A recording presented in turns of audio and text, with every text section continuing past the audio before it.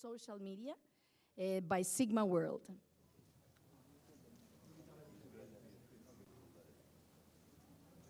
Okay, so we're here, final table, ladies and gentlemen, with 150,000 prize pool, as that was the guaranteed. And let me introduce the players, the champs that made it. Position number 1, here we go, Mr. John Per Percent from Norway. Congratulations. Seat number 1, with 2,925,000 in chips. Position seat number 2 from Belgium, Mr. Guillaume Mathieu Otto. Let's give it a big hand for him. Position seat number 3 from Italy, Davide Ianico.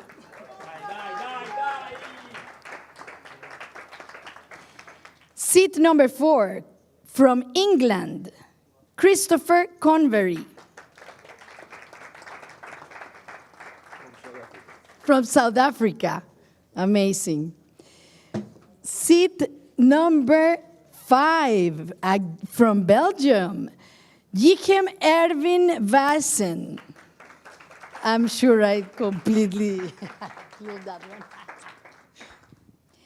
Seat number 6, Maureen Romain Claude Gachet from France, with 4,800,000 in chips.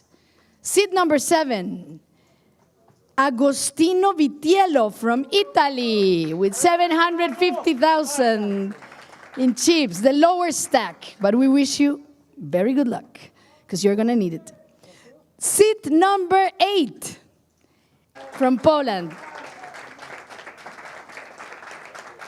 Dealer, let's make the seat draw. I want to take this opportunity to thank my team at Sigma World. Let's give them a big clap, because our social media people, video content, our models, our sponsors, MTT, Cubea, Evenbet Gaming, Spinbet, Card Player, Poker News, and the Hendon Mob. Without you, this wouldn't be possible. So let's give them a big clap. And now, where do I have the dealer? And I will give the microphone to our floorman. So congratulations, everybody. We are ready to begin. Button follow the position we had before. So the blinds are now 5,100. We resume the level from the 18 left on this level before. So good luck to everybody. You can prepare your deck. Yeah, no, okay.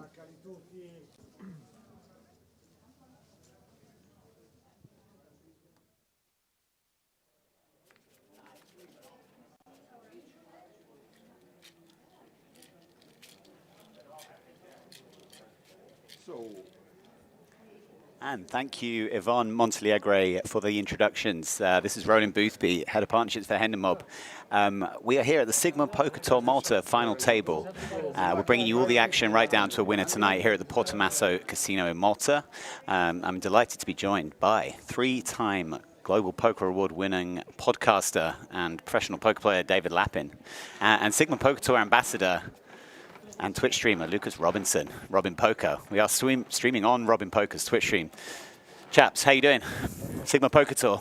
I'm so glad to be here. Thank you for that introduction, which no mention of any actual poker prowess, just podcasting specific introduction. I did say professional poker player. That was almost as badly as Yvonne introduced that poor man, Agostino, who's apparently going to need an awful lot of help with his short stack. No, on a serious note, great to be here. Obviously, it's a wonderful occasion here in Porto Masso Casino. These guys have been battling for a couple of days now. I know it's quite late in the evening. You're probably all Sunday grinding away, but here's one man who actually is giving up his Sunday grind to join us, Robin Poker. Yeah, on my Twitch and YouTube channels tonight. You are all privileged. I am going to be playing the online series over the next few weeks, so don't worry if you are wondering where I am on the online streets. Today we've got the live poker streets instead. I unfortunately did not make day 2, so this is why I'm in the booth with you wonderful, handsome gentlemen. No better place to be. Yeah, we've got obviously me being based in Malta, David too. And yeah, it's going to be a very, very good show ahead of us today. 8 people left. We are all locked up. €3,600. €400 buy-in was the Sigma Poker Tour main event. First place is a beautiful trophy and €28,500. Yeah, and it's fair to say, Roland, we have a bit of a star in our midst, a player who has shot into the limelight over the last, well, only a couple of weeks, really. A regular here on the poker scene who has suddenly moved up the levels. He's shot up several levels, right? Unbelievable. Thomas Brzezinski, you're seeing him there on your screen right now. Thomas, a local player here in Malta. He originates from Poland. Certainly when I was living here 4 or 5 years ago, he was playing the 200 and the €300 events that I would frequent here at the Portomasso Casino. And as Yvonne mentioned in the start of the show, just recently coming off the back of a $500,000 score at EPT Barcelona, coming 4th there. He 80x'd his second ever biggest score, and here he is following that up with another final table in a substantial field event, 411 runners here at Sigma Poker Tour Malta, and he's in with a good shot of following up his biggest ever score with his second biggest ever score if things go well for him tonight, and he's coming in as the chip leader. Yeah, great shot here as chip leader, particularly at this particular juncture of the tournament where ICM is basically peaking right now. He can really lean on these middling stacks who are all trying not to get in the mix, if you like, aware that there are a couple of short stacks around who they'd really like to see bow out before they have to make their own stands.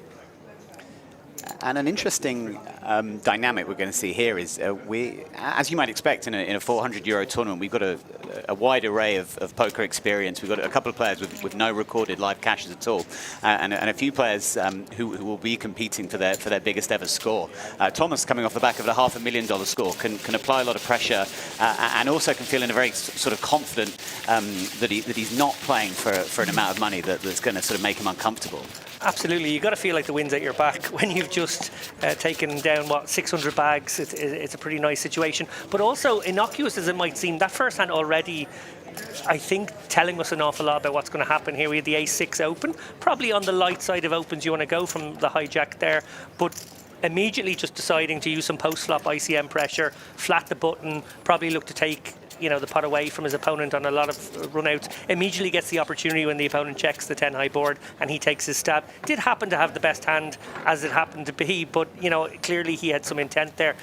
Lucas, looking at a hand like that again, as I said, maybe a little bit innocuous, but I think it does maybe signal some sort of statement of intent from him. Yeah, I had an interest. I made the final table of the Hendon Mob side event yesterday. Did unfortunately not win it. Came 3rd for 2.2k. I had a spot where I opened under the gun as the chip leader.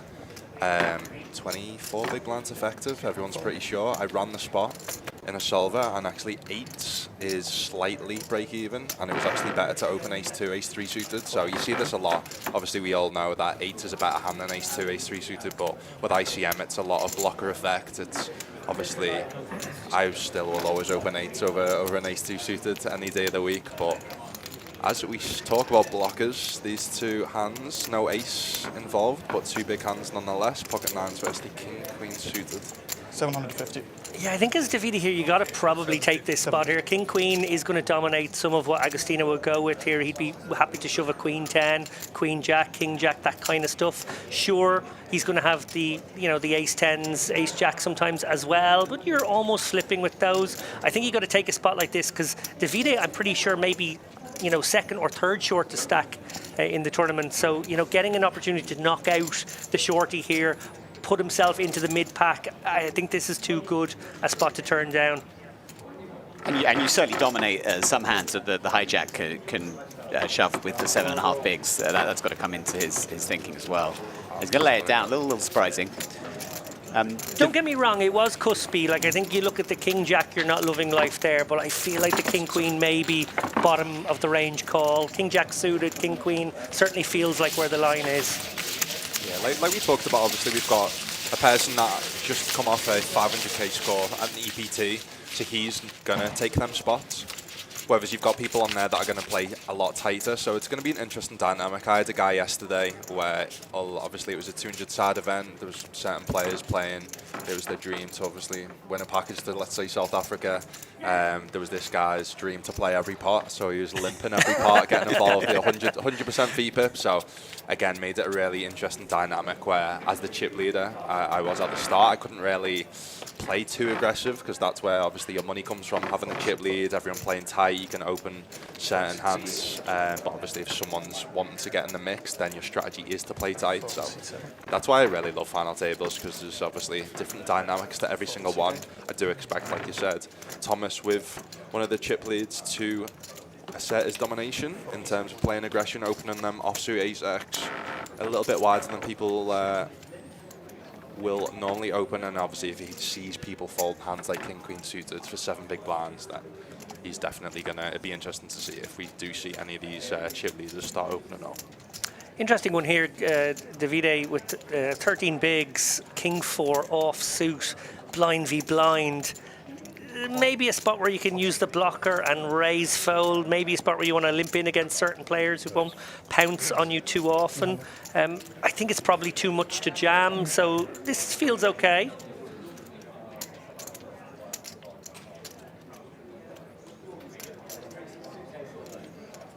Davide is a player without, not with an insignificant level of poker experience to his name. 120,000 euros in cashes. I think when I see a player of that ilk, I think like decent recreational or perhaps an aspiring grinder, but certainly not a player lacking in experience at this stage of a 400 euro tournament usually.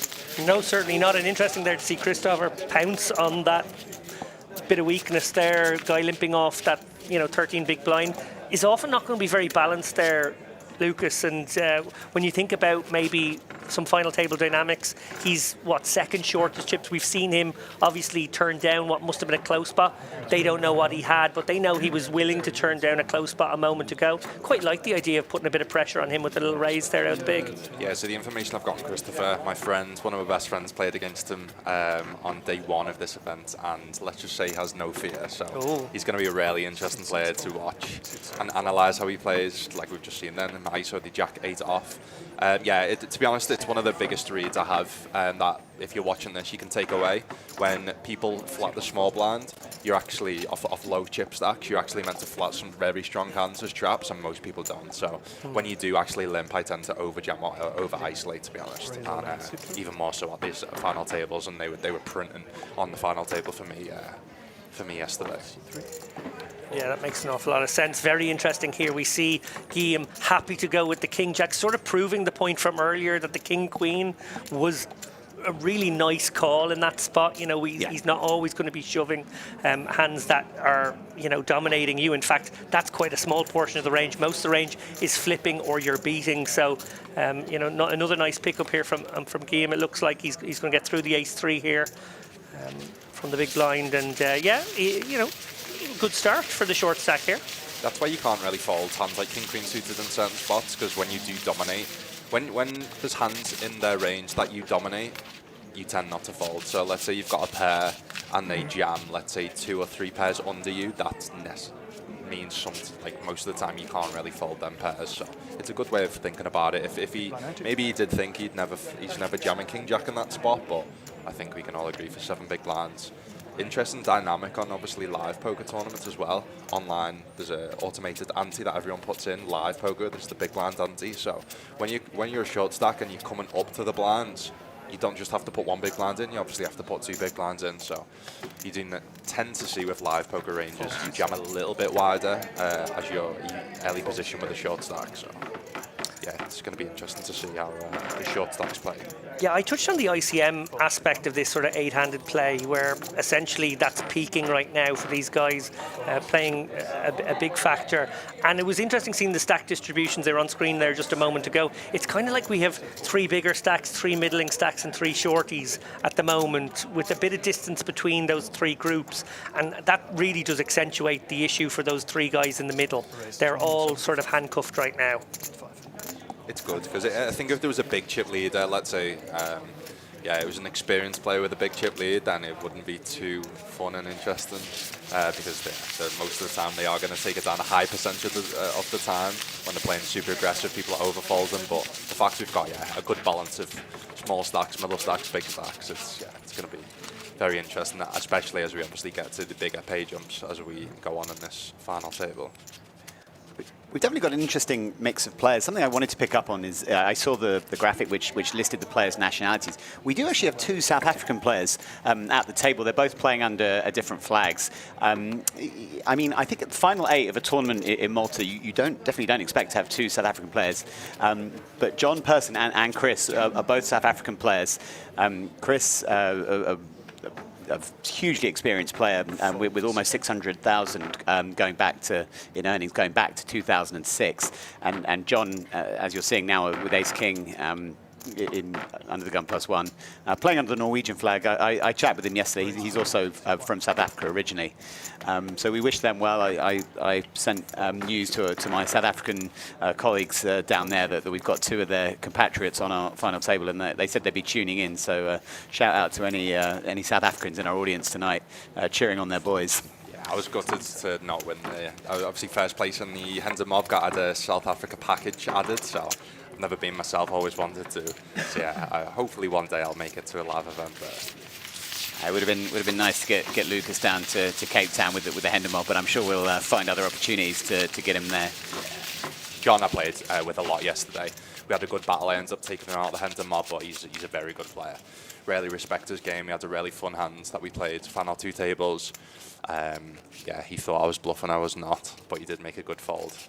That tends to be a good strategy when you kind of call out their hand. You maybe think they're bluffing, but you make the fold anyway. So I never have bluffs. I'm a nit. I had the nuts. It was certainly a hand that drew the attention of the room. The cameras gathered as John mulled over his decision. Yeah, it was an interesting spot where he jammed. He bet 100k and I had 170k on the river, so I jammed the rest. And yeah, I just don't think it's very hard for me to have bluffs in that spot. I did have a set, and yeah, I think he had 3rd pair, so yeah, no respect.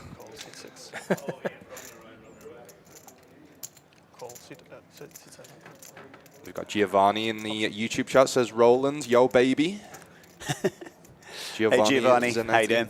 Oh, Giovanni, yeah, well, he's a local legend down in South Africa, one of the top players down there, and yeah, a few deep runs in the WSOP main recently. One of which we had our chairs were back to back with each other on deep in the 2024 main. Nice to experience that with him. Interesting little hand in progress here. Romain has limped the Jack-4 suited on the button here into 2 shorter stacks. Obviously constructing a sort of a limp range. Some of it will be limp trapped, some of it will be, I guess stuff like Jack-4 suited. An interesting line to take here. Sometimes I feel like if you want to just use, the power position there, just a min raise would probably be okay and you can still fold. But as we see this one has developed, it's very, very poor news for Romain here. The Jack 9-9, he probably feels like he's going to be good most of the time here. Thomas happy to proceed here slowly with the 9-4. That's exactly why you want to min raise this type of hand, getting a hand like 9-4 off to fall pre-flop and not allowing them to flop chips like this. And it just puts you in difficult spots like this. You're second in chips, they're first in chips. Don't necessarily want to play too many pots versus Thomas, as both with having the chip lead and having the experience that he has. Now, Thomas very likely this one to go check now. Romain will be a little bit worried. Obviously, that 8 connects the board up a little bit more. Would you construct a leading range here if you're Thomas, or would you be happy to go check and then find some bets on rivers? So you tend necessarily to have donk bets when the nuts change, and I think both players can have the nuts here in terms of the boats, in terms of the trips, in terms of the straights. So I don't think this is a specific turn that you would have. Let's say if the 9 had paired on the turn and the big blind's going to have more 9x than the button, then I think you can see it. But obviously it's going to be an easy value bet for Thomas. Be interesting to see how. Well, size-wise, I'd love to see him go very big here, because actually that 8 could be in the mix here. Very reasonable for Romain to have a hand maybe that has an 8 in it that has played this way. You can go for a big size that will also maybe, polarize yourself, that maybe you've got Miss Spades now and the Jack would have to find a hero call. Very nice lay down. Fold, discipline fold. Yeah, you could easily talk yourself into Thomas is putting the pressure on there. Thomas has got a bunch of maybe counterfeited pairs, got a bunch of bluffs there from the big blind, but yeah, does make a great fold with the Jack 4. But again, that's why we said just min raise that hand, get the small blind, get the big blind to fold certain weaker holdings, because if you go multi-way there with even in position with a hand like Jack 4 suited, it just best the chip leader, it just puts you in so many difficult spots. To take a deep dive into the strategy aspect of that one, though, I almost feel like a larger bet gets called more often, because once you polarize yourself in that spot, you automatically have a range that can contain more bluffs, and you might get the hero call from the Jack much more often. I don't know if that makes sense to you. Obviously, there's another aspect, which is just like laying a guy with the Jack a good price might just get the Jack to call, and maybe against this guy, Romain, you just want to maybe pick a number that he'd like to call. Yeah. But just in terms of the pure strategy of it, I'd have liked to see that be a bigger bet. Guillaume all in under the gun here. 11 bigs, ace Jack suited. I think his hand can jam, can min raise. You see a lot more min raising going on FTs off these shorter stacks, but yeah, 11 big blinds under the gun seems obviously fine to jam ace Jack suited. I think I'd prefer to min raise ace Jack offsuit. You get to min raise fold if you do see any more action behind. So. We saw the chip count graphic there a few moments ago. How good is life for Thomas Brzezinski right now? He's coming off the back of his biggest score. It's probably the first tournament he's played since Barcelona, and he's just straight in there, 411 players with another final table, and he has double the stack of the second place chip count. Just it's what poker dreams are made of, really, isn't it? Yeah, and going for his second biggest live cash of all time today as well. Remember. This might seem like a smaller accomplishment in the context of that enormous result in Barcelona just a week or so ago. But actually, in the context of this man's poker career, this is a big one. Yeah. I mean, 20,000 is not a too shabby amount to add to your bankroll after. I mean, yeah, it doesn't seem like much if you add it to the 500,000, but I'll do him a few big buy-ins for future live events here in Malta. And to actually look at that a bit more closely, 150k guaranteed. They have missed the guarantee, but by literally a smidge, like basically nothing. They more or less hit it, and that's an astonishing performance for me here on this island with not a huge side event schedule attached. That they've managed to pull these numbers together for what is a nascent tour, just a brand new tour. When you look at some, bigger, more established operators all around the UK, all around Europe this weekend, last weekend, not hitting these numbers.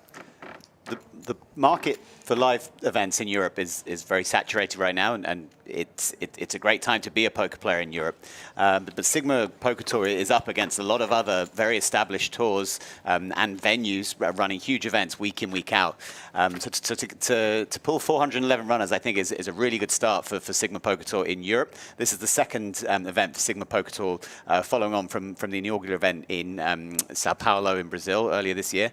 I think everyone connected to Sigma will be extremely pleased with the numbers this week. And off the felt, it's just been a phenomenal week. And everyone at Hender Mob is extremely happy to have been invited to partner up with Sigma. We had the Hender Mob Championship yesterday, 100 players. We awarded a package to Cape Town, to Nicholas Neiman, a local player and a good friend of mine.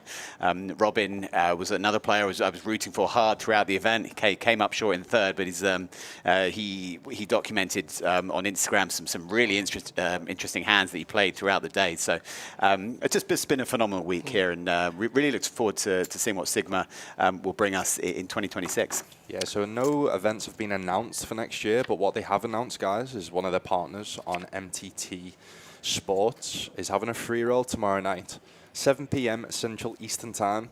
There is a link in both YouTube chat and the Twitch chat. If you do want to just put !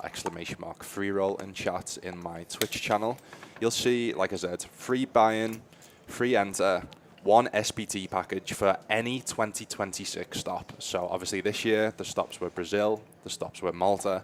There's going to hopefully be more next year. So yeah, do sign up using the link, free to enter, and you can potentially win yourself a package to travel the world and play poker next year. The dream.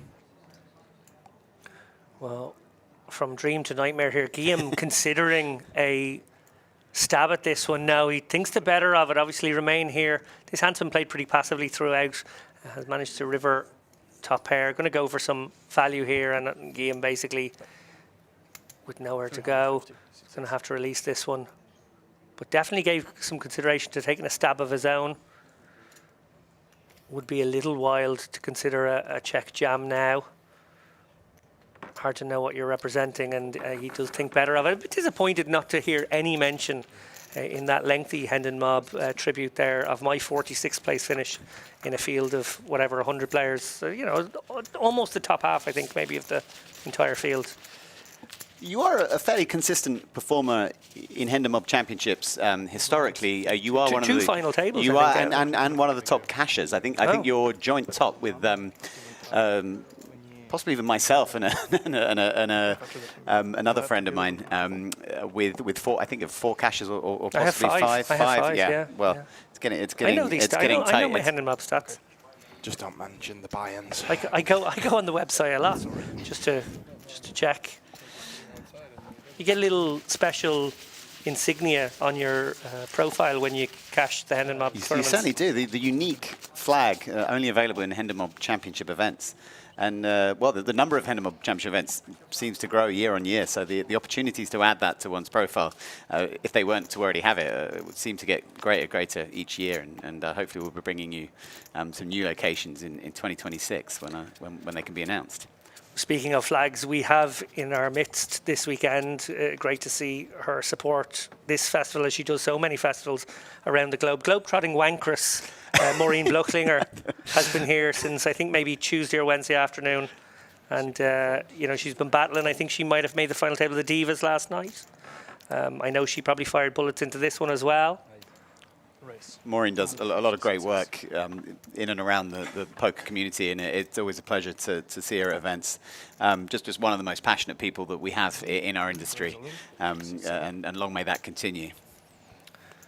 Well, I don't know if the participation of Agostino is going to continue much longer here, as we see Remain probably pot committed to this rejam. 450 more. The price is right when it gets back to him, and Agostino, he's got the best of it, but Remain with live cards. And Davide, he's delighted to see his fellow short stack go out here. He'll be funking for a jack or 10 here. I think the price is right, but I wouldn't be surprised to see a fold here, to be honest. 700.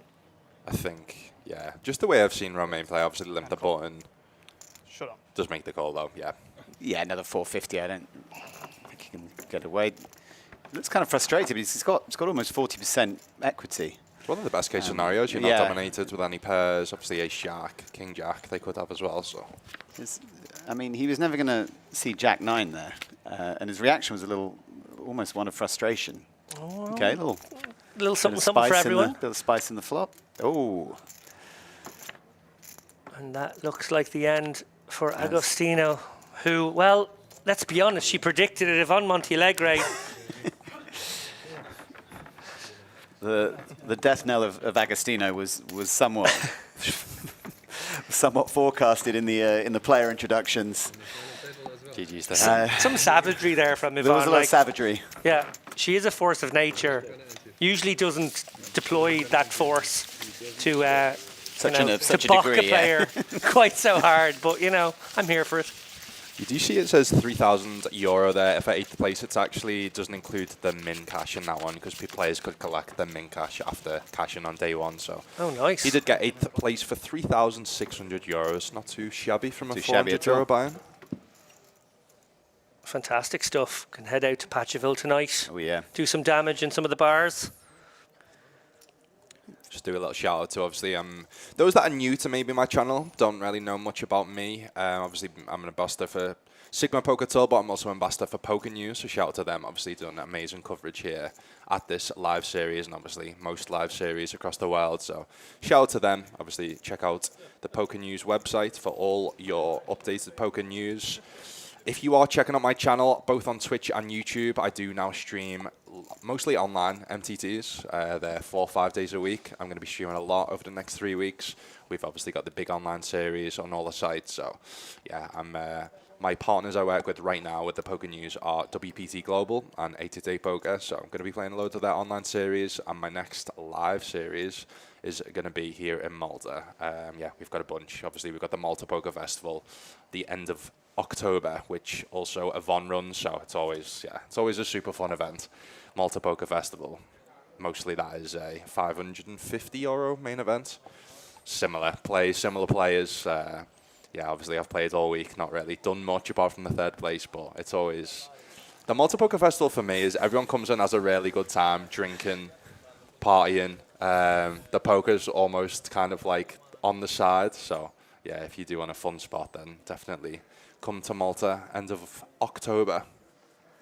There was an incredulous look from myself and David Lappin when Lucas said he didn't do much. Three apart buy-ins. from a 3rd place in the premier side event of the festival. Yeah. We don't count 3rd places. We need to... Well, I've still never won a live poker trophy, so... You're about 24. What is these kids? These kids, jeez. We're greedy. Speaking about WPT Global, David Lappin, do you want to share some news? I know obviously you've recently signed with them. Yeah, look, obviously Dara and I and the chip race team, Barry and my partner Sharon, have been plugging away for a decade, making content, mostly podcast stuff, the lock-in show, some strategy videos and whatnot. And we found ourselves homeless. At the end of May, we got the news about a month earlier that we were no longer part of Unibet Poker's plans. Unfortunately, they had been so good to this show for so long. We were sad to leave them, but we put our feelers out. And very fortunately, WPT Global said that they would like us to, they backed up the truck. Like, what can I say? They arrived with the big lorry full of money, mostly to Darrow Carney's house, it must be said. I think I only got a few, a couple of the run-off. The ones that blow off the top. Yeah, exactly.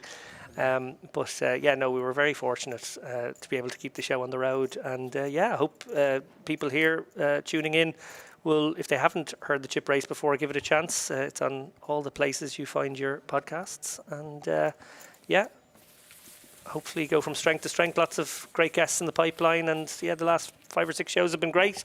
Had Gus Hansen on, had Doug Polk, Seth Davies was on the last show. So some big names in the poker world. And some great interviews. Sometimes they stoop as low as Roland Boothby. So, I mean, they take an array of... We've had Lucas Robinson as well. Yeah, don't worry. And me. Lucas Robinson, in fact, on recently. You were our lock-in guest, about maybe a month ago? Yeah, I was privileged great to fun be chatting on the to you. first ever time on the lock-in. So I've been a couple of episodes. So explain to the people, so how many episodes go out weekly, monthly? It's the certain days it's uploaded on? Just so people. I'm not consistent with the days, but we do pretty much put something out every week. Yeah. Look, it's been going a long time. I think maybe between both shows we're up to something like 270, 280 episodes. Roland, I know you were a podcaster for a while.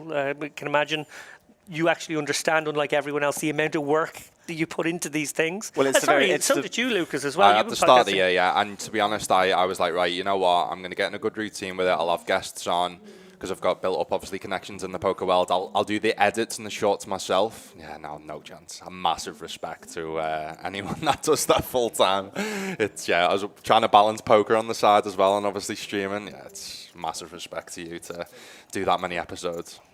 Yeah, it is quite the grind, it must be said, as we take a look at the hand in progress here. Once again, remain larger open size this time has forced himself to be pot committed. Who probably would have been pot committed to the small size anyway with a hand as strong as King Queen. Will he get the best of this one to improve his chances, or will he double up a short stack once again?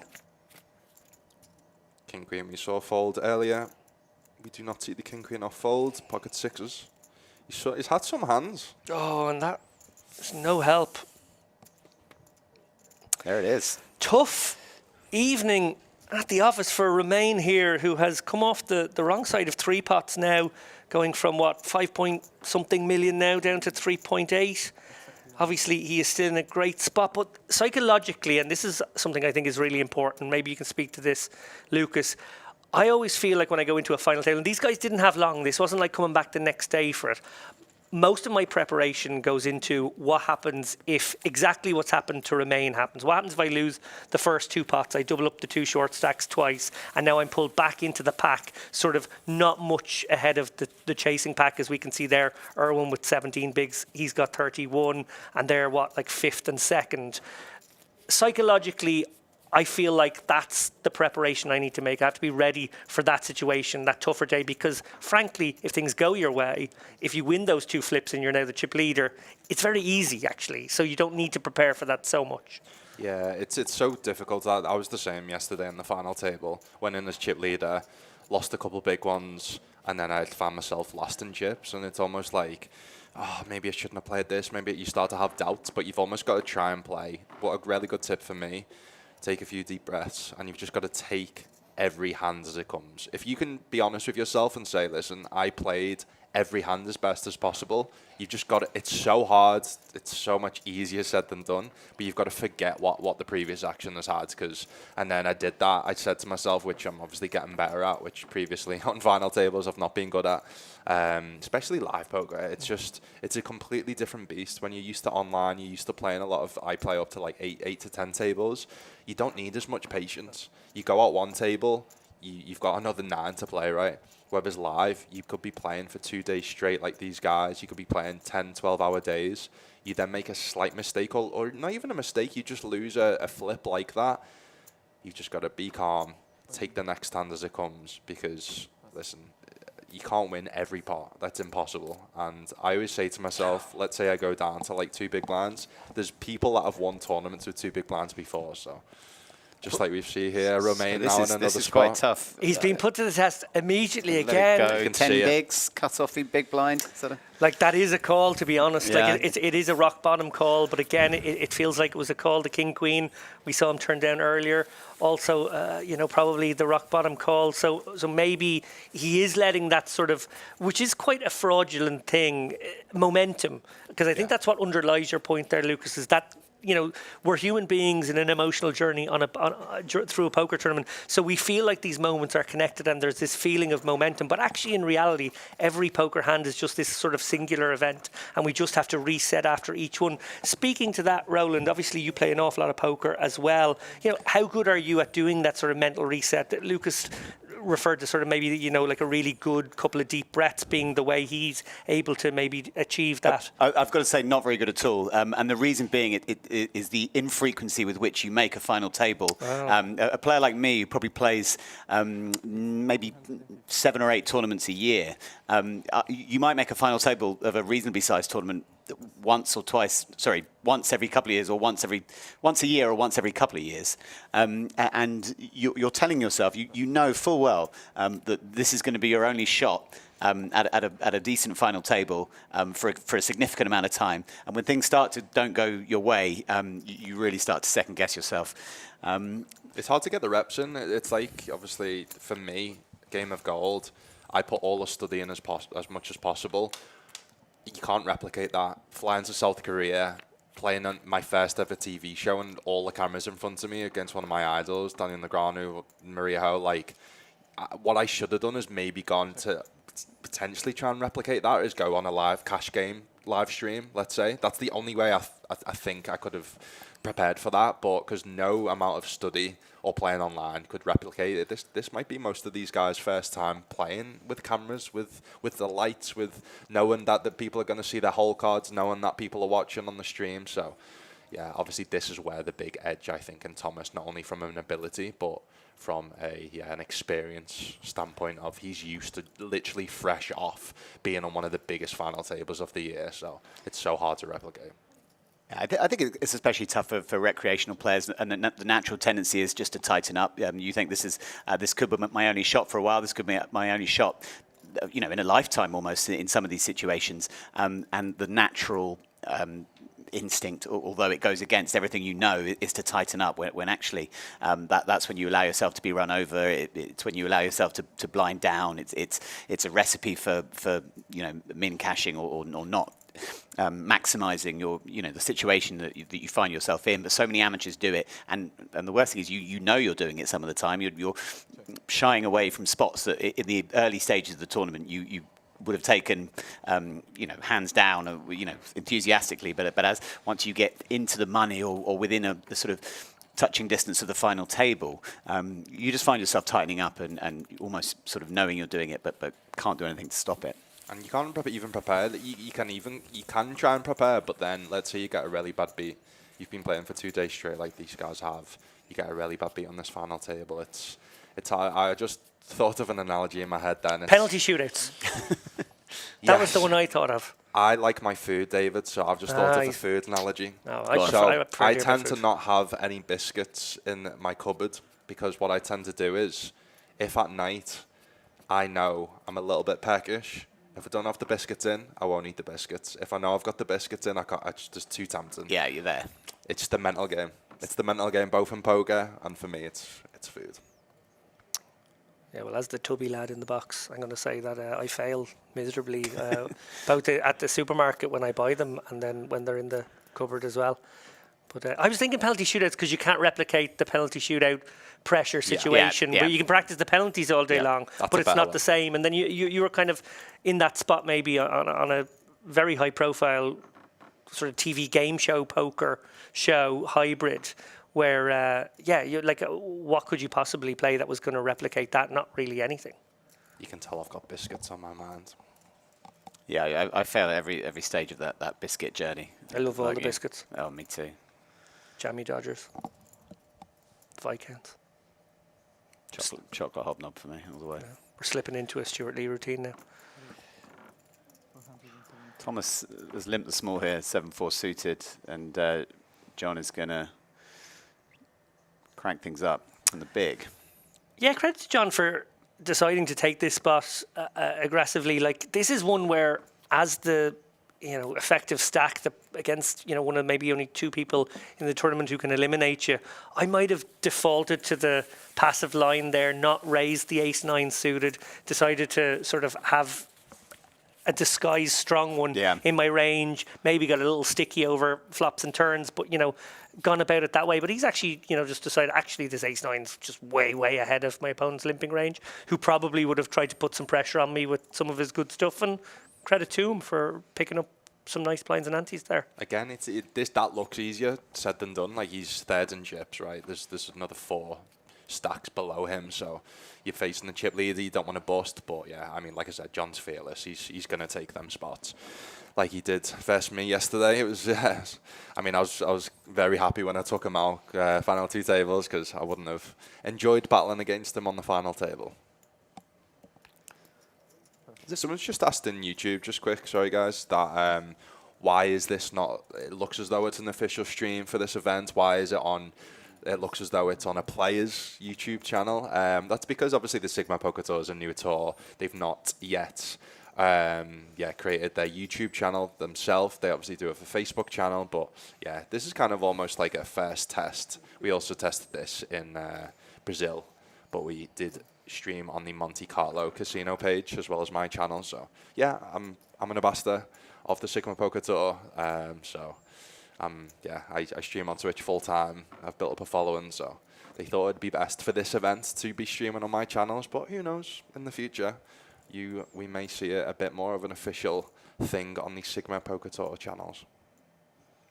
Yeah, I think this puts it in front of the maximum number of eyes possible, getting it out on Robin Poker. Wow. You've built up just an incredible following, and you're an ambassador for the tour. So it makes a lot of sense to me. We had a slight scare on Brazil, and I'm not going to speak about that. Potentially, I was going to bring that up in a minute. Potentially got me banned after 4 hard years of work, streaming 1,000 hours in 100 days, all for nothing. But yeah, I mean, we just talked about Thomas potentially opening up here.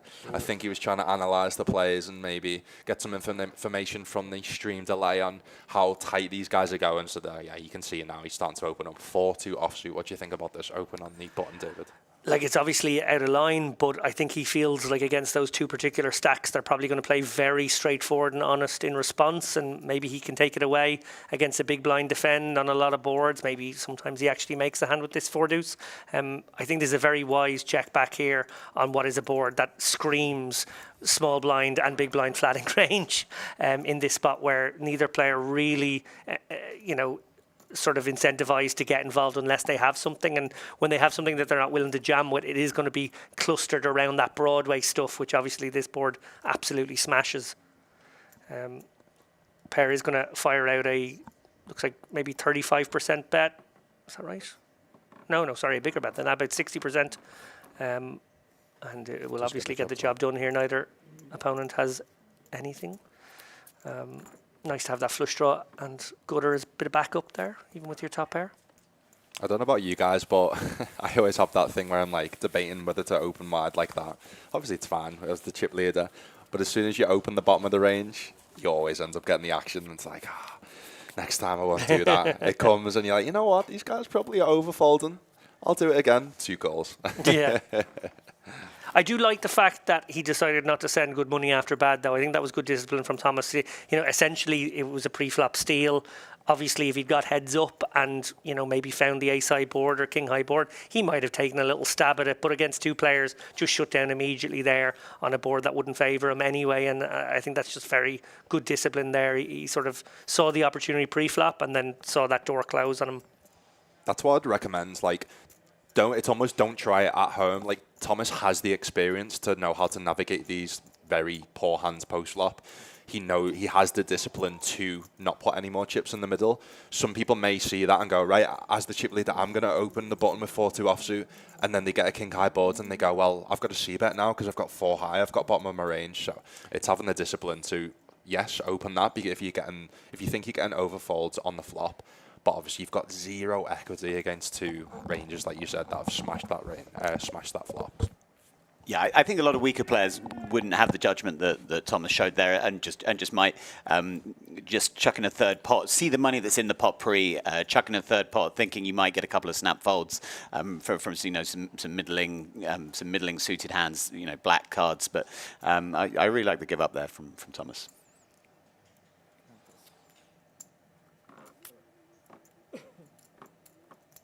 Do you see a walk? First walk of the FT. It's never bad with, just over 10 big blinds. Now, there's a few players at the table who perhaps don't, per their Hendon mob, have a huge amount of live experience, but I suspect they may have more than their Hendon mob reveals. There's a couple of players who seem to carry themselves in a way which suggests experience in live poker beyond what their Hendon mob shows. I'd say John Person, he's got 40,000 in cashes, but he certainly plays like a player who's been playing at a good level for a long time.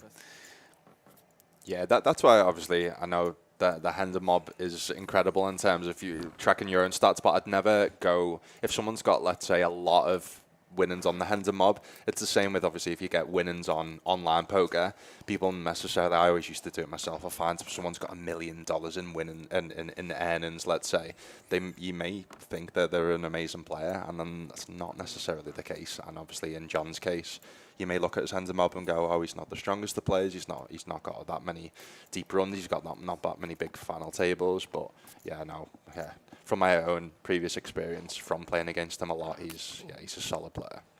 Yeah, on that subject, obviously, and this is maybe a debate that goes around maybe once or twice a year in poker circles. Usually it's a particular player that brings it up or a particular action, but most recently Jonathan Little was sort of maybe the subject of a bit of chat about how he was using his Hendon mob results, which of course are just a record of all the wins, all the cashes, and they don't reflect any of the buy-ins. So we don't know whether Jonathan is profitable. Very likely he is profitable given the amount of wins he has, but using that figure being viewed by some as a sort of a dishonest way to advertise your coaching site or your whatever. I'm interested to know, because I don't really want to, for several reasons, one being that I don't want to have an exhaustive email exchange with Jonathan, is for you guys at Hendon Mob, when you see yourselves be the subject of it, are you ever tempted to weigh in any way, shape or form? Obviously, you know what your site provides and it's an amazing resource, but it is limited and you don't make any, pretense about that. Oh, so the time at which I would most like to weigh in is when people suggest that it would be an option to track losses. Good luck. I mean, there are thousands of casinos around the world who share results with Hendemob, and we're grateful to those. They make our life easy. They are the lifeblood of what we do, the casinos. If people are under the impression that the casinos would also share unsuccessful buy-ins of every player who played a particular tournament, this would be a huge misconception. It would never happen. The casinos share the cash outs, the payouts for the player who cashed an event. They don't share with us any data of players who didn't cash the event or how many buy-ins those players had. And even if they did, the resources required to log losses, to net off losses against winnings won in a tournament would be far beyond anything that we could ever deal with. We have a lot on our plates just tracking cash outs in tournaments around the world and results from 2,500 venues. So yeah, if anyone was thinking of suggesting to us that we should track losses, there are 1,000,001 hurdles that make it impossible. Feels like we might be looking at a sort of a favoured hand situation with Erwin giving quite a bit more thought to this Jack 10 suited than I thought it was maybe worth. He does eventually let go and remain. If past is present, we'll certainly be letting go of this Ace 3. Nice pickup for Guillaume, who is having a very nice start to this final table, given how he found himself at the beginning. Managed to chip up quite nicely. But yeah, no, going back to your point there, Roland, I completely agree. It becomes kind of ridiculous to suggest that we could do anything else. Getting that information to a singular database who do such a fantastic job, not just providing all that information for players, for their posterity and for informational purposes, but also the way that you guys support the industry writ large as well is huge. So it's a recent thing for me on Hendemob. I didn't quite realise until Brazil, to be honest with you, that people do collect the flags for getting cashes in live events. So I was never too fussed, to be honest, David. But to be honest, David, do you know what it was? It was actually the WPT voyage that we did. Because there was a unique flag because we were playing on international waters. Yeah. And people were obsessed. And I didn't get one myself and I wasn't too bothered. But looking back now, I am bothered. So yeah, if you guys do want to check out your own profile, you can see how many flags you've got from different countries. I think it's just a really cool thing. Like on my Instagram, if you go on my Instagram, Rob and Poker, I do like live poker content when I go to live events. I've got almost my own flags where I do kind of Instagram story highlights of every live event I go to. So I've got different flags for every country I go to. So I started doing that and I was almost like, actually, I can kind of see why people do want to do this. So yeah, if you're interested in some of your favorite players, you can go to the Hendemob pages. If you want to see where David Lappin, the amount of countries he's cashed in. I haven't got many, to be honest, so there's no point in going on my profile. I think I have a solution, Rob. Okay, so we both live here in Malta. We both live in St. Julian sort of area. Yeah. Why don't we rent a pedal boat? You know, those little pedalos that are in Beluga Bay. Yeah. We take ourselves out 20 miles into international waters. We play some heads-ups, and then we report back to Roland, who I'm sure will stand over those results, and then we will be able to claim that flag. Yeah, but the issue is you'd beat me, so I wouldn't be able to claim a flag on my profile. We could play enough of them until we both had one. Well, I was just going to say, I played for a week straight on the WPT voyage and didn't get any, so we'd have to play for a long time. Bring the sun cream.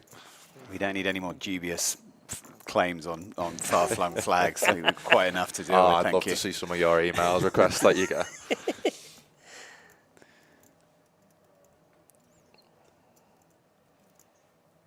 I do have one stat regarding flags that I am quite proud of.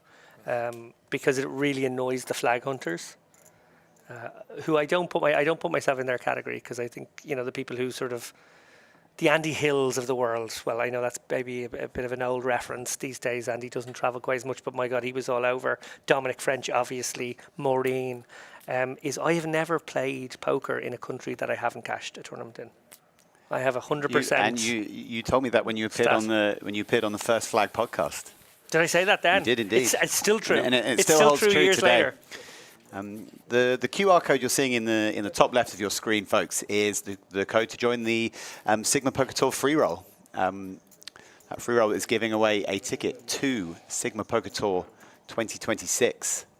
And that free roll Takes place It's tomorrow on at 7 tomorrow. p.m. Central Eastern Time, so 6 p.m. UK time, and it's on MTT Sports. I'm checking out the website, to be honest, because I was looking to play some in terms of trying to get some buy-ins and satellites for this event. And yeah, it looks clean. Software looks clean. So obviously you can use the link both in the YouTube chat and the Twitch chat, but you can also use that barcode. Scan the barcode, top left. Sign up for free. Don't need to deposit any money. And yeah, there's a really big free roll happening tomorrow night. I feel like I'm in the future with these barcodes. Wow. People can just, like open up their camera with their photograph option and just roll it over that and it's going to pop up? Yeah, so if you're a bit of a boomer like David, yes, that is correct. Took the words right out of my mouth. Yeah, Wow. you can do that as the technology. If you just open up your camera, instead of taking a selfie, you do know what a selfie is, right, David? I managed, just about during COVID, I managed to get the menus on some restaurants that I go to. That was my introduction to it. You know what? I think of that every time. I think of that of my nana or granddad, and I'm like, if they rock up and they only have barcodes to a restaurant menu, what are people going to do? Pull out their flip phone. Yeah. No, well, you know what? One of my uncle's friends who comes to visit, they love Malta. They come and just drink and party. They, he has a flip phone, and I'm like, how do you get a buy in this life, in this day and age? But he does. Well, tough old day at the office again for Romain here, who's ended up with 10 high somehow on this fairly coordinated board, somehow does not connect. And John Purr are going to go for some thin value here. I like the bet. We'll get called by an 8. We'll get called by a 7 probably, and won't get called by 10 high, but a nice pickup. And Romain now probably mid-pack, probably like 4 of, I want to say now after that. Yeah, this is the exact situation we were talking, gentlemen, about just keeping your head. You've still got a nice stack. You're still middle in chips. Obviously, yeah, you've lost a few pots. You can almost see the frustration in his face, but you've just got to let it go. Listen, you're in final 8 of a big tournament, big series. You still got a really good chance of winning a lot of money and a trophy. So Well said.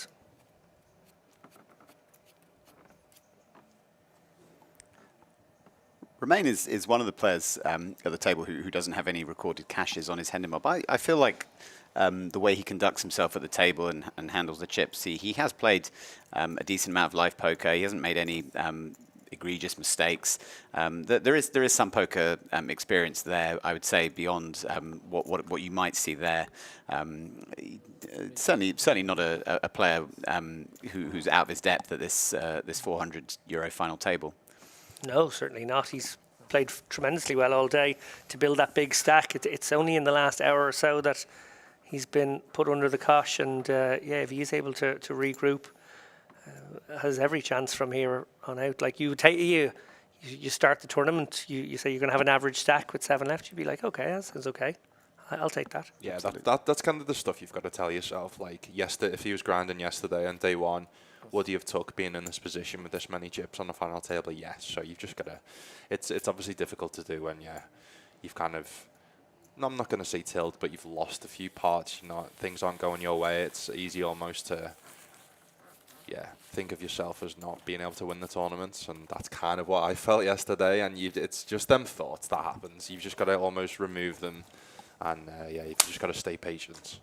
Patience is key. Like this week at the start with me, like I said, being used to playing online, it is a lot slower. It's a different beast. Like patience is so key playing live poker, and that's the one common thing that I hear from people. Oh, I don't know how you play live poker. Oh, I don't know how you play that tournament. 8 hours. How do you concentrate? How do you have the patience? And that for me is the one key trait. I know, David, you commentate on obviously a lot of big names in terms of the bigger kind of WPT events, and I assume that you agree that one of the best traits that you can have as a live poker pro is having that patience.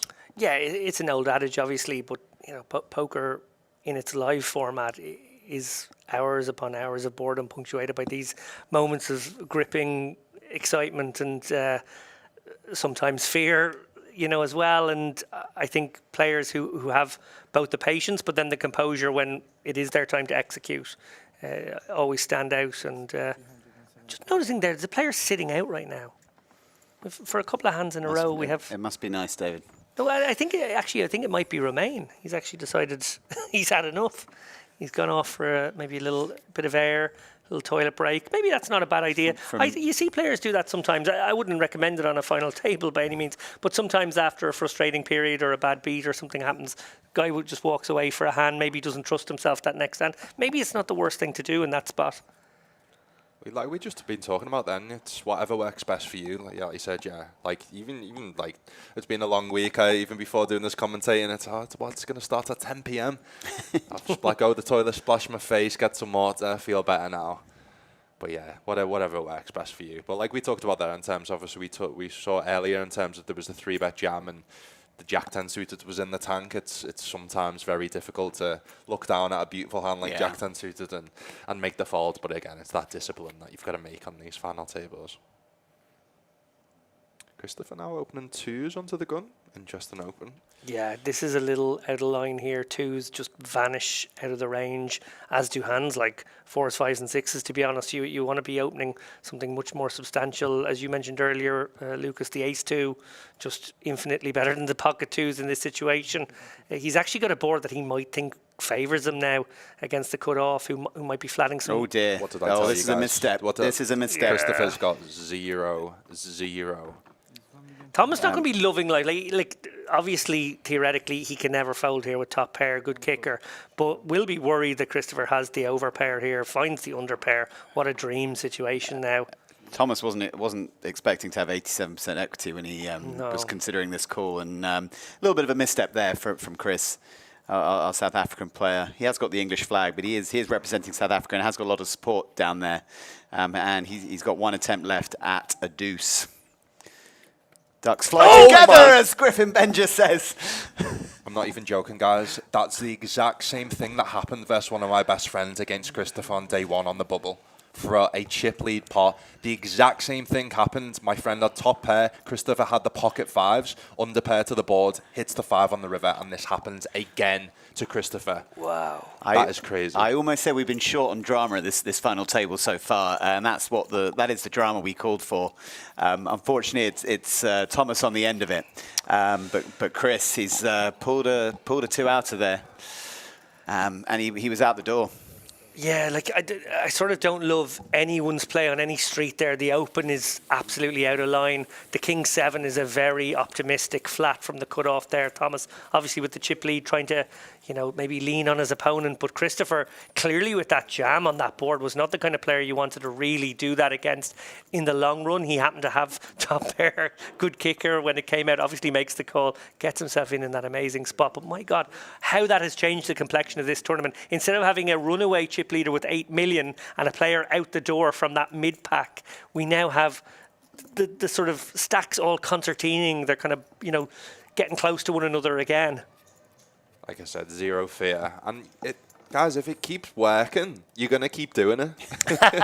Obviously, it's not optimal, but that has a sense of, how can you say that it's a bad play when he keeps working for him? It's gotten to this point, it may end up leading him to win this tournament. So, huge moment, my goodness. You can see Thomas again. Smile on his face. That's what you've got. You've just got to, like we talked about, go on to the next hand. You've still got the chip lead. Yes, you've just lost that big pot, but on to the next hand. Out of curiosity, Lucas, you and David were both adamant that pocket deuces were not an open there. What pairs can you start to open under the gun in this configuration, 7-handed? Well, it's a prime example yesterday. So I had the chip lead with 23 big blinds. The second in chips was, let's say, 20 big blinds. Let's say the short start was 8 big blinds. The solver actually recommended me opening 8s plus under the gun as the chip leader. So I assume there it's going to be, 9s plus, 8s plus. So yeah, 2s is a crazy open. And you know what? I say crazy open with chip EV. People may say, yeah, no, it's fine. But that's where you've got to. That's where when you're studying ICM and final tables, that is the major changes from opening them under pairs with bad blockers, because the reason why 2s is a bad open there, it's the reverse blockers. 2x is what you want your opponents to fold. That's why it's better to open, let's say, an ace-2 suited there, because obviously the ace-x blocks the top of the range, the aces, the ace-king, the ace-queen. 2s literally does the opposite of that, but listen, when when you're used to running well with them under pairs like Christopher does, can't blame him. Well, there would have been a collective outpouring of elation down in South Africa. Mark Joseph and all the crew down there rooting for Chris. Really happy to see him at a final table here in Malta, a long way from home. And it felt like he was heading back to South Africa there. One card to come. You see Bianca in the YouTube chat. Bianca is someone I met at Brazil in Sao Paulo for the obviously earlier Sigma Poker Tour. Says, hey Rob, an amazing broadcast, great job, thank you so much. Yeah, I'm just starting to get more commentating myself. I've recently done an event, WPT Thailand, so it was the first ever international poker event in Thailand that I commentated from. And yeah, really enjoyed it, to be honest. Done it with fellow WPT Global ambassador, Jordan Bamfield. So I've got another one here, David Lappin, so yeah. Hopefully get a few more in the future. Really enjoy it. Tricky situation.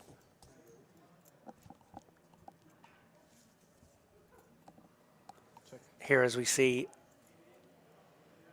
Irwin flop, an awkward amount of equity here. Bottom pair, couple of back doors to go with. You sort of don't really want to surrender this, but he's playing so shallow, and it is an ace-high board here against a player like John, who is going to be opening a lot of ace-x here, maybe all the ace-x from the hijack. And, you know, you don't really want to play a hand like 10-6 suited, flop something and fold, particularly when you have that backup.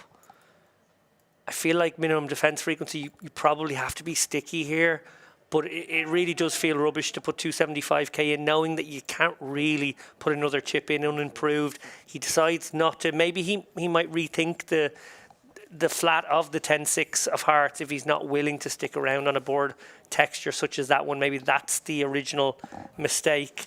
It's very awkward. It is a very tough spot. You have to be so good to navigate those suited hands post flop in high ICM environments, and you know, you're talking about doing your ICM prep and stuff like that. Lucas, would you have found that flat with the suited 10-6 in the first place? And then once you make that amount of equity, admittedly on an awkward enough ace-high board, would you have got sticky at least for one street? Yeah, I think that's a fold pre if, let's say, there's a shorter stack on 2 or 3 big blinds and you're almost guaranteed a pay jump. But yeah, with kind of the shallow pay jumps and suited 10x, 10-6 suited is fine to defend. Yeah, I mean, you've got backdoor flush, backdoor straight, you've got bottom pair.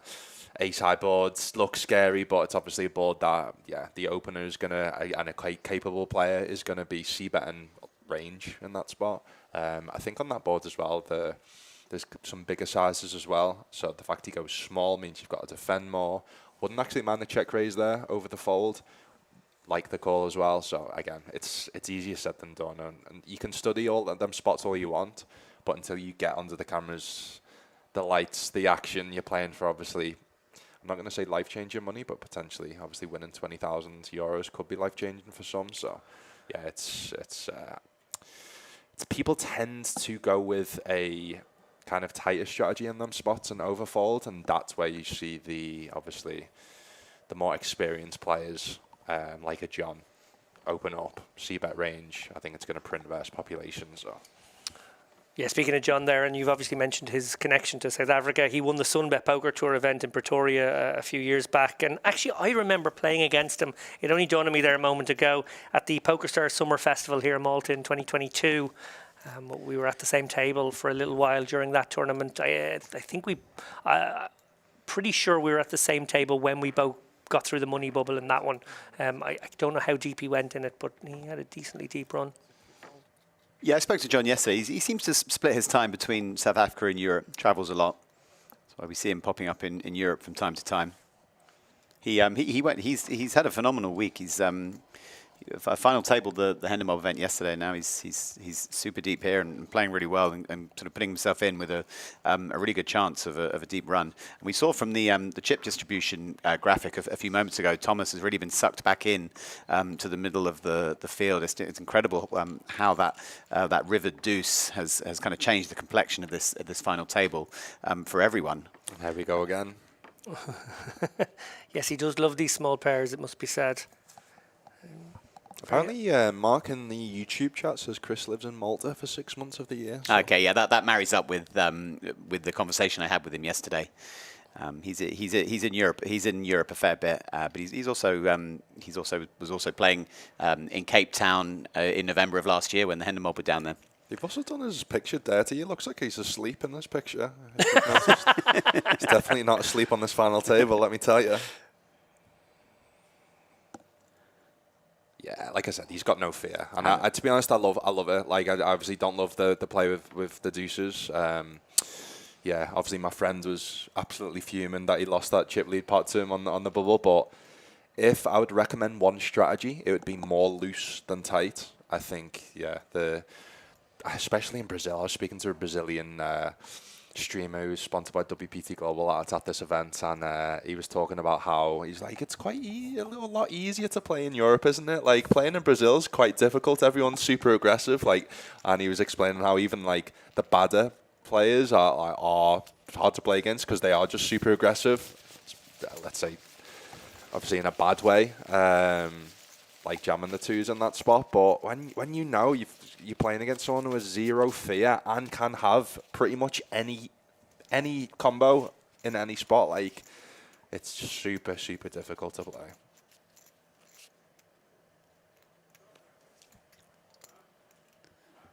Yeah, I have to say I was very envious of your trip to Sao Paulo there a few months back. We had a little chat. Actually, I think it was around about the time you were on the show. Maybe you'd just come back from it. I was on the Poker Face podcast. That's the Sigma Poker Tour podcast that Yvonne herself hosts. I think you were her first guest. I might have been her second.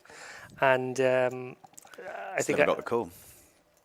Say what? I still haven't got the call. So, well, you know, I think she's basically moving through in order the best looking poker players in Malta first. I was going to say closest to her, but yeah, I'll take that.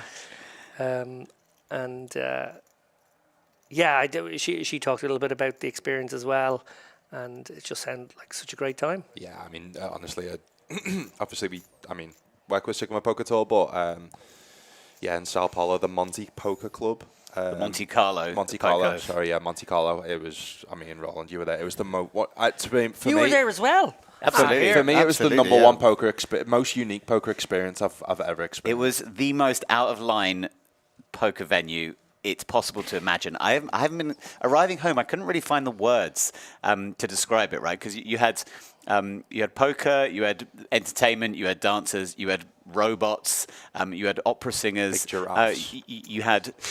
Sorry, what? All the People free in big giraffe costumes, all the free food and booze that you could possibly want to drink in a given day, at your behest, 24 hours a day. What a life! Chocolate pizza. Yeah, it was because you know what? On day two, I was thinking, why is there all these like there's women in dresses, like high heels, like guys, big watches, suits, and I'm like, they're not. Why are they not playing poker? It's a poker club. Not realizing that people basically pay an entry to get free alcohol, free food, and it's almost like a cool thing to be in Sao Paulo. So you've got all the big influencers there, you've got the big celebrities, there's people vlogging, live streaming. It was honestly incredible. So yeah, if you're ever in the Sao Paulo area, I only experienced that in Sao Paulo. So interesting one. Graphically, we're not completely on the ball here, I know, because we did see a call in the big blind in this spot as well. Christopher has c-bet on the 7-7-7 flop here, and Romain has just taken the bull by the horns here, shifted in here with the king-queen suited. Obviously, ace high, well, we see there Thomas did. We're catching up graphically here. Thomas quickly folds the queen four, obviously, to that much action. Christopher, I guess he has to put his opponent on some sort of middling pocket pair now. It feels like maybe a pocket fives, pocket sixes has just decided to do this. Hard to find bluffs on the 7-7-7 texture. It must be said, Christopher, wondering if ace high could be good often enough here. Well, I don't like this versus Christopher, specifically versus Christopher. I mean, you've seen that because he might just snap you off with the ace jack for sure. or like 2s, 3. I mean, you have equity versus the lower pairs, but we've seen he has zero fear. I mean, fighting zero fear versus zero fear is normally not a bad combination, but yeah, I mean, he gets it done. Wow, what a play by Romain. What's Romain's thinking in this play? I'm a little sort of confused by the hand. Look, It's- without trying to sort of support the logic of the play hugely, because I do think it's maybe a little too above the rim, a bit too audacious. But I think Lucas did hit on what he's thinking, which is that he's going to have equity against, the pocket fives that might call him. He's going to blast the ace highs off. Basically, anyone without a pair or a 7 is going to be put in a pretty tough spot here. If you're sitting there with ace king, you're not loving life either. So, I guess just deciding that maybe he takes a situation like that, he gets to be in reasonable shape against the small pairs that would call. He gets to, push off the ace highs. It worked, but maybe it's a don't try this at home moment. Yeah, a little unconventional there from Romain. Again, it's again, Into the pre-flop razor as well, right? Was Christopher the pre-flop? That's what made me most curious to make that move into the pre-flop razor on 777 is will often be quite suicidal. Thinking about it, I actually don't hate it. You block the kings, you block the queens, so they're the top of the pairs. You get the ace high to fold. Versus Christopher, let's say you think he's going to be c-betting too wide. So, again, these guys have played obviously a lot more hours against each other than what we've seen. So maybe he's seen them do that play and fold previously. So, yeah, I don't hate it because, yeah, you're going to have decent equity if you do get called. It's just with the big stack being in the big blinds. And, yeah, I think King Queen suited is just going to be fine to just flat and just let Christopher kind of bluff into you if you do hit a king or a queen, but just get it through. Christopher is unafraid to put chips in the middle. I think it's a safe conclusion that we've drawn from this final table so far. When I seen he was at the final table, I was like, this is going to be fun. This is going to be fun, boys. Do we like A7 off here? I think it's a little too loose. Certainly the suited variety is going to be in there all the time. I think off that particular stack, he is in a sort of ICM conundrum for sure. This is a disaster for Christopher now, knowing how fast he plays his draws. Wow. He's obviously going to, he does slow down there, luckily enough. That's good. It's a nice bit of awareness. John, obviously in dreamland here with the flop nuts. Going to pursue value here. Going to maybe come to the conclusion that Christopher might have taken a stab with no equity and maybe has a lot of strong hands on this board that he would be willing to check back. He's going to pursue value in the form of 375k, and if this comes a 6, it would be an absolute disaster. Jack could potentially get him into trouble as well, or an ace. That's going to kill the action. Yeah, John is just absolutely despising that run out. Feeling now like even if he's up against pocket twos, he's just been overtaken. It's pretty nasty. To have only 1% on the flop and this be the run out, I think this is the only way that, Christopher can potentially win, but he does go for the quick check back. And he does lose to the queen jack. Yeah, I mean, when you flop the absolute nuts on the flop and that comes down run out, you're sick to your stomach, but John does win. You ever leading out on that 8, 9, 10 texture? I wouldn't mind a lead out from the big blind there. I think it's definitely got some merit. So you tend to see the leads when the opener can't have the nut straights. So you tend to see mostly on the 5, 6, 7s. When the big blind can have both, obviously can have all the 2 pairs, can have the bottom straights, can have the top straights. So that obviously the opener can have both the offsuit combos of queen jack and the suited combos of queen jack. So, but yeah, I mean, if you think people are going to overfold there with their ace x, king x, then I think it's fine. But you tend to see that's why you don't really tend to see donk leads on the 2, 3, 5 boards, because ace high has a gut shot, so you don't get them ace x hands to fold. So yeah, the more study I'm been doing, the more I just simplify and don't really have too many donk leads from the flop. The EV is exactly the same. Obviously, certain people are going to overfold, but I really like doing it when you have the nuts, because people just don't believe you. They're like, what, you're donk leading here with the nuts? Nah, I don't believe you. You tend not to get the overfolds that you see in certain spots, like donk lead and paired boards on the turn, let's say. We do now see Romain. He's picked up some hands so far, guys. Now with Indeed. the best of them. Does open up the aces. John now with the chip lead, I think, overall in the tournament after that last hand. To show some discipline there with the king 9. And Guillaume, it's one of those ones that's kind of tempting again. Now, the thing about Romain is he's gone for this larger sizing. Really don't like it. There's no reason not to min here. 400k is just going to get a lot more folds from precisely the big blind as well. Who is maybe going to be turned off, although he is finding a customer, so it has worked out in this situation. And should Guillaume pick up any equity here, he's probably got to go with it. So every chance Romain gets his customer on the hook here. Well, not on that board. Yeah, not a great board for You're both. not even loving it as Romain now No. anymore. Like, stack to pot ratio is so low, it's probably like, what? Well, it's actually kind of easy to work out, 1.6 to 1. Yeah. But it's, yeah. It's one of them spots where if they've got a better hand, the big blind's got a better hand, they've got a better hand, you've kind of just got to pay them off. But yeah, doesn't get any action from the 7-5. It's difficult because the 7-5 can make straights, can make flushes. You've got just over 10 big blinds, so. But yeah, like you said, there's no need to go that big size from Romain. I tend to say, I don't know about you guys, is when someone's opening a little bit bigger on FTs, I tend to see them not as an experienced player because Agree. just min raise, just use a min raise. With these shallow stacks, you still get the same value. You lose less when you've got bottom of your range. Literally every kind of chip count at this point. So if you do have bottom of the range there and you do open to a big size and you do get a jam and you've got a fold, you just lose less chips. And also, if you min raise there with aces, you're going to get more hands to call you from the big blinds that defend, so which you want, right? You want action from aces, so it just makes no sense to use a bigger size. We are ready to go deep into the night here at the Sigma Poker Tour final table in Malta. 20 past 11 Central European time. For anyone just joining us, this is the Sigma Poker Tour Malta final table. This is the first Sigma Poker Tour event on European soil. 411 runners in this event, down to the final 7. We have 2 South African players at the final table, and Thomas Brzezinski, the final table list, 5th place finisher or 4th place finisher in EPT Barcelona for $500,000, is making us another deep run in a final table. Ooh, this They're is the a big spicy stories, one. yes. Oh, I don't. Yeah.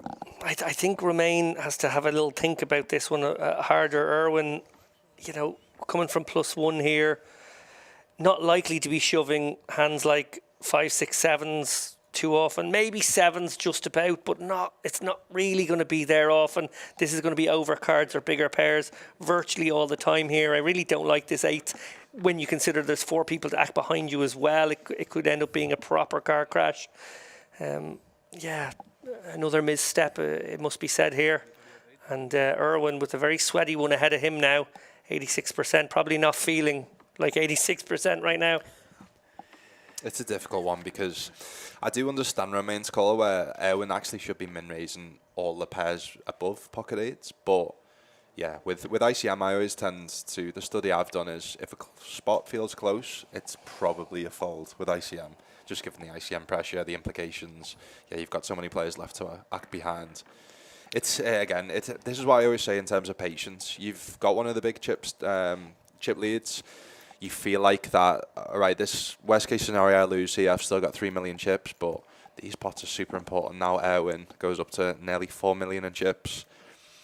Yeah, that's a really interesting strategic nugget there from Lucas, because obviously, the gambit here is that your opponent is capped, that he doesn't have Jacks Plus, because Jacks Plus would want to pursue value by min raising, in that spot, maybe balancing out those kind of super strong hands with a cheeky ace-4 suited, ace-5, king-jack, something like that, being those, lighter hands that you might chance an open from in that seat.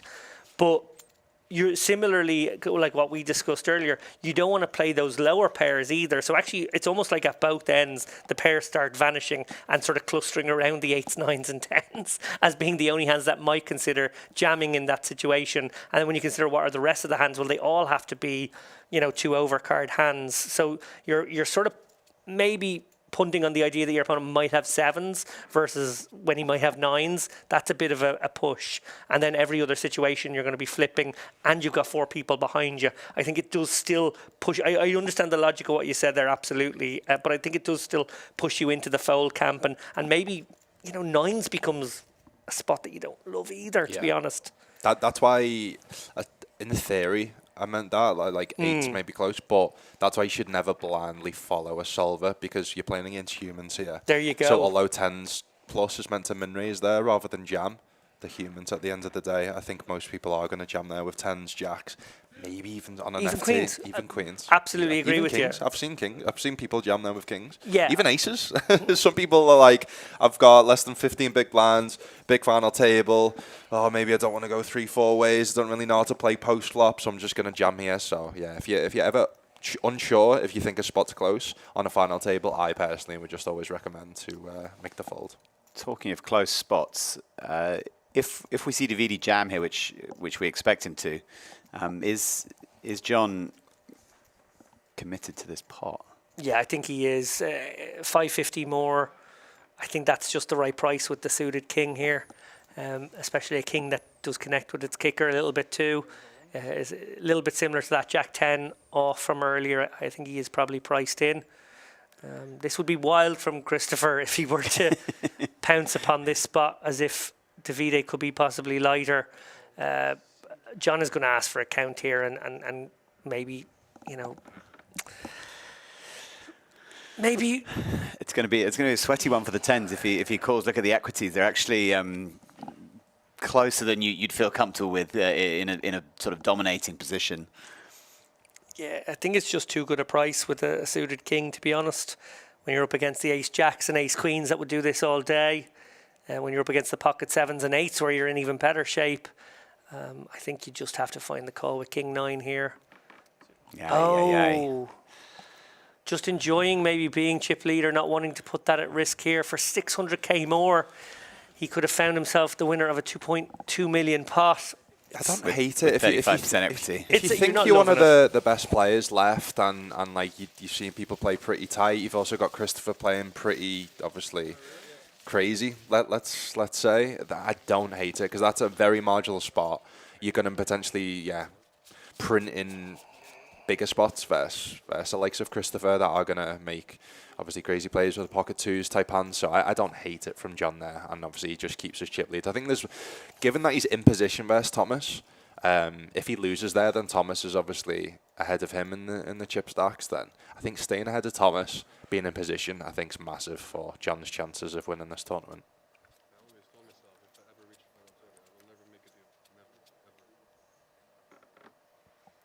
We've gone a little while without losing a player. 7-handed Sigma Poker Tour final table, hand 34. Yeah, so all these guys locked up 4.3 thousand euros. 400 euro buy-in this was, 2-day event, and we've got first place being 28,500 euros. Just open jamming here, 19 bigs under the gun. This is a hit and hope sort of situation. You will pick up the blinds obviously very often when you do this, but when you don't, you're always in bad shape. And this doesn't feel great. It's also not the best way to use a hand as pretty as ace jack suited, where you can just open it, keep playing some poker, seems okay.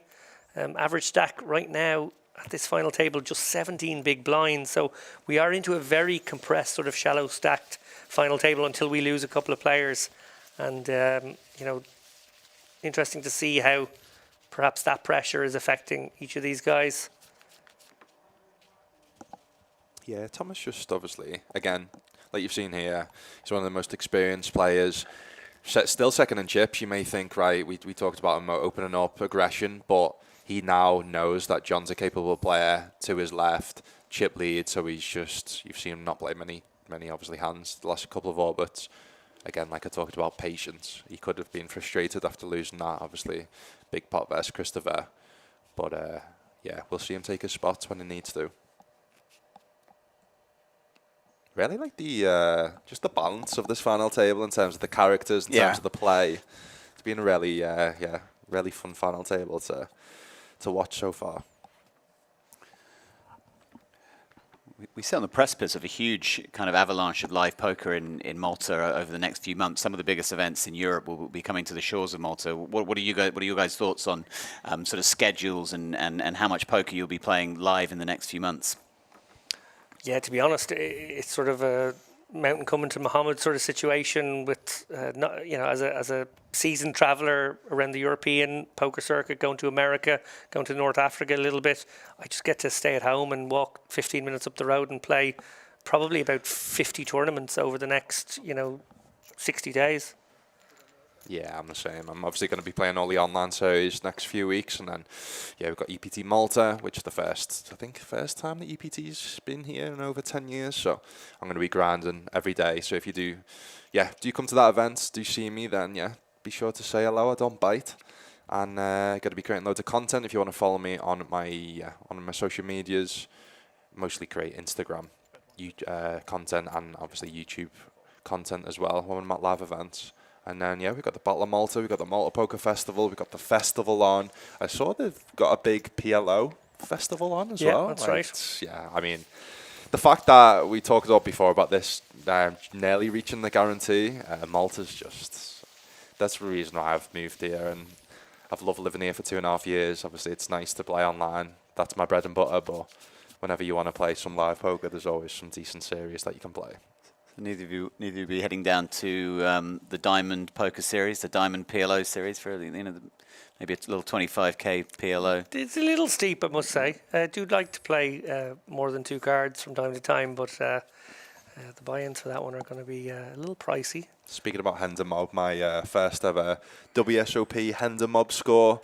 First ever WSOP event I played, actually, I went when I was 21. It was the only WSOP event I could play. It was the $600 no limit /PLO round of each. Didn't have a clue how to play PLO. Made day 2, cashed. So nice. I'm quite proud of that one. Obviously busting a PLO hand. I'd highly recommend playing them now, even if you don't like PLO or don't know PLO. I don't know if you guys have played many of them, the round of each. And we see, just as we see Christopher wake up with the pocket sixes. I don't know about you, gentlemen, but from what I've seen so far, I didn't think he was going to fold. I didn't either. And he does make the fold. Christopher, you're letting those baby pocket pairs down. They've been so good to you. I know.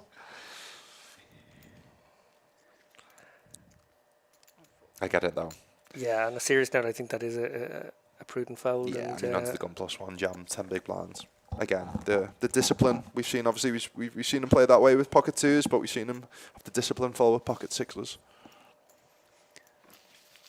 And just to shout out the free roll again, guys. So one of the partners of the Sigma Poker Tour is MTT Sports. They are doing a Sigma Poker Tour free roll taking place tomorrow evening, 7 p.m. Central Eastern Time. You can see the barcode in the top left, and you can use that.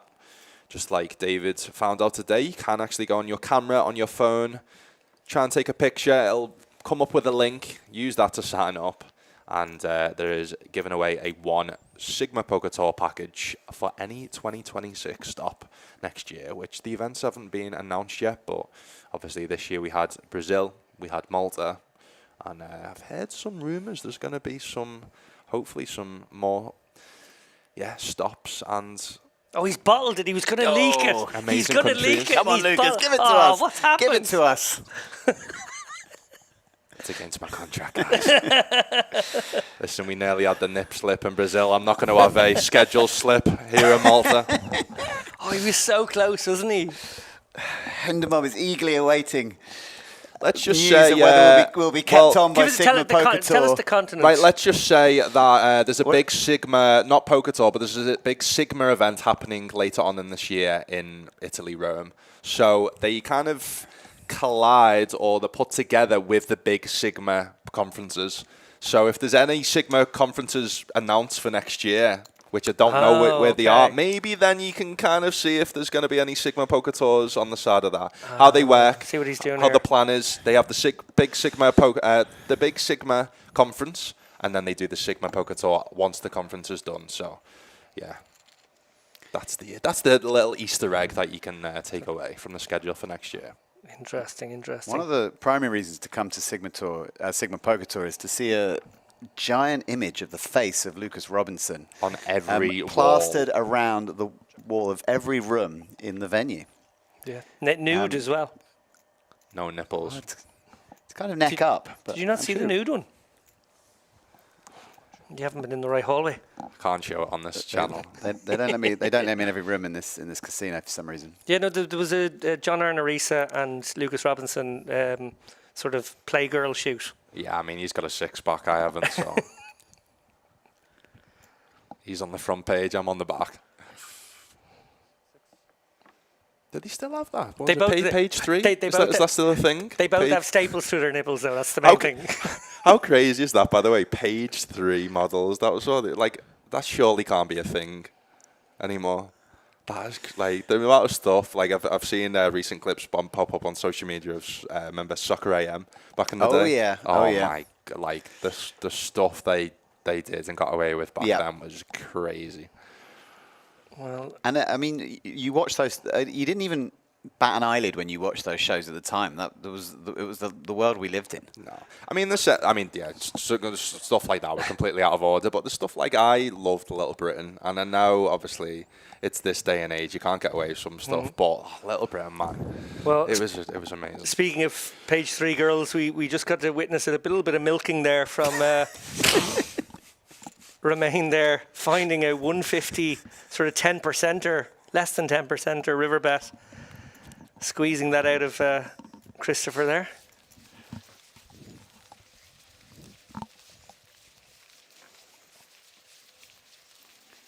I may have told David before the show that I admired the ability of Ali Najad to segue between action at the table and chat in the commentary booth. And David's on a mission to outdo his master. Just I'm merely a Padawan to his Jedi. Do you see Romain here to go up to seconds, joint first in chips? How's that for a segue? Had a couple of missteps from Romain, but again, just shows take every hand as it comes. He is now into the chip lead, joint chip lead. Yeah, important to focus on how, like, a couple of small missteps, but actually the hands that did the damage were those 2 big flips that he was on the wrong side of. And they sort of forced him back into the pack. And actually, overall, I think he's composed himself very well. We talked about how well he would be able to sort of recover from that situation of going from 5 million down to 2.5 million over the course of the first, 25 hands. But, well, you know, he's done pretty well since. Like we talked about here before, guys. I mean, he lives up to his reputation, Christopher. He doesn't take the pocket sixes earlier on, but he does take the pocket. Maybe it's just like the 2s, 3s, 4s, 5s. He River likes. crab, anyone? Have we seen any 3s folded? Not so far, I don't think. Christopher will need to find his second 2-outer of the night. A lot of the Once 5x, Davidi makes this call. has been folded, so he does possibly only need a 3. South Africa. I don't know about you guys, but that 21% is looking. God, That's that's looking looking good. more like a 41 to me, to be honest, Lucas. How crazy is it, by the way? Pocket 3 is 21% versus pocket kings. Doesn't seem right. Surely not twice. Not on the flop. Jack 5, 10 flop, 2 hearts. 2 cards to Neither come. player has a heart. Needs a 3. Not going to do it. Christopher has been eliminated. GG's to him. Does go out in 7th place for €4,300, but I mean, no fear. He was great to watch. GG's to him. He's sure. entertained us with aplomb. Hats off to Christopher. Done South Africa proud. Playing with the English flag. Based in Malta for He 6 is. months of the year, so I'm sure we'll see him at future events and final tables here in Malta. And then there was 6. Next payout, €5,000. A lot of aspirations on that. Almost 30,000 figure payout at the top. I want to take this opportunity to actually shout out the Sigma Poker Tour team, who obviously only were created in the last, 6 months or so. Yvonne, I mentioned what a force of nature she is. She sort of built the Battle of Malta brand before it moved across to Eden. She immediately built up the Malta Poker Festival brand, which I personally think more than rivals her old brand. I think it brings a greater quality product to the island here, both in the spring edition and the autumn edition. And just quality grassroots game, finding players from all over the world. Huge mission with bringing more women into the game, which she does with this Sigma Poker Tour now as well. And just have so much time for her. And obviously, Roland, you've got to see firsthand how she sort of operates on the ground. She also sort of doubles as the presenter of the show too.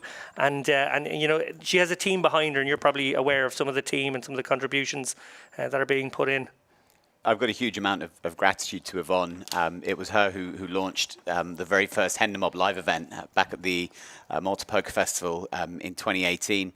This was at a time where Hendemob was trying to diversify the things it could offer clients. And Yvonne and I got together in a restaurant in Gezira. And she told me about the idea she had for Malta Poker Festival and bringing together different live event brands under one roof. At the time, it's almost second nature to many poker festivals these days. But at the time, it wasn't being done that extensively. And she built this she built this incredible festival, like you said. A Malta Poker Festival is a real celebration of grassroots poker. You find yourself playing overwhelmingly with recreational players from all over Europe, and it just brings with it an energy and a freshness that the poker makes live poker great. And Yvonne has built a wonderful team here at the Sigma Poker Tour with people I haven't seen in the industry for a while. Anna Colley behind the scenes, Melvin and Lemon from Poker Listings, who work just hours upon hours to bring great content to fans from this event. I come and go from the casino, but they are there from morning till the very last card is dealt. There's no one more hard working in the game than those two guys, and the content they put out is brilliant and unique and very, very original indeed. So. Any poker festival, everyone you work with, from the dealers to the floor staff to the organisers to the photographers to the camera guys, it's long hours. But by the time you reach the end of the festival and all is said and done, it's very rewarding. People generally get into poker because they love the game. And you sense that at every festival, and certainly with this Sigma Poker Tour event, you've got a collection of people who are passionate about the game, and it shines through in everything they do.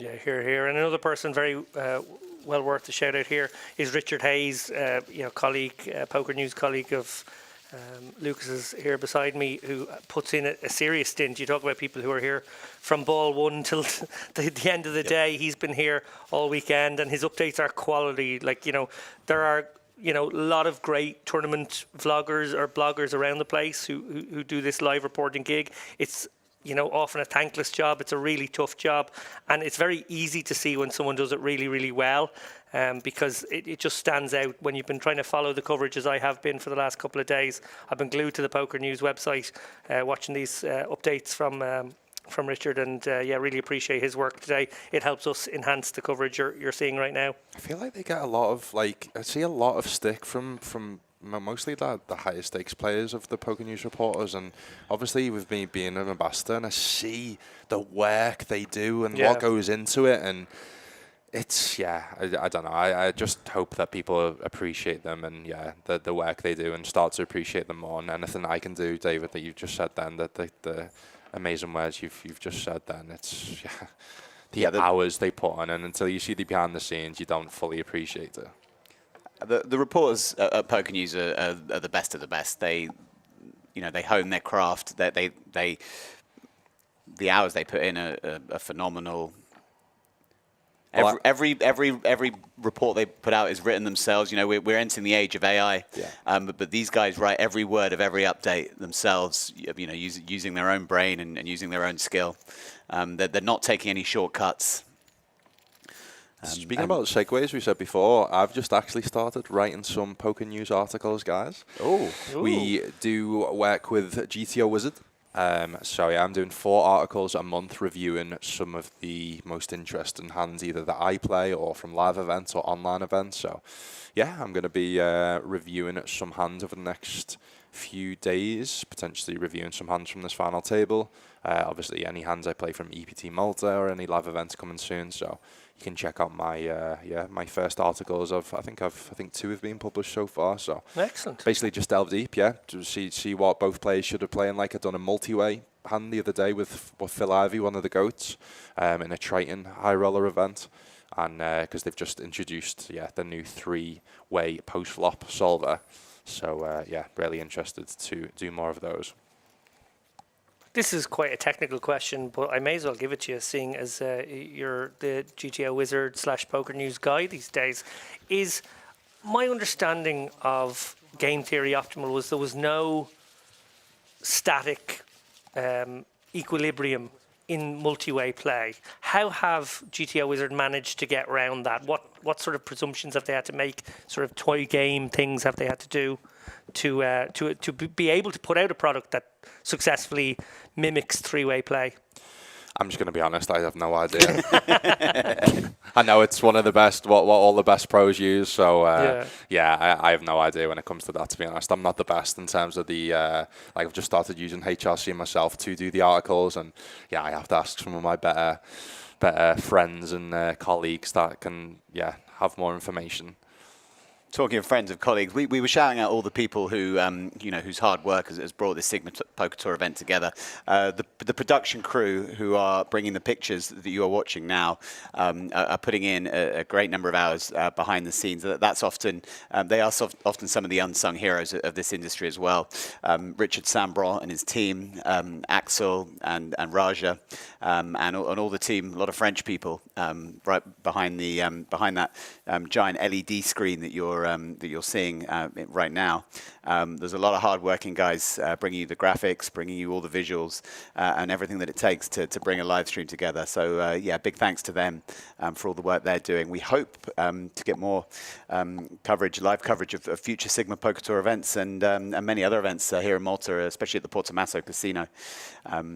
This is a great game, and we want to bring it to as many people as possible. Yeah, it's super clean, and again, super privileged. Thank you so much to the guys, both at Sigma Poker Tour and obviously the production team for enabling me to stream on my channels. Like I said, my content's mostly online.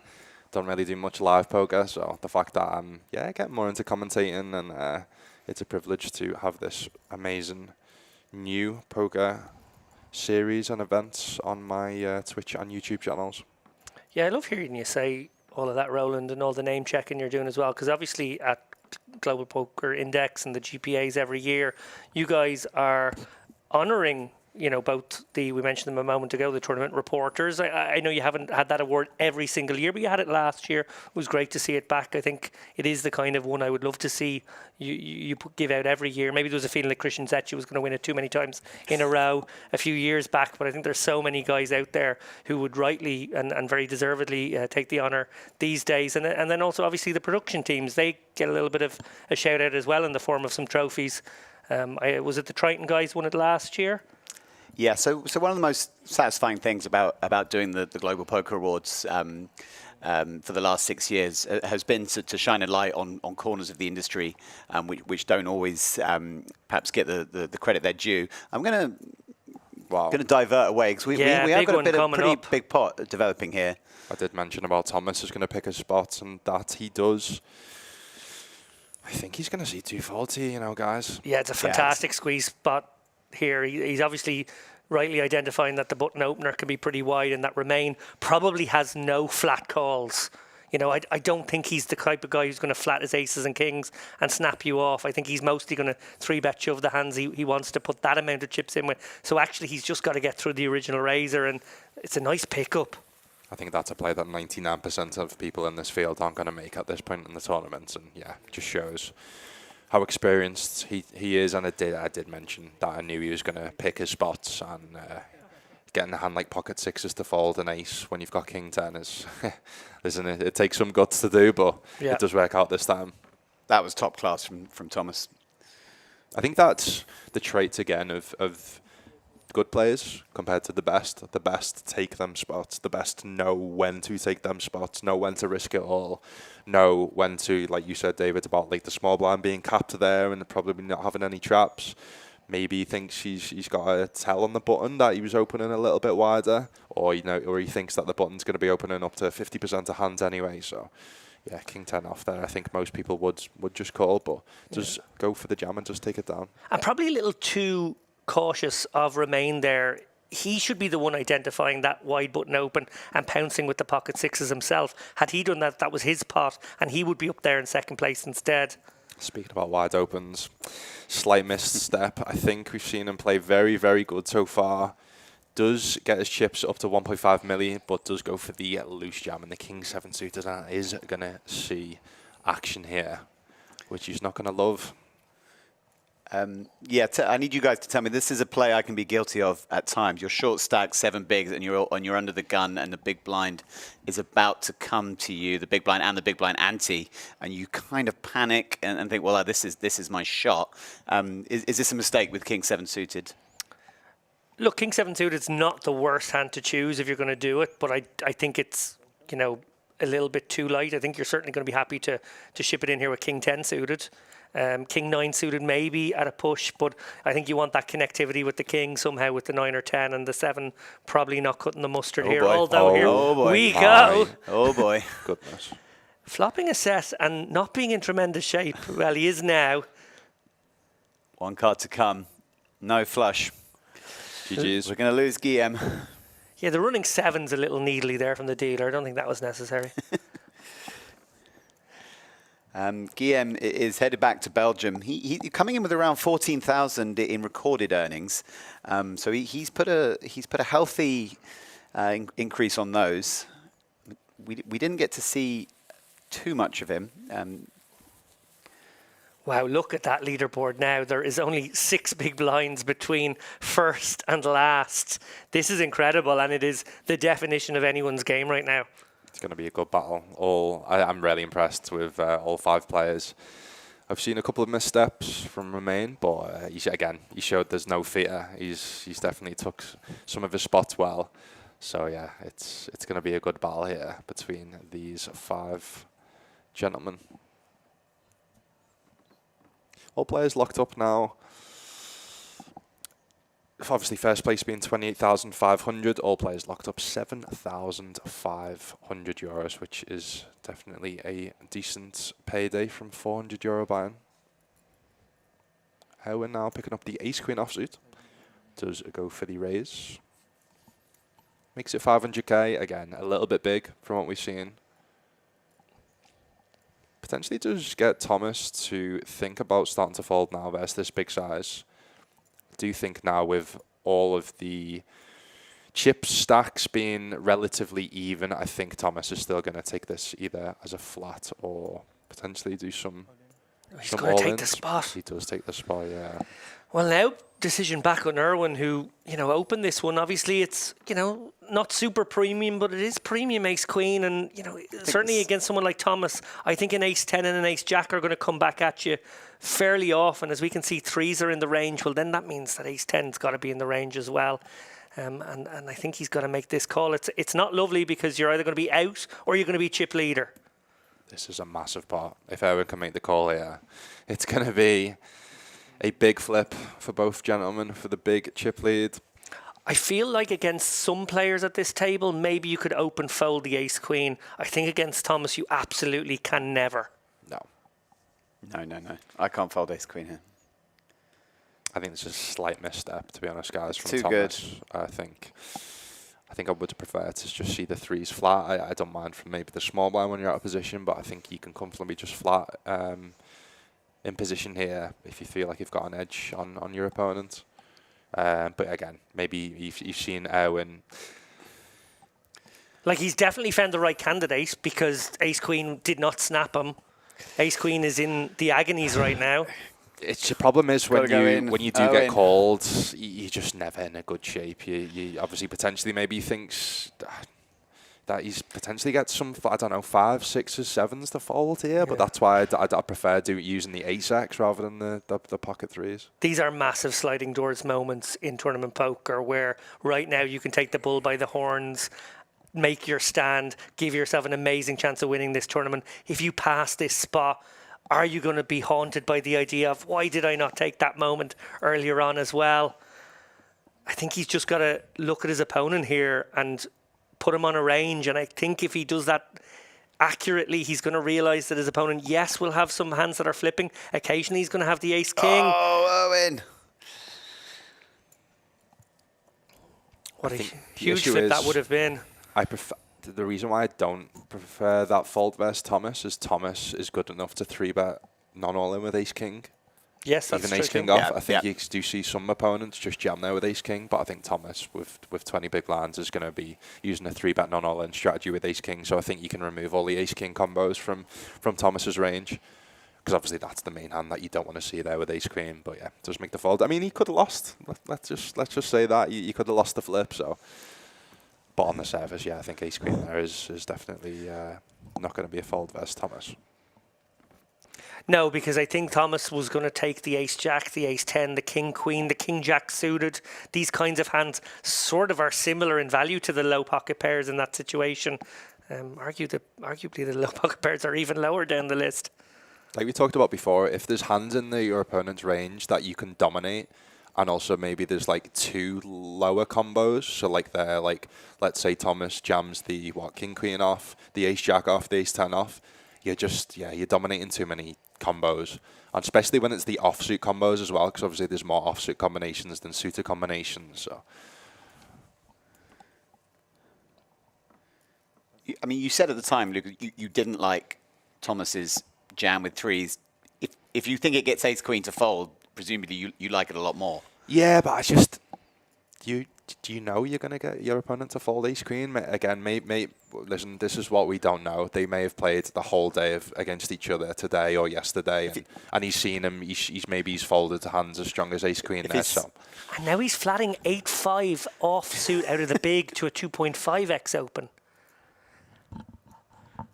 I mean, we've seen him struggle to potentially fold jack 10 suited earlier to a 3-bet jam. So, again, not the best of opponents to want to be trying to get to fold ace queen, but does get it through. Yeah, it feels like when it comes to the non-all-in amounts, so defending this 8-5, defending the 10-6 suited earlier, being willing to call off with the ace queen, he doesn't want to put his last chips or that significant amount, but he is willing to speculate a little too wide with for these smaller amounts. Which is pretty common for a recreational player playing for this kind of money. I do sympathise. Well, look, he's found a little play here. It's easy for me. With the gut shot and backdoor flush draw to the 8, he has found a dunk lead, which I did not expect to see in his arsenal there. So fair play. Again, these type of opponents are hard to play against, fans. So you've just seen him fold ace queen, and then you've just seen him dunk lead 8 high on a 7-4-4 board. So. Yeah. I think David's hit the nail on the head, and I recognise it I think I'm seeing a sort of fellow recreational player playing a little bit how I would. I mean, I don't think I would have folded the ace queen, but I probably would have folded ace jack. I think ace queen was the line. I'm always conscious not to judge players too harshly on these big final tables as well, because I know, listen, I don't know if you guys have been on any big live stream final tables, game of golf for me, I couldn't even think straight in hands. Like, I made some very, very bad plays where I'm watching it back going, oh no, just call or fold. So, yeah, listen, some people thrive under the pressure. I think Thomas is one of these type of players that thrive under the pressure, under getting these close, big spots. But yeah, I'm definitely, I'm trying to get better, but yeah, who knows, at my next TV table, whenever that might be, I might also not do well under the pressure when it's big money up top. And we're seeing Thomas trending upwards again. And this, as they get short-handed, I think you arrive in a situation where he begins to run over the table in some scenarios. See the reverse here now. Thomas with the ace queen, and with the lower pocket pair. Does feel like he's going to get the job done on the turn though. Yeah, what I think we're watching here is the benefit of being the guy who is not afraid to bust in fifth. He's looking at the payouts right now. He's thinking, I want top 2 spots. I don't worry about sacrificing, coming fifth some amount of the time if it's going to maximise my chances of finishing in the top 2 here. And I think he's just taken the bull by the horns in these last 4 hands or so and decided, well, do you know what? We're all sitting here with 20 bigs. I'm going to try and push myself to 30, which he has done successfully. And now he's going to try and kick on. And then he has everybody else in that sort of awkward ICM situation. Yeah, it's dealing with that pressure. What was it the famous Mike Tyson quote? Everyone has a plan until they step in the ring and get punched in the face. Like, until you step on a big final table under the lights, under the cameras, and you're faced with a spot like that, King 10 off, or even the Ace Queen. Like, listen, it's a difficult spot deep in this tournament. You're playing for big money up top. Until you're in these situations yourself, I can't even imagine what, obviously, it was like playing on that EPT final table with, what, €1 million for first, over $1 million. It's, yeah. I think it was 1.6. Yeah, it was hefty. Wow. It was hefty. You've almost got to block out the amount, and that's where, again, the better players do. Like, it's so hard to block out the amount. Obviously, a little bit easier in this type of event, but when you're playing for that big money up top, that's what the best players do. They block out the amount. I know certain players that don't even look at payouts. They're just focused in the zone. They just want to play their best poker, play every hand as it comes. Yeah, I actually think that's quite a healthy thing. It's a very hard thing to repress in yourself. Very hard. What I genuinely want to do is like know the shape of the payout structure, but I don't really want to know the numbers, because you do want to sort of detach yourself completely from the numbers. I actually think on a sort of functional level, it's often better to not be able to see a screen showing the payouts, or to have the screen behind you when you're in a situation like this. Because if you can see a screen, you often find yourself sweating every single bust out, perhaps from 20 left. When actually it might sort of be advantageous not to know at times, and just continue playing your game. So I missed a comment. So Dara is in the chat. He says regarding the multi-way GTO feature, he says that they use AI to just play the spot over and over again and see what works. Okay, so brute force really coming into play there. Well, fully expect Thomas to take a stab here on the King 3. Obviously sitting here with 5 high. He's got a little bit of connectivity around that 3, but basically this has been designed as an old-fashioned limp stab.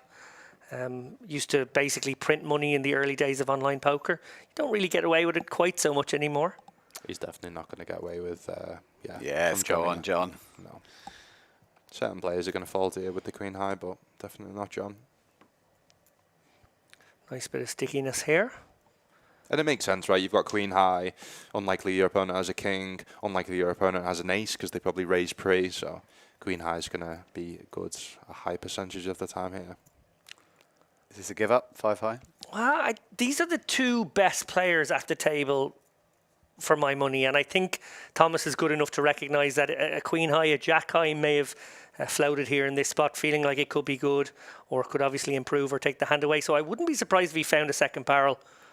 He does check it over, maybe deciding that if he had picked up a 2 or a 6 or a 7 even, he might have continued.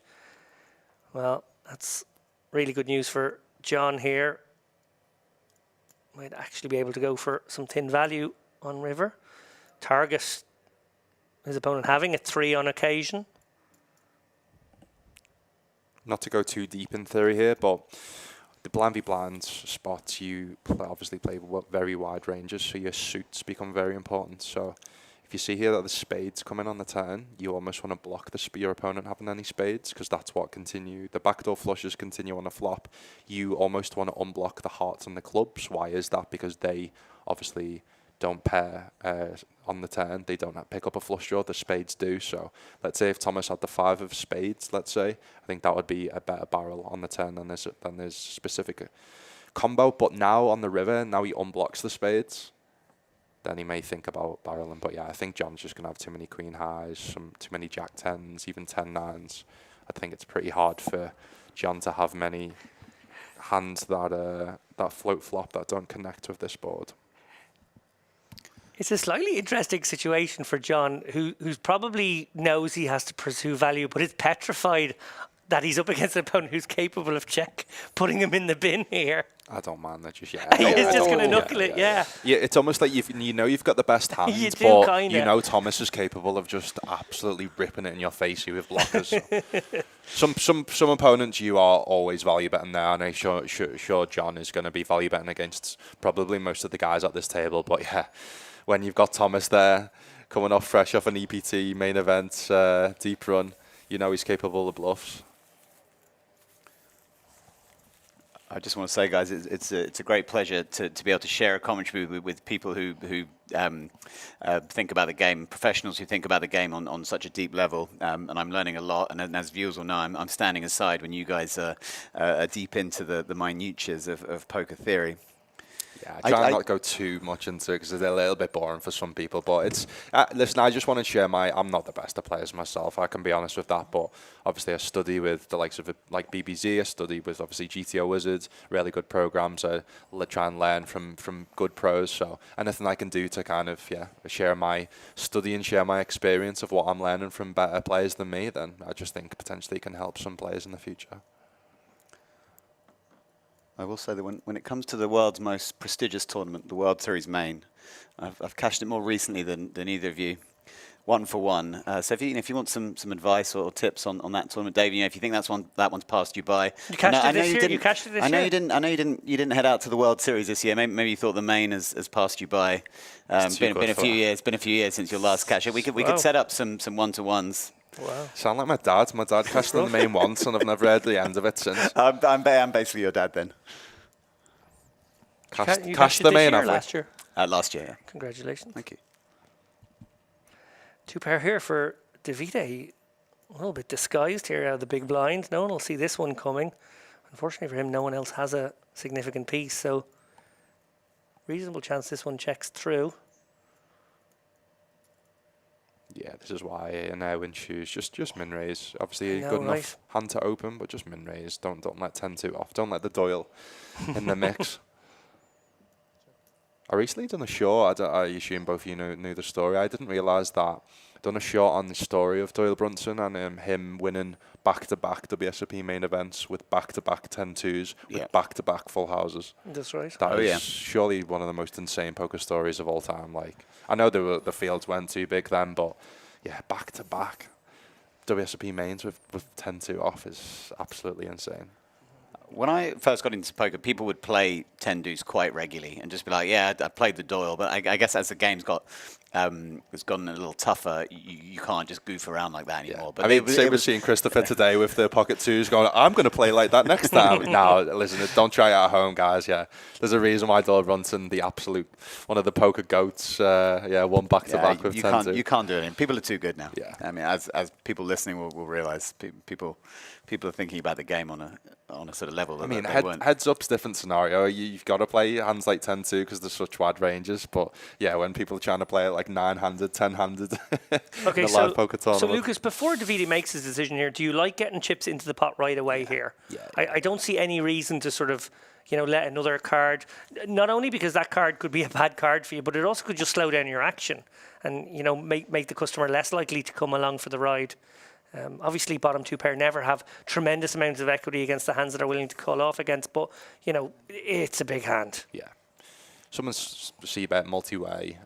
Yes, they've limped, but they can have some strong hands. You can get counterfeited with 10-2 here. You tend to see that the solver prefers the flatten here with the top 2 because you obviously block the continuing range is. You unblock all the ace queens, king queens here, even like the over pairs. But again, you can get counterfeited quite easily versus over pairs. So yeah, I like it. And don't love the play from limping from the ace-8 suited. Really don't love that one either. Same with taking the stab on the flop. Like I get being aggressive, but you've got not much equity there. So. Yeah, bottom 2 spots. I think even as a sort of recreational player, you recognise that your top pair is in your opponent's range heavily, and if chips are going in and there are just so many bad turns and rivers, you've got to start piling money in. Because what you tend to find there, if you start flatten hands like that, as strong as that, you actually don't necessarily check raise enough value. So then you start to check raise too many bluffs. It's easy to check raise the gut shots there, the open enders. So if you've not got the top of your value range, if you're only let's say, I don't know, raising sets there or ace queen, then it's going to be pretty easy to play against. So yeah, there's certain spots where you just don't get tricky. Like I said, don't blindly follow a solver. Just, you've got really good value, you've got a really good hand, you can get called by a lot of hands there. So just get as much money in as possible. Yeah, particularly out of position. I think that's key. And again, it's all dependent. Let's say we're playing, I don't know, 10 big blinds effective there.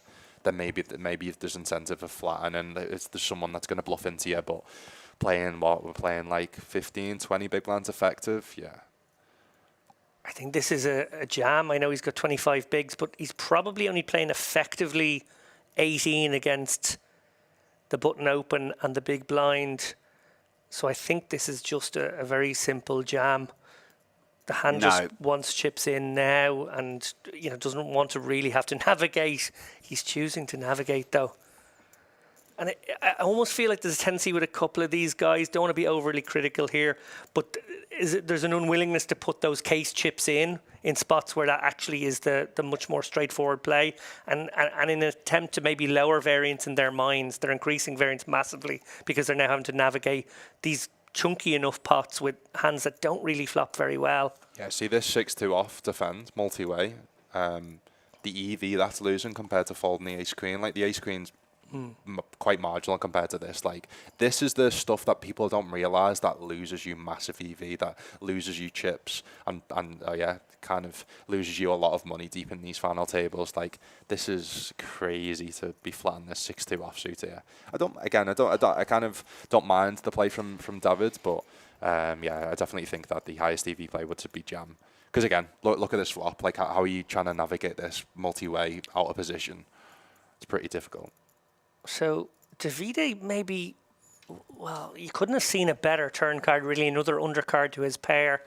Does he try to take a stab at this one and deny some equity, feeling like certainly a jack or 8 in the hand of John Pair would have produced a bet? Obviously, he doesn't really know where Erwin is, but Erwin has the widest range right now. I think a small stab is probably good, although obviously it's not a super comfortable position, and not one I would find myself in too often because I wouldn't have played the 5s this way.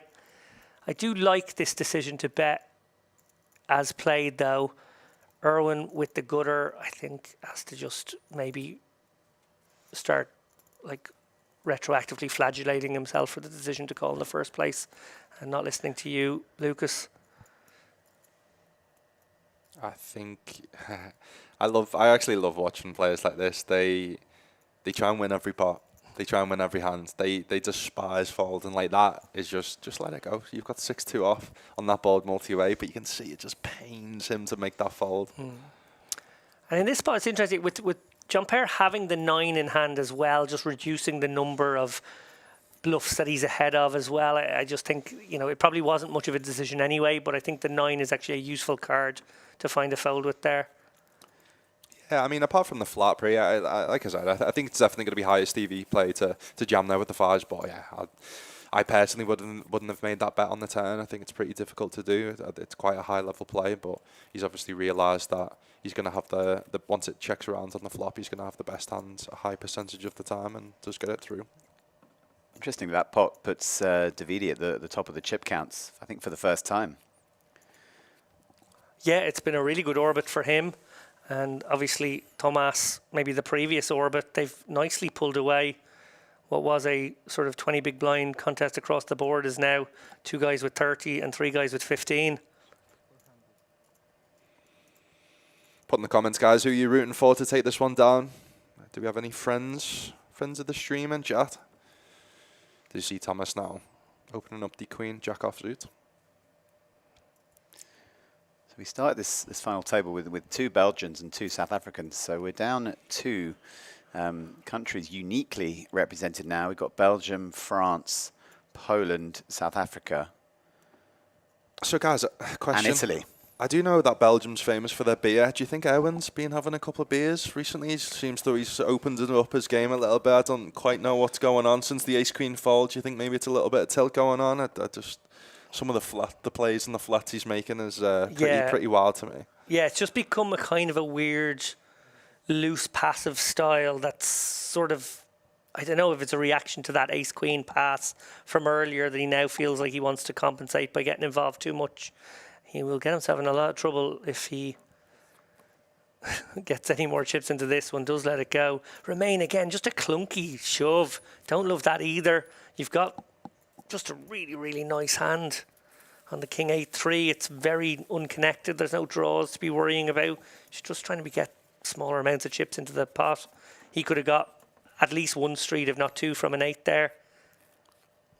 So what that play I see a lot in mostly recreational players is that that's easy decisions, right? Yeah. You've got an easy decision, just jam, but that's not the way you should think about poker. It's trying to make the highest EV decision. What makes you the most chips? What makes you the most money? And obviously, I mean, folding there is definitely going to make you less money than jamming. But yeah, it's when you jam there, like what you expect to get called. Like I think even Thomas is going to possibly realise, even with a weaker king there, he's going to fold. But maybe certain players never fold a king, but that's the problem by jamming the king queen, as you do block what's going to mostly call you there, and sometimes you're going to get called by better hands, the ace kings, the pocket aces. So. That's a really good observation. I remember conversations with Darrow Kearney and also probably segments on the chip race on this very subject, which is that it's kind of about pain avoidance. Like people, human beings, understandably want to avoid pain. And the definition of pain is a bad turn card and now not really being sure what to do. So sometimes people choose that easy way out, which is to do the clunky shove rather than do the 1/3 bet that leaves a pot size bet behind or whatever it would be. And this is the difference. Like Thomas isn't jamming here with sixes because he struggles to navigate post flop. We know he's a capable player. He just realizes, right, he's just this well-studied player. He knows that his opponent to overfold, and he's getting hands like ace queen, king queen to fold. So he does make the jam and does pick up the pot. Yeah, and that's against the other chip leader at the tournament. They're the two guys with 30 bigs, and he just understands that in that spot, big stack against big stack, he's got to have the ace king. The ace queen is going to be in a super miserable spot there. He's got to have the jacks plus. Even 10s and 9s are going to be kind of in a miserable spot there as well. So, understanding the gap between the open and what would call off there, he decides sixes is an excellent shove, and I think he's done right. Yeah, I think we can see, guys, how a player like Thomas makes an EPT final table. Yeah, just been relentless so far. Just been really impressed with how he's played every spot so far that I've seen. I've definitely been guilty of a clunky shove in my time. I think the attraction of stealing the blinds often blinkers a player, certainly a non-professional. Wow, just as we say that. Just as we say, Romain, who's been making them jams to take down the blinds, does actually instead now go for the min raise to, I imagine, to potentially min raise call off. I think he may not make the fold here from the aggression we've seen from Thomas. Are you ever considering not raising here and just flatting? Feeling like Romain doesn't always have an ace-x hand and actually could be in incredibly terrible shape here with a hand like Queen 10 or Queen Jack, and you actually want to sort of throw out some rope? No, the reason being is I think from what we've seen from Romain, where he's been jamming a lot in these spots with the weaker holdings of his range, I think then maybe he gets a gist of or a read that he's going to be... Oh my God, what a car crash hand! Oh my goodness. Oh, there is just no way that John does not jump on this opportunity. It's absolutely disgusting. Yeah, this is button v big v small. Oh my God. And the player most capable of finding the non-all-in 3-bet size is Thomas by a country mile here. Jam. This has saved Romain, by the way. Romain was toast. Yeah. Wow. Wow. That's absolutely huge sick pot here. 7.2 million. Yeah, and it's more like a sort of a pair over pair scenario because we saw that one ace folded. So it's actually a 2-outer he's in search of here. Obviously, to make a straight, he needs a king, and that's not very easy right now either. So it's just going to be huge advantage to Thomas. 3-1 shot for John. He went deep yesterday in the Hendon Mob Championship. He's gone super deep here in the main event. He needs an ace. Does have a backdoor possibility now. Deuce or an ace. It's a 9. We lose John. That GG, roaring lion on his T-shirt will roar no more. GG's. Great performance by John. Really, really impressed with how he played. Yeah, I'm going to shout out John. Listen, I eliminated him from giving him a really bad beat on the Hender Mob tournament yesterday, but I was super impressed with how he played, super impressed with how he played today. Follow him on Instagram, guys. His Healthy Poker Journey. Yeah, his bio is a mid-stakes poker player, healthy living, travel, poker, fitness, inspiring poker enthusiasts, and collaborations welcome. So yeah, shout out to him, man. He's been an absolute beast. I'm sure we'll see him at future final tables, both here in Malta and around the world. Yeah, and GG's to him in 5th place, cashing for €6,900. Yeah, quality performance. I guess in the spirit of him being a health freak, we got to say, I suppose, like a lock-in in the local juice bar. Is that going to be the way to celebrate this one? Go to eat well, treat yourself to a smoothie. Yeah, why not? Add some extra chicken thighs into your salad. Maybe a late night swim in Spinola Bay. Yeah, I mean, I've had my best friends over here recently at a festival, and every night we went for a sea dip. Listen, it's not a bad way to end your night, both without getting a poker bad beat and after a few drinks. Now, John's a real gentleman, and I've really enjoyed talking to him this week. I've seen him around the venue more than a few times, and he's always been going deep in events and had the time to chat. So really pleased, and a little disappointed he couldn't go all the way. Would have liked to see him heads up with Thomas if I could have picked, but yeah, he'll be at many final tables in the future. Yeah, I mean, that's a prime example of what we were talking about in terms of you've just got to pick your spots. You've got to play every hand as perfectly as possible. He didn't make any mistake there, jamming the ace-queen. No. People may see and go, what's he doing with ace-queen? The guy's got kings. But listen, it's never, ever going to be a fold in that spot with ace-queen versus a capable player like Thomas. Maybe there's certain players at the table that you potentially would think about folding. But yeah, it's going to be a snap. Yeah, I think every single other player at this table goes for that non-all-in 3-bet size, and the alarms go off. Yeah. But not Thomas. Thomas was the one guy you were like, this can easily be ace-4. Yeah. You know. I had a spot the other day where I hadn't played a hand for about 2 hours, open ace-queen under the gun, and I get 3-bet from the big blind, playing like 20 big blinds effective, and I just fold. They've just never got a bluff and just never got a worse hand than ace-queen offs. But obviously in that scenario, it's completely different. That's under the gun range versus big blind range, 3-betting range, which is 2 of the tightest ranges that you can have. So with that, I mean, small button open, small blind, 3-bet, big blind ranges, yeah. This one could develop interestingly here. So Erwin has defended the big blind here with the 6-3 suited. He's flopped a monster on this king 5 deuce 2-heart board. Thomas obviously going to be a great candidate to fire a c-bet here, so Erwin checks it on over. Question is, does he flat this now with so much equity and maybe consider some maybe semi-bluffs on turn, or does he just stick it in now? I think he probably sticks it in now from what we've seen. Yeah, under 10 big blinds versus the chip leader who's going to be c-betting this close to range. Yeah, I mean, you've got 6 high. If you get a hand like queen high to fold, it's massive. Yeah. You've got enough equity when they do call you with a king or an overpair. So yeah, really like that from Erwin.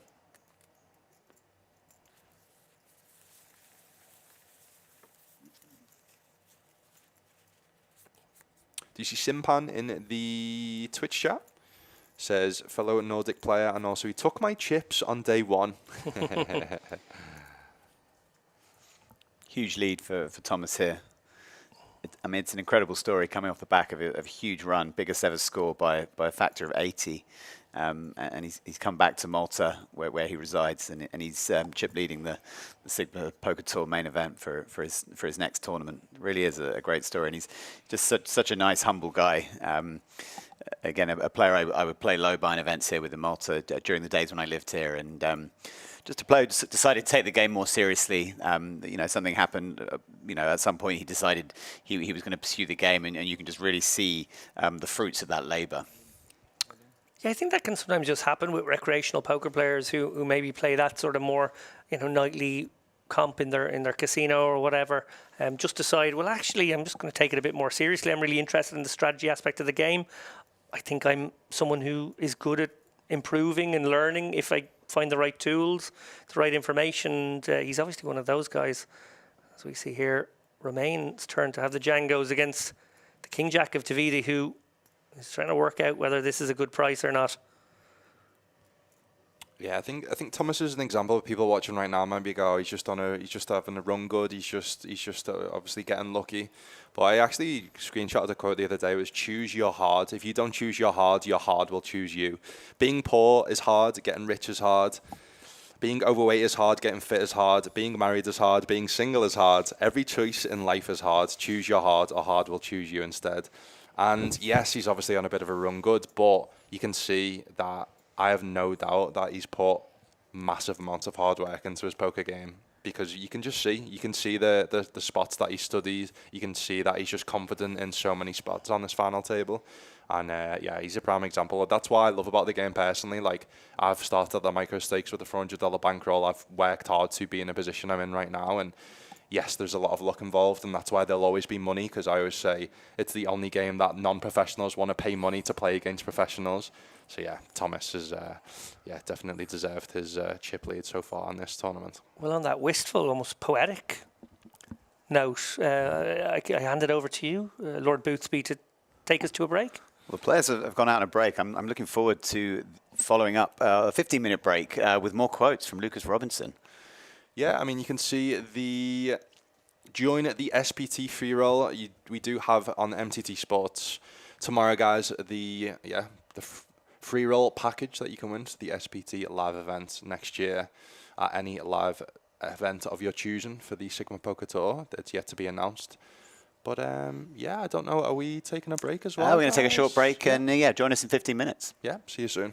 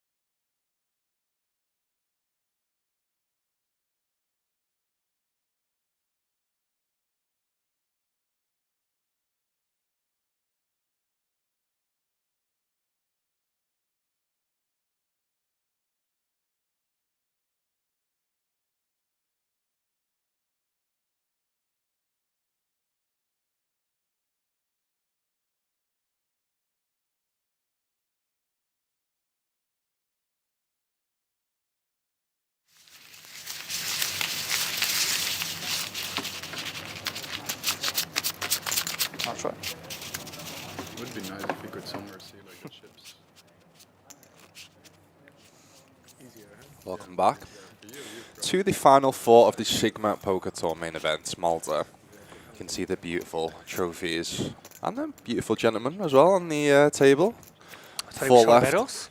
Oh, and if you could see the beautiful gentleman in the booth, then yeah, very privileged to be joined by these two gentlemen today. Thank you very much, Lucas. What an introduction. Beautiful. I've been called beautiful for at least 15 years. I called you beautiful possibly more. about an hour ago. Was I that not didn't the? realise you were talking to me. Oh, I thought you were talking about the page 3 models. Getting milked now. For anyone just tuning in, my name's Roland Boothby, head of partnerships for the Hendon Mob, the media partner of the Sigma Poker Tour, one of the media partners of the Sigma Poker Tour. And yeah, also joined on my right by David Lappin, professional poker player and occasional podcaster. And whilst occasionally podcasting, he's managed to pick up 3 Global Poker Awards for the best podcast. Just casually, yeah. Not a lord. Not a Lord. And yeah, if you did want to follow me on Twitter, Lord_Boothby. Mostly find me. Yeah, go on. Shout you guys out. This is my channel. Shout your social medias. Where can people find you guys? Lord_Boothby for me on Twitter. Roland B1984 on Instagram.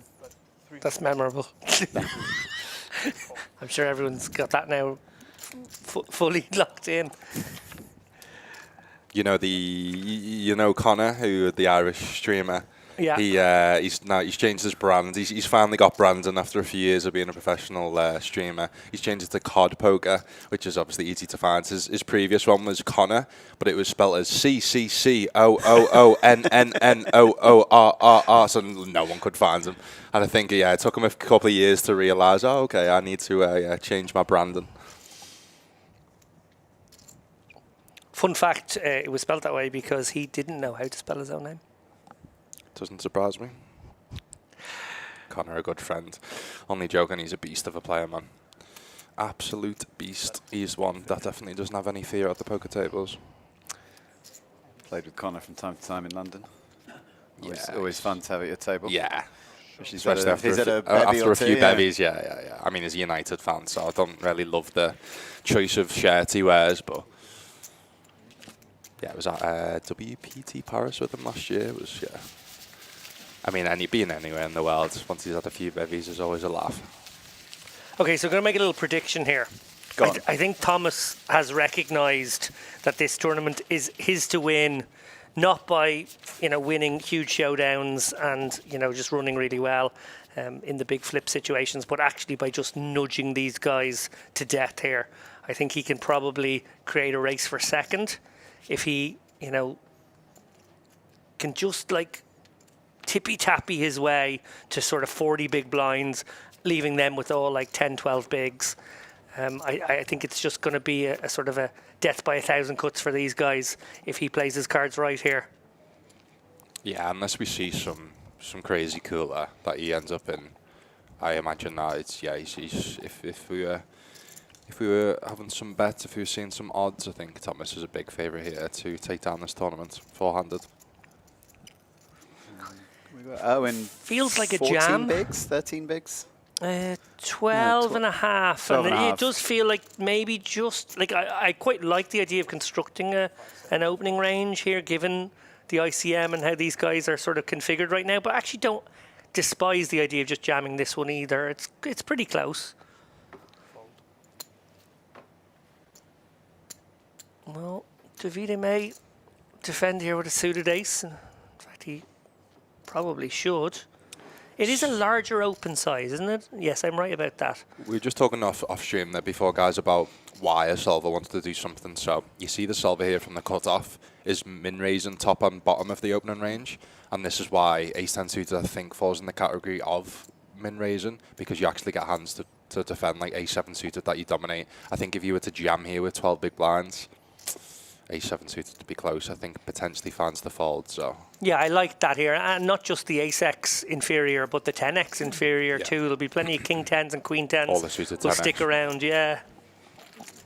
But again, like we talked about before, if you min raise, you do have to min raise call. and it That was my yeah, next question. yeah. When you're min raising ace 10 suit, there you're raising it to call a jam from any of your opponents. Yeah, and that's why you jam the middle, because it's almost like the hands that are too good to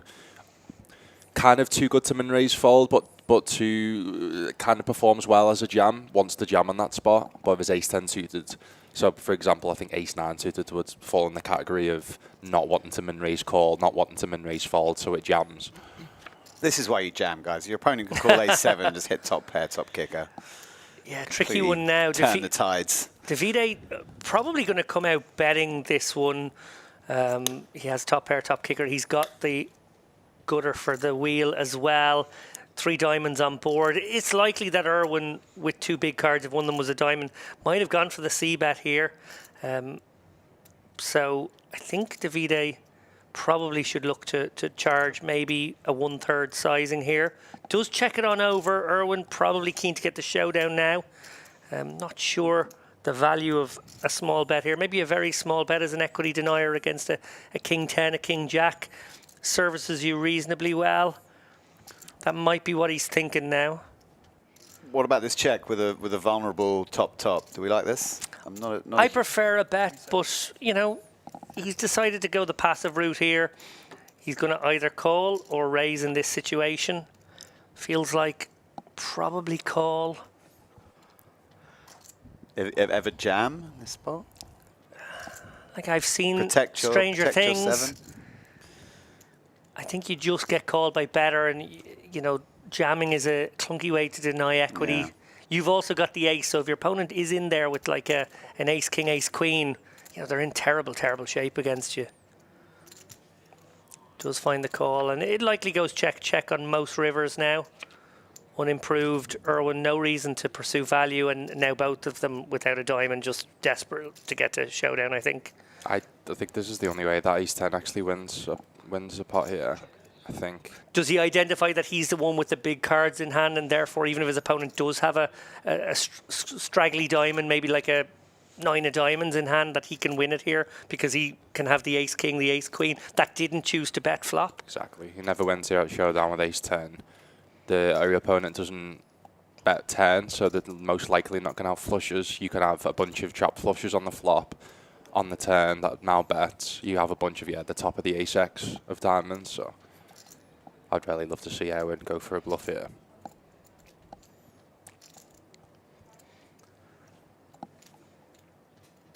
Because yes, obviously ace 10 suited seems pretty high up in your range, but you're never winning. Once you've bet 10 and the big blind's called, yeah, you're never winning that showdown. To see the bad news. Shout out to Driftinator, guys, by the way. He's just raided me on Twitch, fellow WPT Global streamer. I actually, speaking about poker news articles that I've been writing, I recently wrote a very, very, very interesting hand that me and Driftinator played. So WPT Global do have a Thursday Throne $530 buy-in. Every Thursday that me and Drift were playing in. And yeah, we play a very interesting hand on the bubble where I reviewed the hand, showed how the solver plays, and give my thoughts. So yeah, if you do want to check his channel out and check that article on Poker News. 25 more. 25 more. 250. You can see there. All players are now guaranteed €9,100, playing for the total prize of €28,500 from an initial €400 buy-in.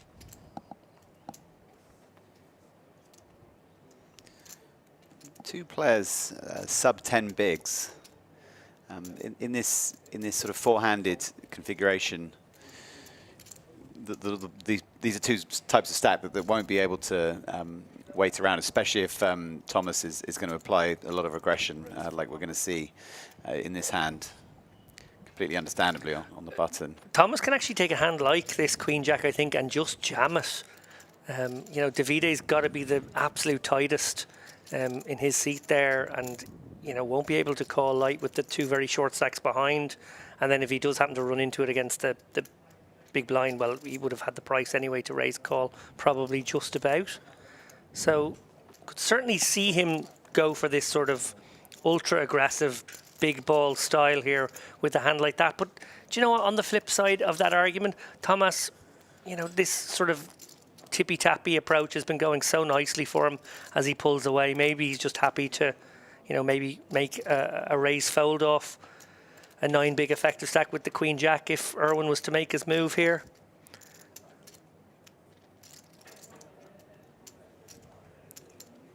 Feels like he would be just about priced in, would be close. Oh no, really? No, no, no. Oh dear, well, it may get through. I don't like it. It's not the right kind of hand. Erwin obviously just deciding Thomas is going to be opening maybe, you know, close to 100% on the button here. And maybe Thomas recognising that that would be the perception, realises Queen Jack is just too far up. Disaster for Erwin here. This is an absolute disaster hand. He does make the call. Wow. I didn't realise Thomas was going to make the call there. Does make the call. Erwin now. Gonna need a 9 or some backdoors. It's not one of them. His face tells the story there. That quick pan across shows a look of dejection, which comes from playing great poker for 2 days and one misstep, sort of leading to your exit from the tournament in a way that will probably sting for quite a while. Yeah, I think he'll be disappointed in how he played. I think following the ace-queen, obviously he made a big fold with the ace-queen. And then it almost like he just lost his patience. Yeah. Yes. Again, like we talked about before, about taking every hand as it comes. I'm not going to say use the word tilt, but it definitely did affect him, that ace-queen hand. And we just seen him try and get involved in too many pots. But saying that, guys, he does come 4th place out of, obviously, a big field and a big main event for €8,500. I definitely think the ace-10 hand affected him as well. He could have jammed. He decided to min raise and ended up losing a pot against to a dominating ace, to an ace that he dominated in a spot where the hand could have played out differently. And it was just such a significant pot for his situation in the tournament. And I know that you know, when you lose to I mean, professionals probably don't place as much credence as an amateur might, but when you lose to an ace that you dominate in a situation where the chips mean so much to you, it can just put your head in a little bit of a spin. And I think he just chose the wrong hand to take a stand with. And it was one hand too soon. You know, if he could have perhaps been under the gun and fold his hand, but he was in the big blind the next hand, you know, another chunk of his stack in the middle. I think those sort of combination of factors cause a bit of a whirlwind in his mind. Yeah, I think just not recognising that he didn't have a huge amount of fold equity with that sort of 8 big blind rejam in that situation, that it just wouldn't elicit enough folds from his opponent to, you know, absolutely is the most likely person to be opening wide there. But recognising that, Thomas knew that a Queen Jack offsuit was a cry call for him, because he recognised how, you know, high up his range, given that he's probably opening close to the deck. He had to cry call it off. And if you can't get a hand like that to fold, you definitely shouldn't be getting it in with Jack 9 there. Jack 9 actually wouldn't have been a horrendous call and go with equity type situation. Yeah. Jamming it made no sense whatsoever. Still a shout out to the SPT free roll. You can see the top left if you are watching this on your mobile phone. You can scan the barcode to join MTT Sports, which is one of the sponsors of the Sigma Poker Tour. They're running a free roll, free to enter. You don't need to deposit. Sign up either using the barcode, or I will put a link in the Twitch chat. There's also a link in the YouTube chat as well. Basically, play for free, 0 money to enter, and you can win a package to any event for next year's Sigma Poker Tour, which, yeah, I'm not confirmed to be at them next year, but hopefully I will see you guys at future events, specifically, obviously. But you are going to reveal what they are, right? If they're going to bin you, you may as well do a big spoiler now. I know, yeah. Just go out swinging. Can we get a vote going in the Twitch chat? We want either another inspirational quote or an announcement of the Sigma Poker Tour stopped for 2026. I've got more inspirational quotes. I think we've got don't worry about that. I think we've got to put this to a vote. Well, look at the power of the big stack here. Thomas jamming the king 6 suited into the other big stack, and he gets the fold from the a7 because right now Davide's in this like completely handcuff situation. Jacket. Yeah. There's just nothing you can do when you're in this coffin right now.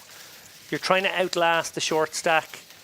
A7 suited, it's like a dream call situation, but it's actually an ICM punt. There is one thing you can do, David, and it's to say FUCKICM and just put the money in with A7 suited. Look, if you were going for the win in a sort of a not caring about money type of style, then that's a great opportunity to do so. But most people care about the money, and they do. Quite rightly so. I don't blame them. Right. I'm not doing any spoilers. I'm not revealing any, but these are the confirmed, not the Sigma Poker Tour events, but the Sigma events for next year. Okay, so these are announced. These are announced. So we've got in March, we've got Valletta, Malta again, 1st to the 3rd of March. So that's potential. We've got Sao Paulo again, 6th to the 9th of April. Lovely. Monte Carlo Poker Club, here we come. We've got Manila in 1st to the 3rd of June. We've got Cape Town, speaking about South Africa, 4th to the 6th of August. We've got Mexico City, 1st to the 3rd of September. And that's the only confirmed. So, if I was placing bets, gentlemen, we've already had this year Malta, Brazil, the returning next year. And then we've obviously got more confirmed events. So, that's all I'm saying. SPT Manila. I don't know. I don't work for the brand, and nobody's told me. I'm just guessing. It was nearly a thing. That's all I'll say. It was. I can confirm that. So, who knows? Who knows? That's like no joking. That is a sexy poker tour. There's no poker tour in the world that goes around to that many places. I heard that there is one. There is one that goes to 5 continents. Yeah. I heard that. Is it my sponsor? Is it WPT? No. Have I stepped in it right now? No. He's really stepped it even more. I can say now that the Hendon Mob Championship there it is. goes to 5 continents. Tell them the Those continents. continents are North America, South America, Europe, Africa, and Asia. Wow, I didn't even know there was that many continents. The well-known Antarctica bias. I know. Those guys. Yeah, when are all the continents coming? That's going to be a world record, surely. If you're a casino in Australasia or Antarctica right now, or the Oceania region, Any penguins watching or listening? you can hit me up, Lord_Boothby on Twitter. The space station could have one on the space station. International waters. International waters. There are more options, to be fair. Does Antarctica intrigue you guys? It really intrigues me to go one day to visit. I don't know. Attenborough's taken me around a few times. Yeah, I'm probably not as easily intrigued. I mean, we're sat in a hot country. We're talking about one of the call. Yeah, I feel like it'll be decent for like 30 minutes, and then you're like, sound. I've seen it. Oh my goodness me! What a dream wake up here. Oh no! Romain has found his ace. He stuck it in, and Davide gets to be the sheriff. This is huge in the context of the overall match here. Davide gets this hold here, which he's going to do like 93% of the time. He gets to go heads up with not too big a chip deficit. It's gonna unless he can find running spades. It's gonna be Romain to Brexit. GG's. That'll do. That's it. GG to Romain. Does get 3rd place. Just like the EU referendum, the Remainers are left heartbroken. First recorded live cash for Romain. He can be very proud of himself. I thought he played very well indeed. Our French player, 12,200 euros. We are heads up in Sigma Poker Tour Malta. It looks like there may be a brief break while they set up the chips and the 2 players. But it's Thomas against Davide for the 28,000 euros and the Sigma Poker Tour Malta Championship title.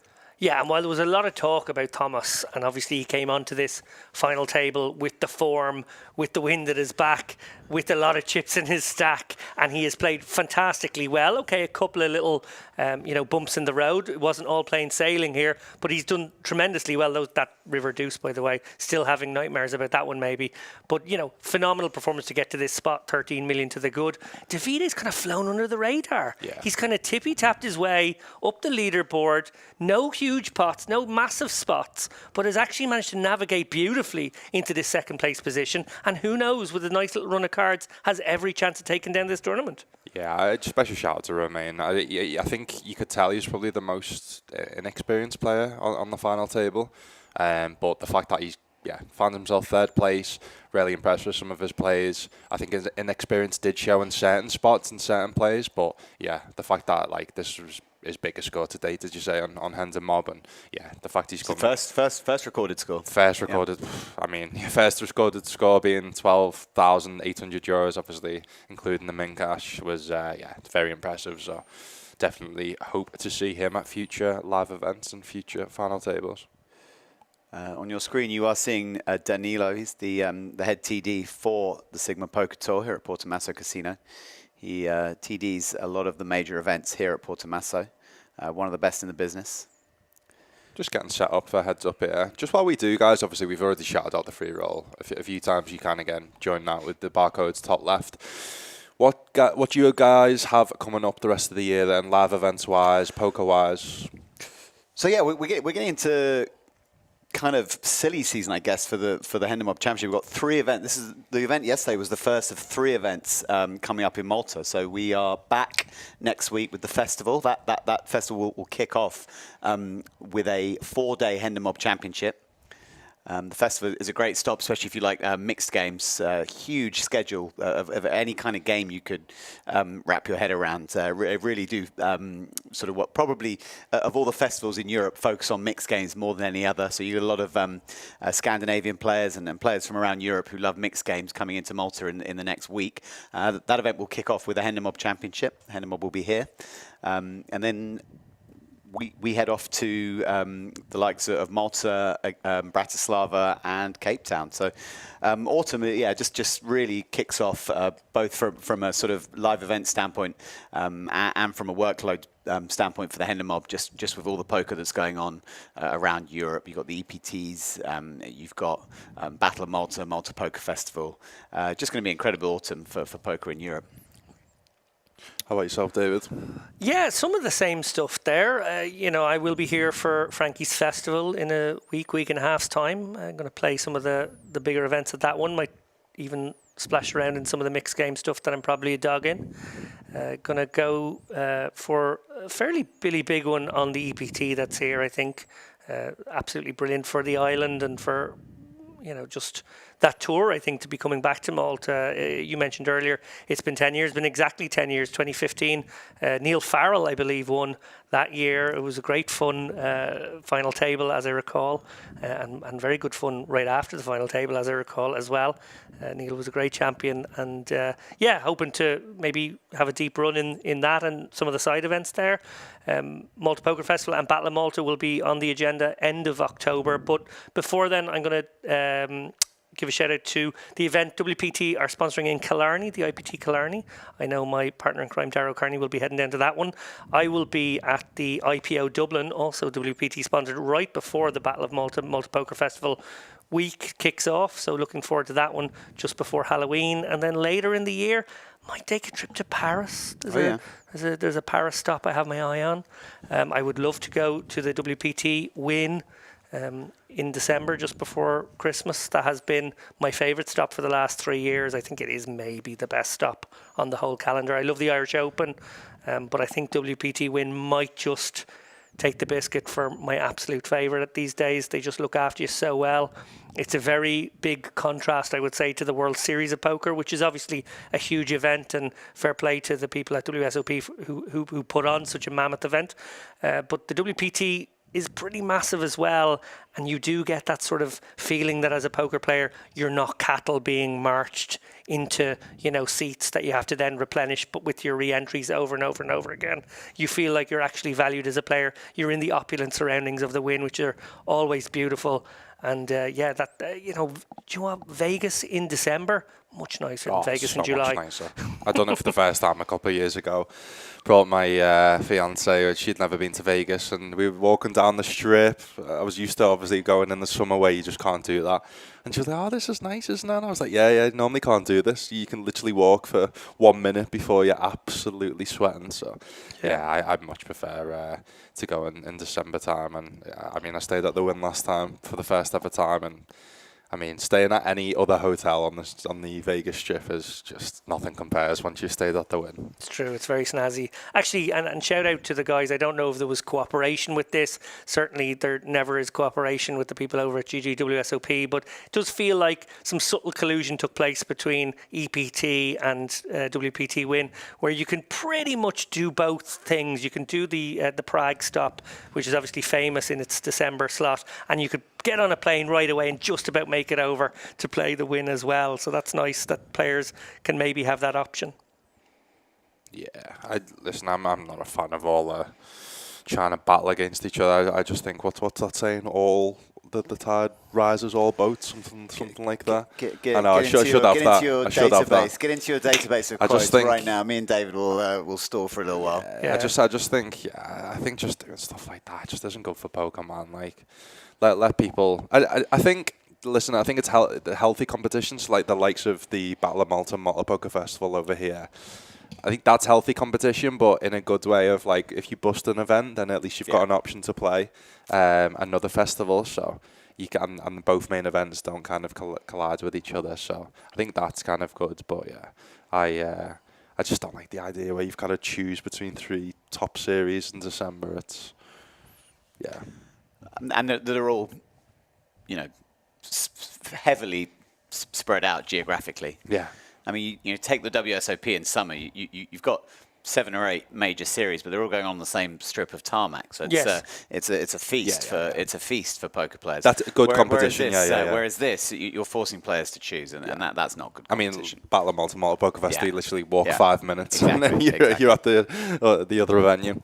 But we do see both players sit down. We do have an amazing heads-up battle here. Davide, Thomas, two individuals been really impressed with so far. Obviously, like we said, Thomas has definitely took the lead in the aggression, took his spots well, coming off fresh off an EPT main event final table. Davide slipped under the radar a little bit more, but yeah, I don't think I've seen him make too many mistakes at this final table. Do you both, if you had to call it, do you think Davide is a pro or a sort of decent rec, if you had to call it now?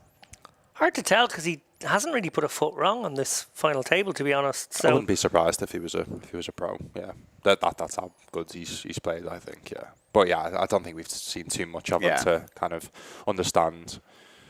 Do you think that's the guy who's doing a 9 to 5 on the side? Hard to tell, isn't it? I mean, he looks like a pro. He looks like he looks the part. Yeah. Lovely trophy there as well. If he does have a job, what do you think it is? Good question. Got a business, maybe? Yeah. Yeah, it doesn't look like a guy who has a boss. He's got a restaurant, maybe? Yeah, it doesn't look like he's got a restaurant. I mean, he's Italian. Yeah, I guess that's. Nah, I don't think he'd be coming to Malta and playing if you've got your own restaurant. Too busy if you got a restaurant. Yeah. Leave your head chef in charge. Get yourself off to Malta for a little week of poker. Come back. It's like I talked earlier, guys, about blind v blinds, super wide ranges. Suits are very important. This is prime example of this here. You're gonna have to play almost 100% of hands from the button, given the big blind ante. Oh, interesting. I really expected a cheeky little bet here with 5 high. I think that's just the right hand. You can make the nuts. You've just asked me then if I think he's a pro. He's not a pro. just based off that one play. Yeah, I think you've got a bet there, right? Yeah, you do. 5 high, gut shot, heart in hand as well. The perfect hand. Now, the ace of spades has given him a second bite of the cherry. he can definitely bet now as a delay C bet, and it works out for him just the same. But I think on the balance, you want to fire that first bet out. I think Thomas would have pounced on a lot of turn cards there if he picked up any kind of gutter. I think he was after it. So yeah, delay C bet does get the job done there by Davide, but little maybe question mark over the decision not to fire out a continuation bet. It's not against him saying he's not a pro, by the way, but there's little things that a professional is going to be a bit more well studied than. I think that's probably the biggest gap is the heads up play, because you just don't. We talked about before about not having much experience. You don't get to many final tables, even if you do play poker full time. Yeah. You tend to not play too many heads up. And I mean, unless you're playing sit and goes online or something at high volume, you're just going to have a very limited amount of heads up experience. And that's where competent players often pros. none. Yeah, exactly.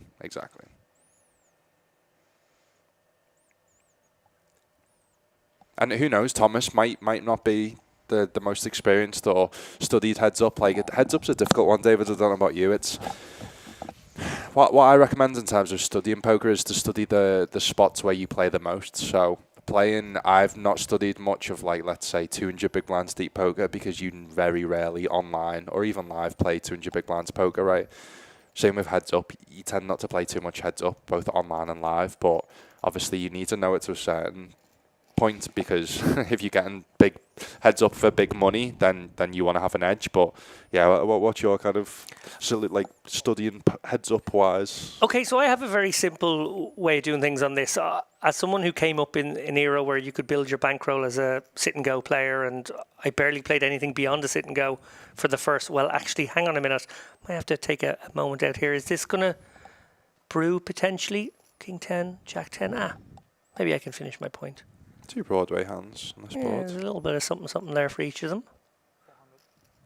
Davide probably should be keeping this King 10 as part of his minimum defense frequency here. King high can be good. He's got kind of equity in different buckets here.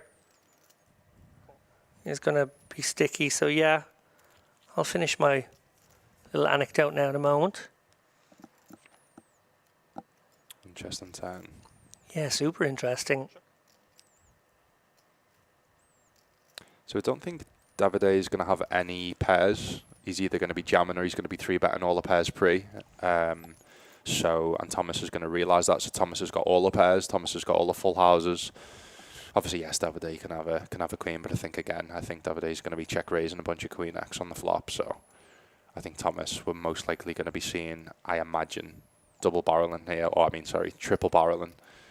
Just based off that fact. This is a spot that I done the other day where I triple barreled with 9 high, and fortunately for me they dunk jammed the river with the quads. Does Thomas ever worry about Davide having a deuce that he doesn't fold to the turn barrel? Deuce is going to raise a lot is the issue. Okay, deuce will raise a lot. And he doesn't defend the offsuit 2x pre-flop to be raised, so there's not much 2x in the range. But credit to him, he stayed sticky with this King 10 thus far, and I think that's really, really nice actually from Davide. I know we were sort of playing the game of is he a pro or is he not, but this is certainly pro level. Yeah. Now he could still be put to the test once more.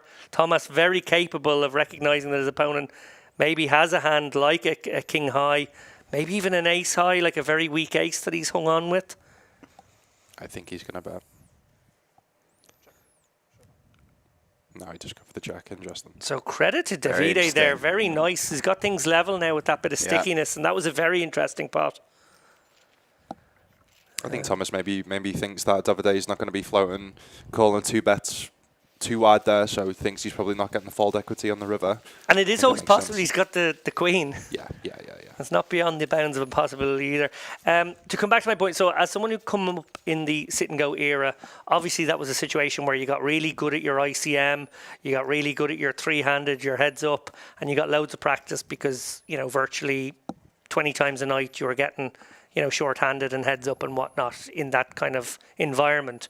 Now, what I would say is when I moved into MTTs, less opportunities along those lines would, offer themselves. And the way I have actually compensated down the years is I play spins. I've actually played spin and goes for the last, 6-7 years. A little bit skeptical of them, I will admit. At the beginning, did feel like we were being forced into a sort of a game that was going to have a lottery effect that was going to probably be too impactful on the overall, your overall ability to be profitable in them. But over time, I realised that they're actually a pretty nice pool. They attract all the same kind of weak players that the sit and go pools used to.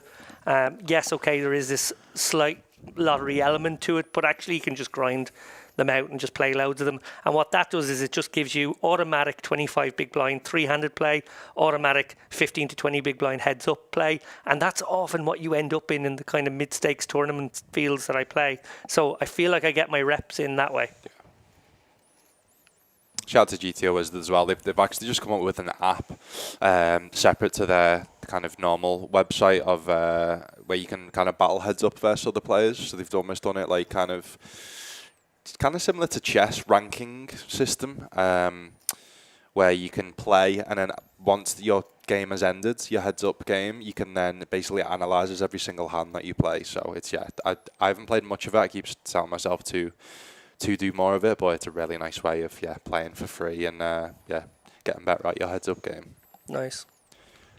We've done a lot of shout outs tonight, but the one we haven't shouted out, which Squo's one of my VIPs on my channel, has just shouted out. Shout out to the dealers. Yeah, of course.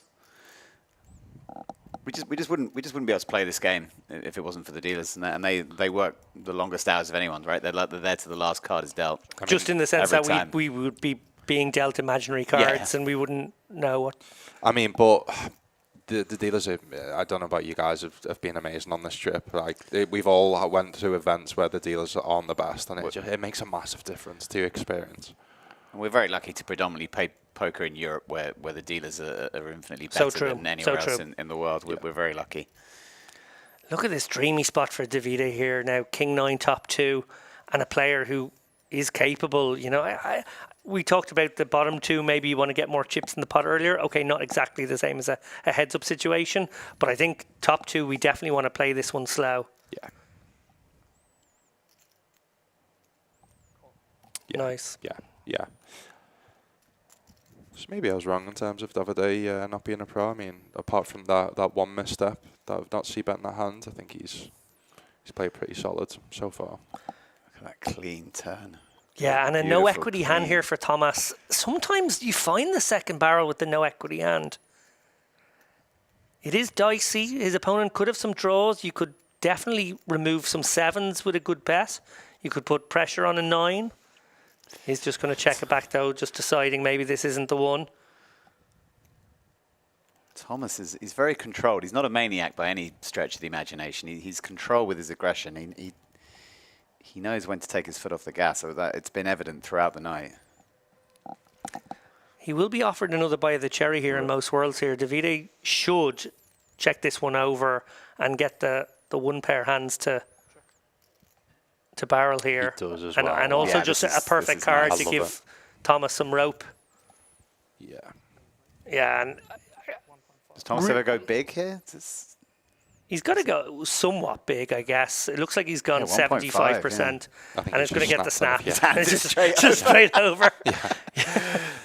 that was one of the best moments of the night, I think. The chips didn't even go to the middle. 1.5 minutes. There they are. went Here you are. horizontally across. You have a raisin there on the river to that size, or? No, probably not, because I think your opponent can definitely have some better 2-pair combos. Obviously, you're just pure targeting, like an ace that won't believe you. I see what you mean, but I think I probably, to that larger size, just go with call. If he'd bet like 1/3, I might have gone for a cheeky little triple that bet. Just the size, yeah. But I think against the 3/4, you just feel like, ooh, I'm going to have to put in, even if I click it, it's going to be most of it. And But do I get saying called by that, worse? Ace King's the main 2-pair that you lose to. Ace King, he never has Ace King because he checks turn, right? Sure.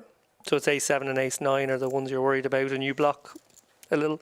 Block Ace 9. Might be on some, sir. Yeah, I mean, I don't mind if you never think you're getting caught by worse, but I definitely think there is, some Ace Queen, Ace Jack, Ace Queen, Ace Jack, Ace 10. Yeah. C-bet flop, and check turn, so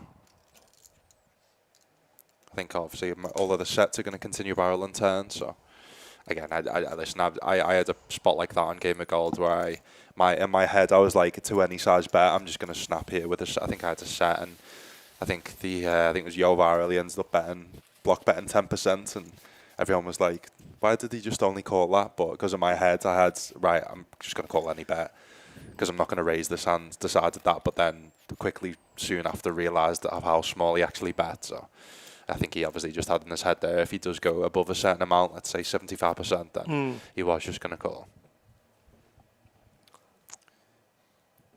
You guys are both students of the game, professionals. What do you think of Heads Up as an entertainment spectacle, and where do you think it ranks in terms of how you enjoy the game? Where does it rank versus full ring, short-handed, three-handed? Like one of my favourites. You think it's up there as a... Oh, because like you have to play like nearly the whole deck. You have to battle with each other. You have to play every hand pretty much. No. I think it's a really entertaining format actually. I think that the people who make poker TV recognise that as well. You saw the shows like Jewel and whatever. Very, very good TV. I think maybe you need some characters. Do you think there is a sort of proportion of the audience that needs to see big hands colliding, or players at least having hands, coolers and flushes over straight? So in Heads Up, you're often dealing with a situation where neither player has very much you're hand. like no pair against no pair, or third pair against fourth pair. That's why I was so annoyed on Game of Gold. So Yo Viral played the first round against, I think it was Nikita and my team. Obviously seeing the whole cards, that's what was good about the dynamic of it. I got to see what kind of cards or hands Yo Viral was playing. Soon realised he's overfolding massively pre-flop because he was used to deep cash games, right? Yeah. So my strategy going into play was just literally min raise everything pre-flop. Got him down to zero chips basically, and they obviously don't show any of that because it was boring to include me just min raising and him folding. So yeah, but he ends up beating me, ends up coming back. But I was like, in my head, I was like, I absolutely battered him. In the highlights, he's just made him beating me. One thing I personally don't love Heads Up because of that reason you've just talked about there in terms of it not having too much action. The one Heads Up that I love the most, and I'm surprised it's not returned, and I would love to see it.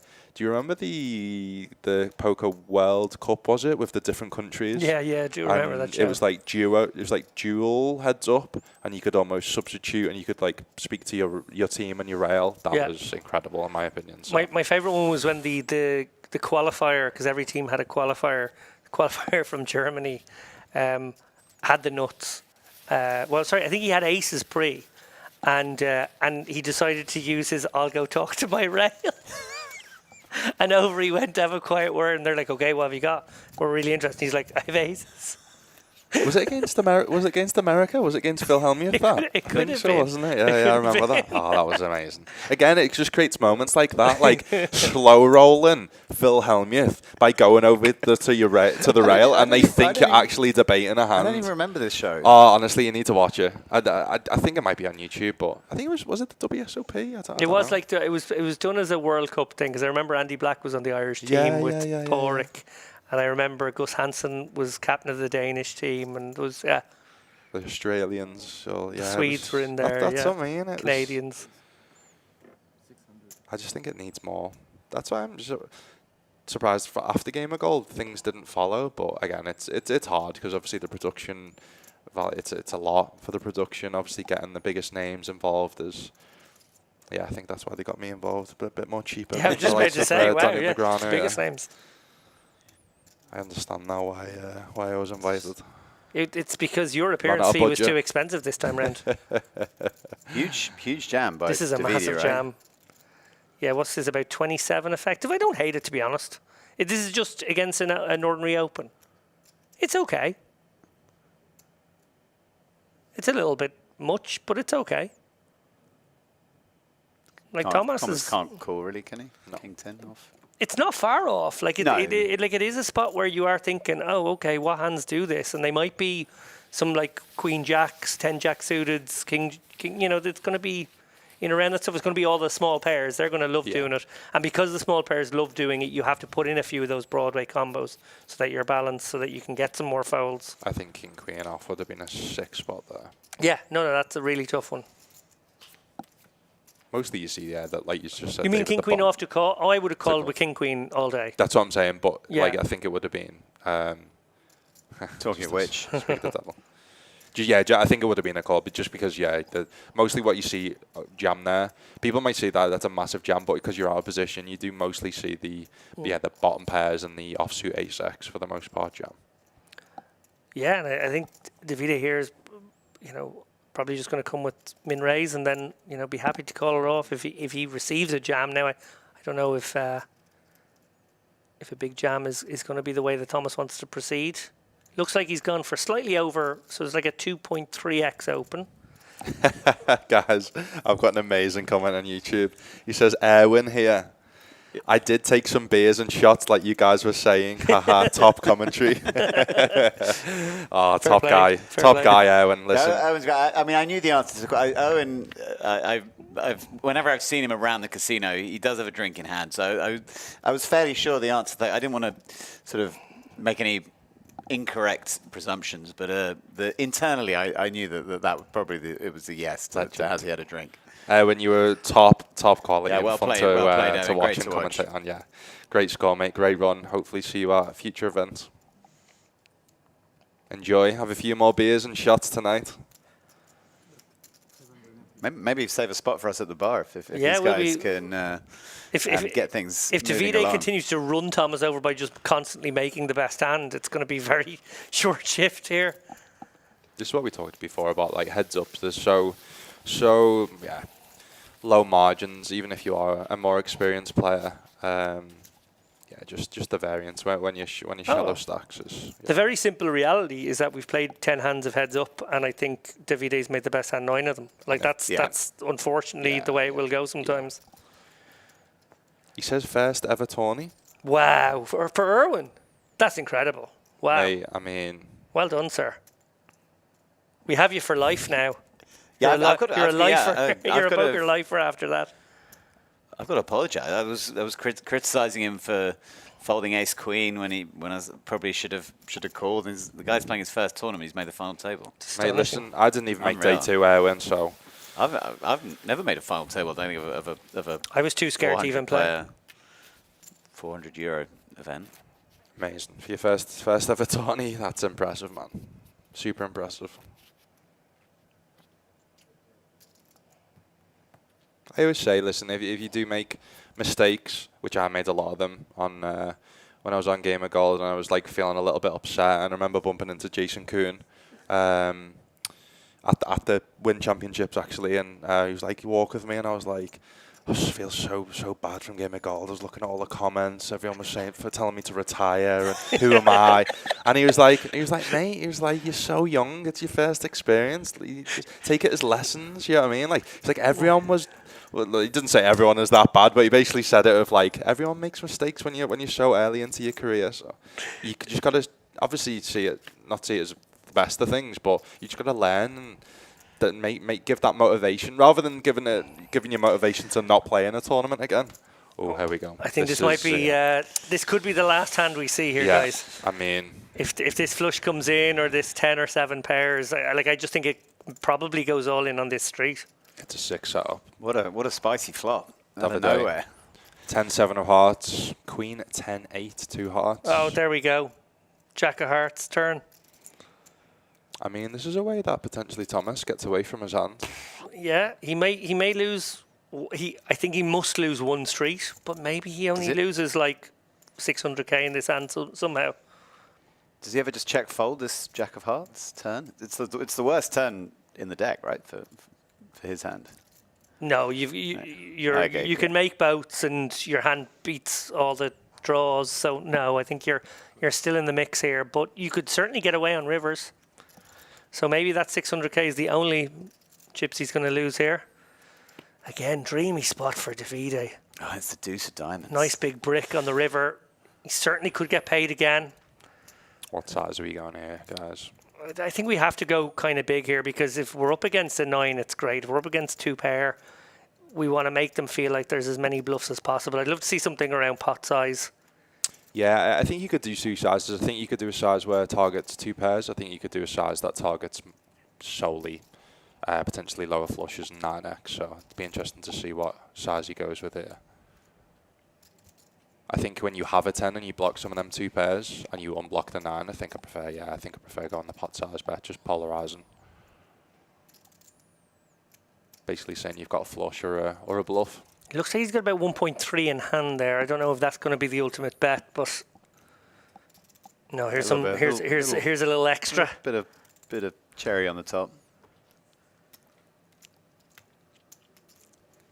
What are we looking at? 1.6. Yeah, Owen, you're amazing, man.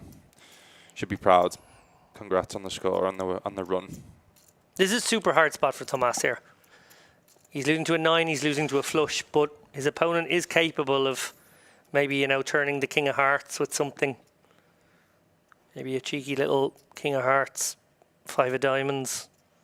Just going for this one.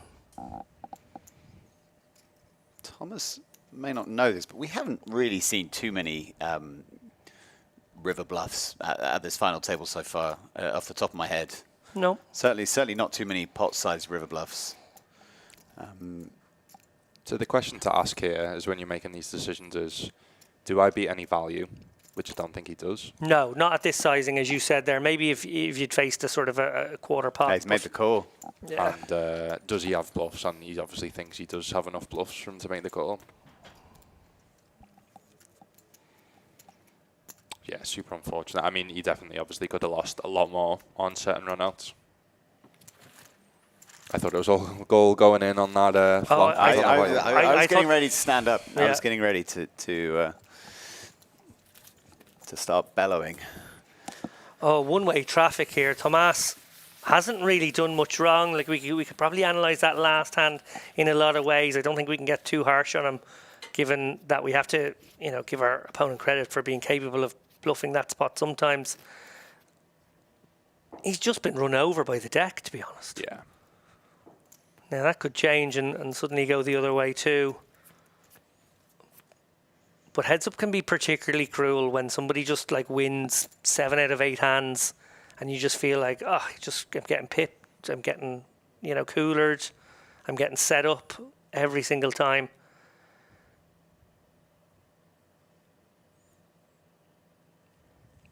$14 bigs here, give or take. He's just going to send us. Okay, interesting. Ooh, Davide with the pretty one. Ooh, it's a pretty one. Wow. It's a close spot. Ever to spin the wheel here? Yeah. Yeah, because your opponent, you can remove the top here when he jams 14 and a half. So you're thinking to yourself, okay, well, small pairs, I'm actually like bang on 50% against.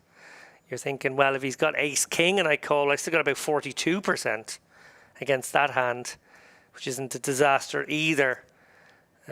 But you're also thinking it's much more likely he's got a kind of a one big card, one small card when you face the jam. It's going to be the ace 5. It's going to be the king 6 suited. It's going to be that kind of stuff. I think you can pass on this one, but it's actually a lot closer than people realise. Yeah, it does pass. The fear, I suppose, being mostly that it could be the queen 10 suited or the king 10. Ace 9 off, maybe. Yeah, that kind of stuff makes sense. King 9 even. Yeah, so Owen's got a really good attitude. He put in chat that he'll play future events, might even do EPT, but he has lots of study to do, though. So that's the attitude I like, man.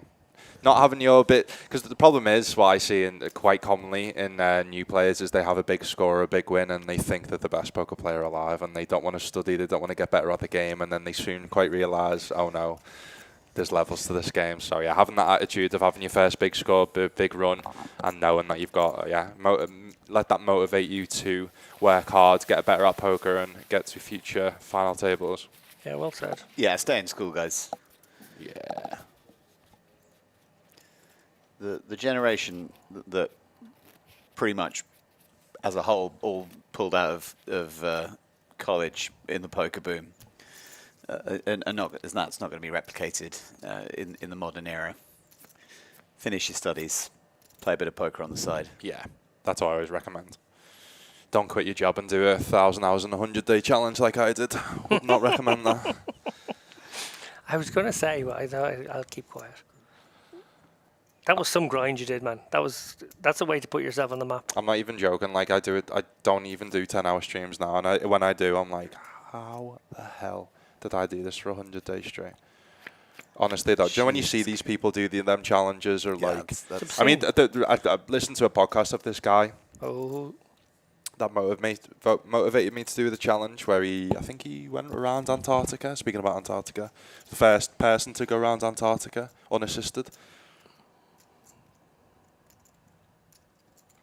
Do you see Thomas flopped the top pair here with the 9-8 the other day, middle pair? good opportunity to get some back here. Davide's got an easy call here with second pin. And Tomas, it can run out funny, but is likely to bet again on a big card. Maybe not specifically the 10. It's an interesting one. I was going to say, if we did see like a big card, like a king, queen, you'd be pretty happy betting a second time here. But actually on specifically the 10, you'd be a little bit worried maybe about some... well, I guess you have the 9 blocking the 9-10, but yeah, he's going to keep betting. Yeah, Keeps control of the pot as well, which is nice. And you can find value. And a lot of the pairs also have a draw, so it's nice to pursue value here. Depending on sizing, it's already an interesting spot for Davide. Half pot, yeah.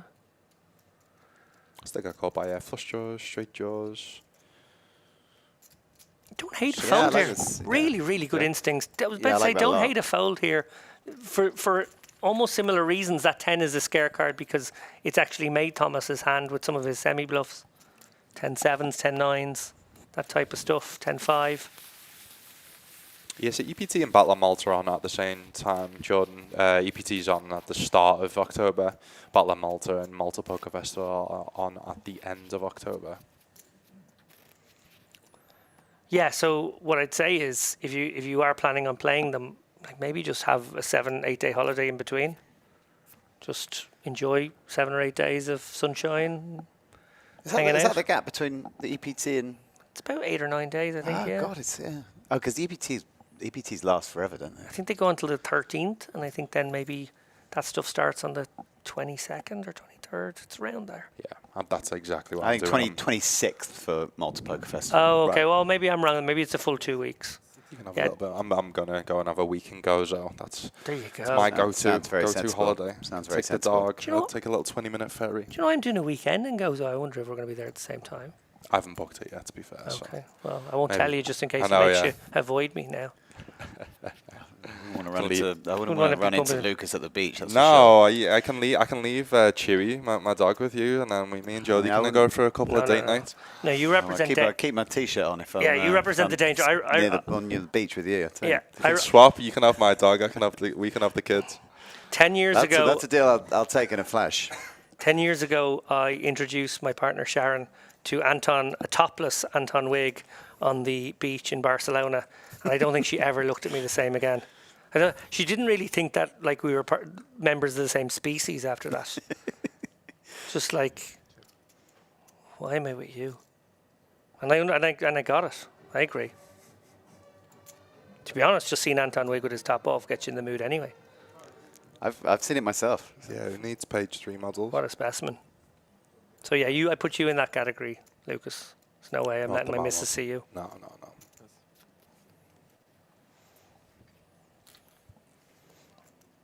Too much Dubai chocolate for me.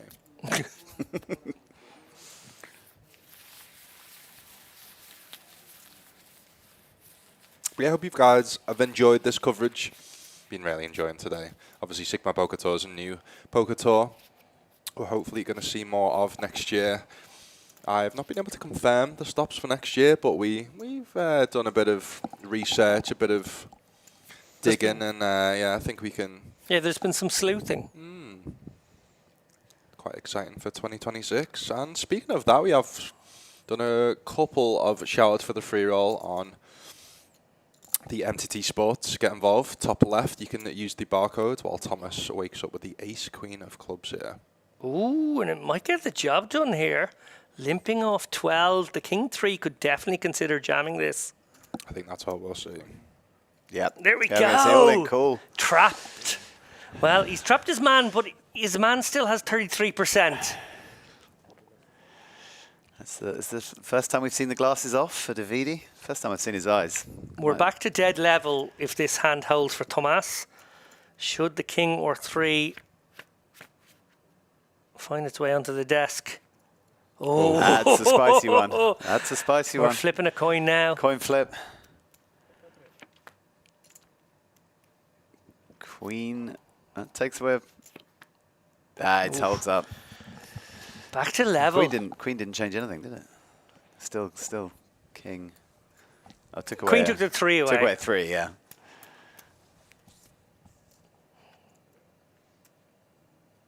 Thomas back in it. On into the night we go. Yeah, excellent limp there from Thomas. Setting the trap there, knowing his opponent with some, and particularly knowing that he'd done that 14 big blind shove a while ago, probably sensing that some of the king X, the queen X might do that. Certainly ace X would anyway.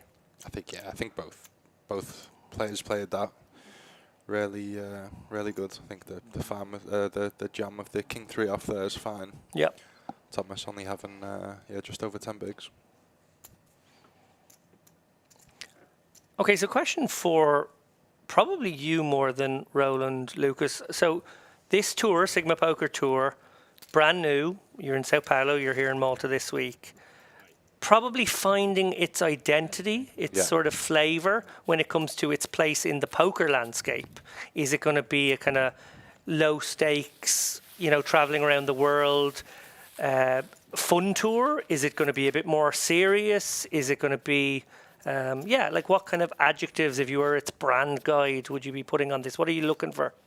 So I think the Brazil stopped more than this. I think this one was more like the Malta Poker Festival, it felt like to me. Okay. So a bit more lower, a bit more people having fun.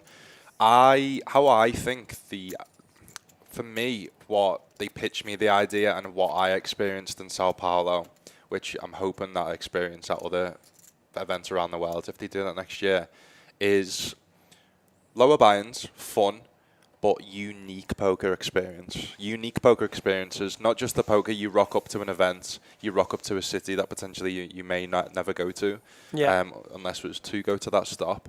And like me and Roland were saying before, the experience that we had in Brazil, where you're just playing. Obviously, the Brazilian poker players are fun to play against anyway. You're looking around, you've got people in giraffe costumes, you've got violinists, you've got bands, you've got salsa dancers, I think it was one time. Yeah, you've got free food. I had first ever time chocolate pizza there, which I didn't think was going to be a thing in Brazil. And I think that's the vision, and that's what I feel like it's going to be in the future. I think obviously a bit less so in Malta, just given that I've already experienced what it's like to play poker in Malta. It's at the same venue as the Malta Poker Festival, so it feels very similar to that, similar buy-in, similar schedule. But yeah, I think that's why almost kind of makes you experience the culture of each country. So let's say maybe every stop's different in a way, because obviously every culture's different. But that's what I truly felt in Brazil. So yeah, I think maybe translating that into fun poker events, but also experiencing the culture. Because that's the thing we talked about here. You can have flags on your Hender mob. You can go to certain countries across the world. You may only play poker and go in the casino. Like I've just been to Montreal at a WPT event. I only saw Playground, the venue. I didn't see any in Montreal. So no, you don't. It's too far out. Exactly. You wouldn't be the first. Yeah. But that's a thing. I think if you can almost bring that culture and bring that experience of that city or of that country to the poker event, I think that's where the Sigma. Because the thing is, right, we also went to the Sigma event in Brazil, right? You were a speaker on the poker panel there. Yeah. And like how much of the culture did you experience from that? All the samba dancers going around, like the Yeah. people, the experiences, like. So I think that's where they're almost trying to translate that why the Sigma events have got so big and so popular is for that reason, right? People go there to experience the culture, experience the unique experience of that. They don't just go there to, obviously you can go there and make connections and stuff like that, but I think the experiences are the main thing that people go for. So when I was first asked questions about what I sort of perceived the strengths of Sigma to be, I always said that they had a sort of unique ability to connect the elites of the gaming world, executives and sort of C-level people who might be poker curious, who might be gaming. They're already gaming curious. They're probably heavily embedded in that industry. To expose them in a very sort of easy way to poker. And I think that is happening at some of the sort of lower level events. You're seeing people who perhaps haven't dipped their toes into a tournament. Certainly in the ladies' events, the way they're set up to be a free roll. If you're registered on time, it's a free roll, and then there's rebuys after that. We saw that heavily in Brazil as well. A lot of, you had your sort of premium events, you had your main event, your Hender Mob. Below that, there was a lot of extremely accessible events. The Cabea events are free rolls, and in Sao Paulo, it was a free roll with a sort of $50 rebuy. And in those events, you were primarily playing with people who play poker for the first time. So attendees of the festival, people who were clearly poker curious but had no poker experience. And I say definitely, these aren't the type of people who are just coming from a Sigma festival and saying, I'm going to jump straight into a main event, but they are they're being shown a bridge between the world of affiliates and the world of Sigma and the world of gaming and the slightly kind of often mysterious world of poker, where that first step into a casino can be intimidating, even for men. I mean, we talk a lot about women finding it a little bit I was just going to say that. daunting to enter that poker. But if you're a man or especially a young man who's only ever played in home games or in very, very casual settings, I do think that first step into a casino is also quite daunting, whatever your gender. Poker players can be very hardened. They've often been playing the game for 15, 20, 25 years or more. They're set in their ways. They're not particularly patient about new players. Perhaps the way they handle the chips isn't standard, or the way there's a bit string betty, or the way they act is more akin to how you see poker on TV. I call your 100 and raise you 100. Sure. And people who experience that are often quite impatient. I mean, I try to think of myself as patient, and I try, if there's a new player at your table, you do what you can. But we all have that. That's when things are going well. We all have that impatient devil within us that can snap, or they come on, or who where your patience might last 10 minutes and then run out. So we all try and welcome new players to the game, but we're not perfect. So I think what Sigma is doing, what Sigma will do, is provide a bridge for people who are curious about poker, who have the resources to play poker. Because Sigma, these conferences, they're attended by the very top people from the industry globally, and these are people that poker does want to attract. High net worth, they're educated, they can bring the game forward. These are people, if they see potential in poker, they can bring the game forward through their own companies, or through the work they're doing, through sponsorship for poker. Poker's desperately in need of sponsorship outside of just the very narrow bubble of the poker sites. So I think, for me, it's about bridging that world with the poker world, and I really hope it's a success. We talk about growing poker ad nauseum. So anyone who's trying new ways to grow poker, or exploring new ways, whether they work or not, is doing a good thing. So we're Hender Mob will be behind it for as long as they want to be partnered with us. The amount of people I saw in Brazil, that was their first ever live event, like you said. Not only a ladies event, but a normal event. and I've seen them at this event, and they're actually playing the main event, or Yeah. they're playing in the side event, and how good their abilities got from their first event, which was only a few months ago. Like, that is the way to get. I mean, I had a podcast with Yvonne, and we talked about how do we grow poker. Get more women into poker. It's so male dominated. How do we get more women into poker? Like you just said then. How do we get younger people into poker? Yeah. By creating events like this. That I mean, the Divas event on this series was free entry. That's how you get more people into poker. You have a person who can help you, can like play the game, help you feel comfortable. So the Divas event yesterday, the vibe. I mean, the one in Brazil was unbelievable. It was like a carnival. Yeah, the room was buzzing. Like the girls, like a lot of them didn't know how to play the game, but they loved it. You could see the happiness in their face, and that's the good side of poker that we need to promote, rather than obviously the bad side and bad people. Well, with that in mind, I have an idea to pitch you around. Go on. So you're obviously the Hendon Mob, and that's the brand, and these festivals that you have, like 10 or 12 a year now, all around the world, are absolutely brilliant. I've attended loads of them in loads of different countries. But what about the idea then, seeing as you have all that information at your disposal, and you made the point about how daunting it is being a newcomer to poker, not just how we, sometimes focus in on women's events as being their entry point, but maybe, newcomer events as being a more general, sexless entry point. You have in your database all the information on hand that you could have a tournament where you can't have more than 5,000 quid on the Hendon Mob, or 1,000 euro worth of victories or wins on the Hendon Mob, or whatever it is. You can decide what that cutoff point, which would be how you determine who's a newcomer or not. Now, obviously, that could be corrupted by some online beast who's never played, live poker before. But putting that to one side for a moment, specifically, that'd be very on brand for the Hendon Mob, that you could have a Hendon Mob newcomers alongside your regular event. So these events exist already. They're in existence in small numbers, but not insignificantly throughout the world. Some of the East Coast casinos in the US have trialed these.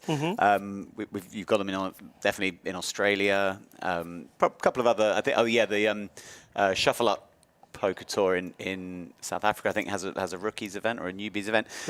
So we support these. We're behind them.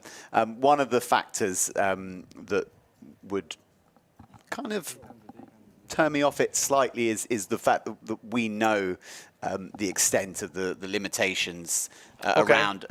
We know almost better than anyone some of the limitations around certain profiles. Whether that's duplicate profiles, whether that's so. For example, we're now in the age of GDPR.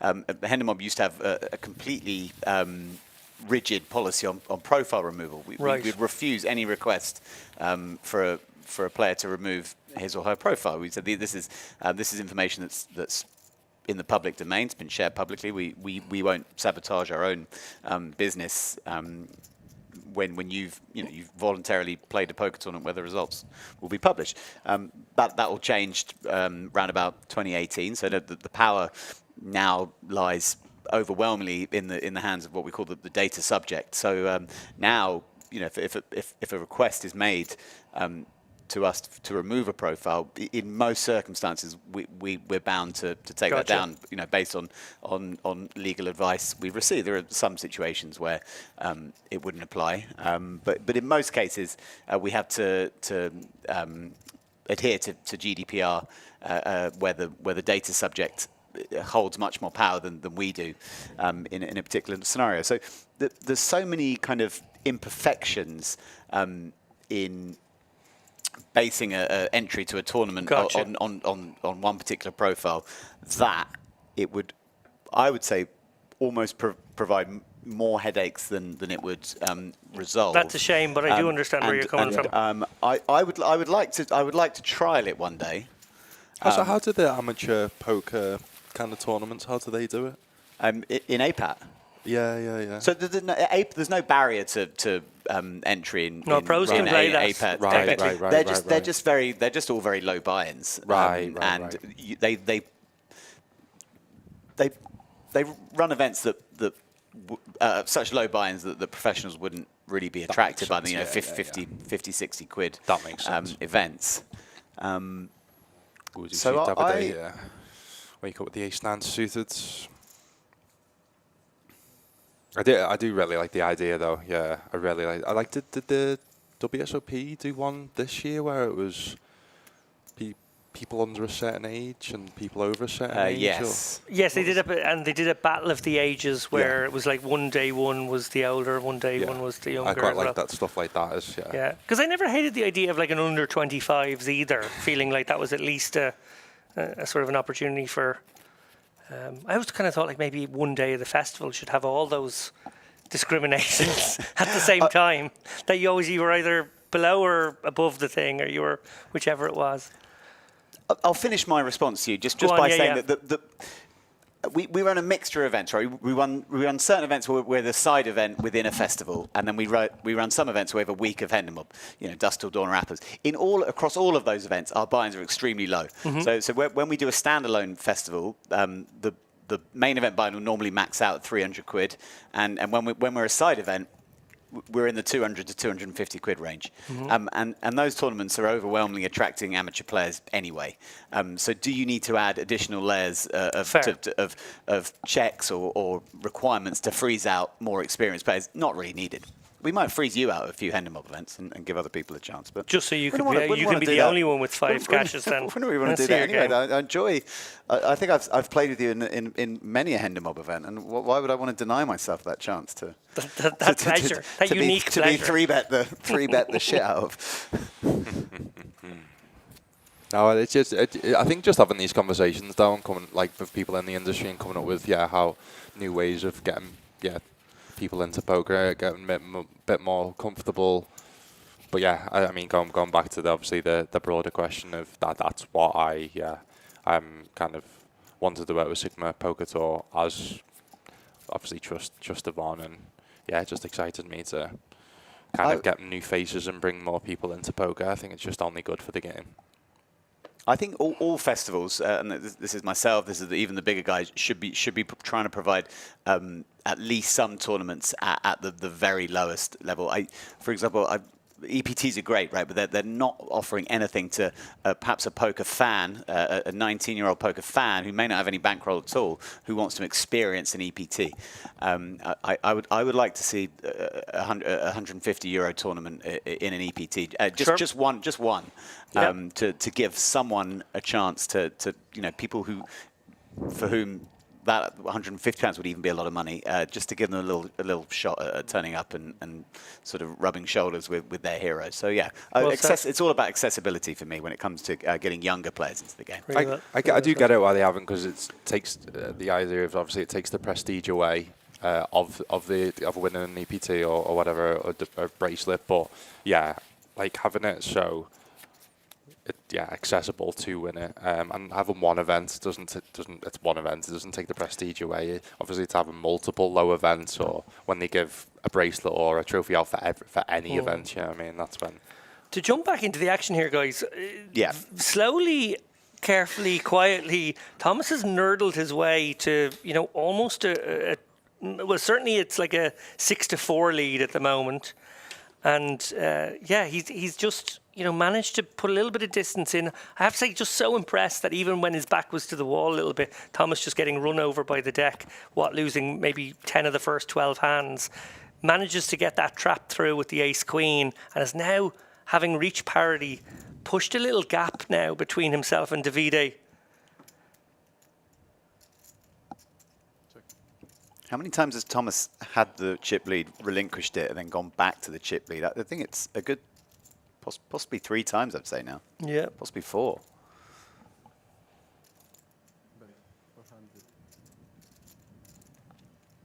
That's a nice bet from Davide with bottom end of the open ender.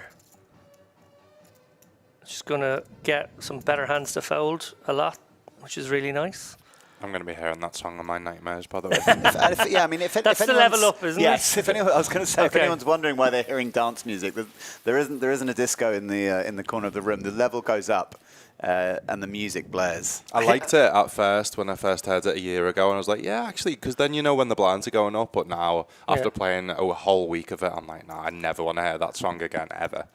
I think we need that Sigma Boy song that's like really popular. Or maybe it's only popular with like 7-year-olds because that's the world I live in these days. The content guys have been churning out Turning out the Sigma tunes. Boy, Oh, Sigma has been. Boy Okay, yeah, I've had a lot videos of that. on Instagram. See the chip stacks there. Davide, 20 big blinds, 8.1 million. Thomas now with the chip lead, 31 big blinds. See them discussing, laughing, smiling. I mean, they're both locked up, €18,400. Yeah. Good to be Thomas Brzezinski right now. Yeah. 500k and $500,000 in his pocket. Regs another tournament. Gets heads up. Yeah, that's pretty sick. I think I had someone ask like on day one, like, why is he playing this if he's just won 500,000? And yeah, I mean, he's proved why. Why not? Oh no, he predominantly wasn't playing €5,000 buy-ins prior to the main event. You don't want to make the mistake of just jumping up in stakes exponentially just because you've had a big score. It would be a way to go broke pretty swiftly. So I like what Thomas is doing, coming down to a tournament where he's clearly a strong favourite in his own country on his doorstep and just crushing. Flush drawn out for Thomas. Not much for Davide. He might take a stab here. Check.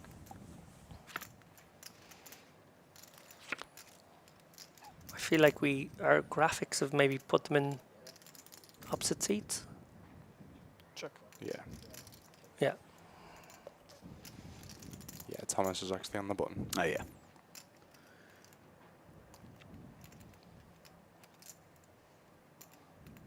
Yeah, I think this board's mostly going to be a C-bet range from Thomas. I don't mind checking some maybe higher flush draws, the ace high, queen high flush draws, but you still got 10 high that you can get some queen X.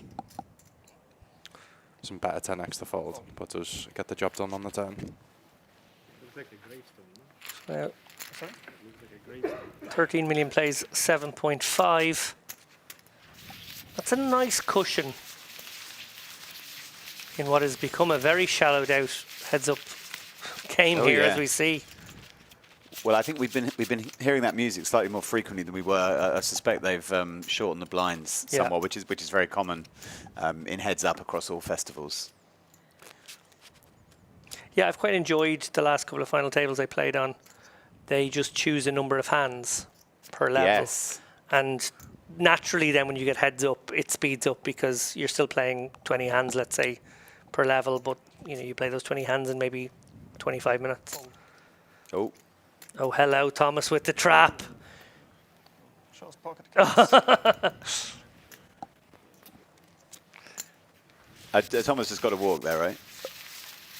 I think he has got to. Well, we do have That's our why he shows, our okay. graphics are unfortunately showing it the other way around, aren't they? And they're kind of stuck doing it now because they haven't. Maybe the players played a button in the same place twice because it's more likely for our graphics to not register than it is for them to accidentally. Someone kept the button maybe somewhere along the way. Maybe there's a beady-eyed railer in the chat who could tell us.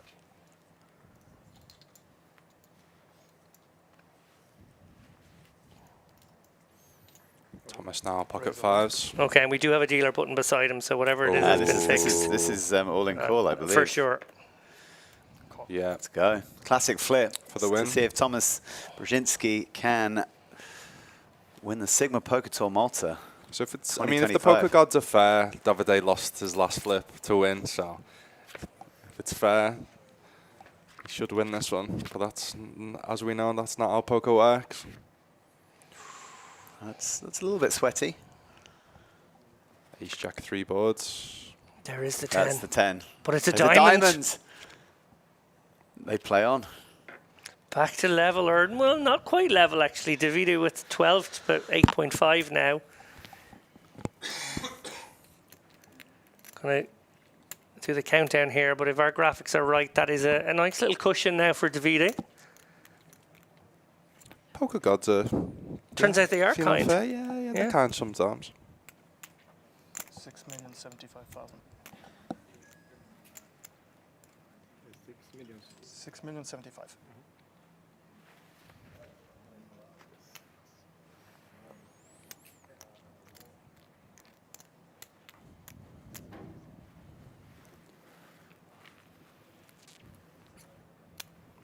Always a sweat.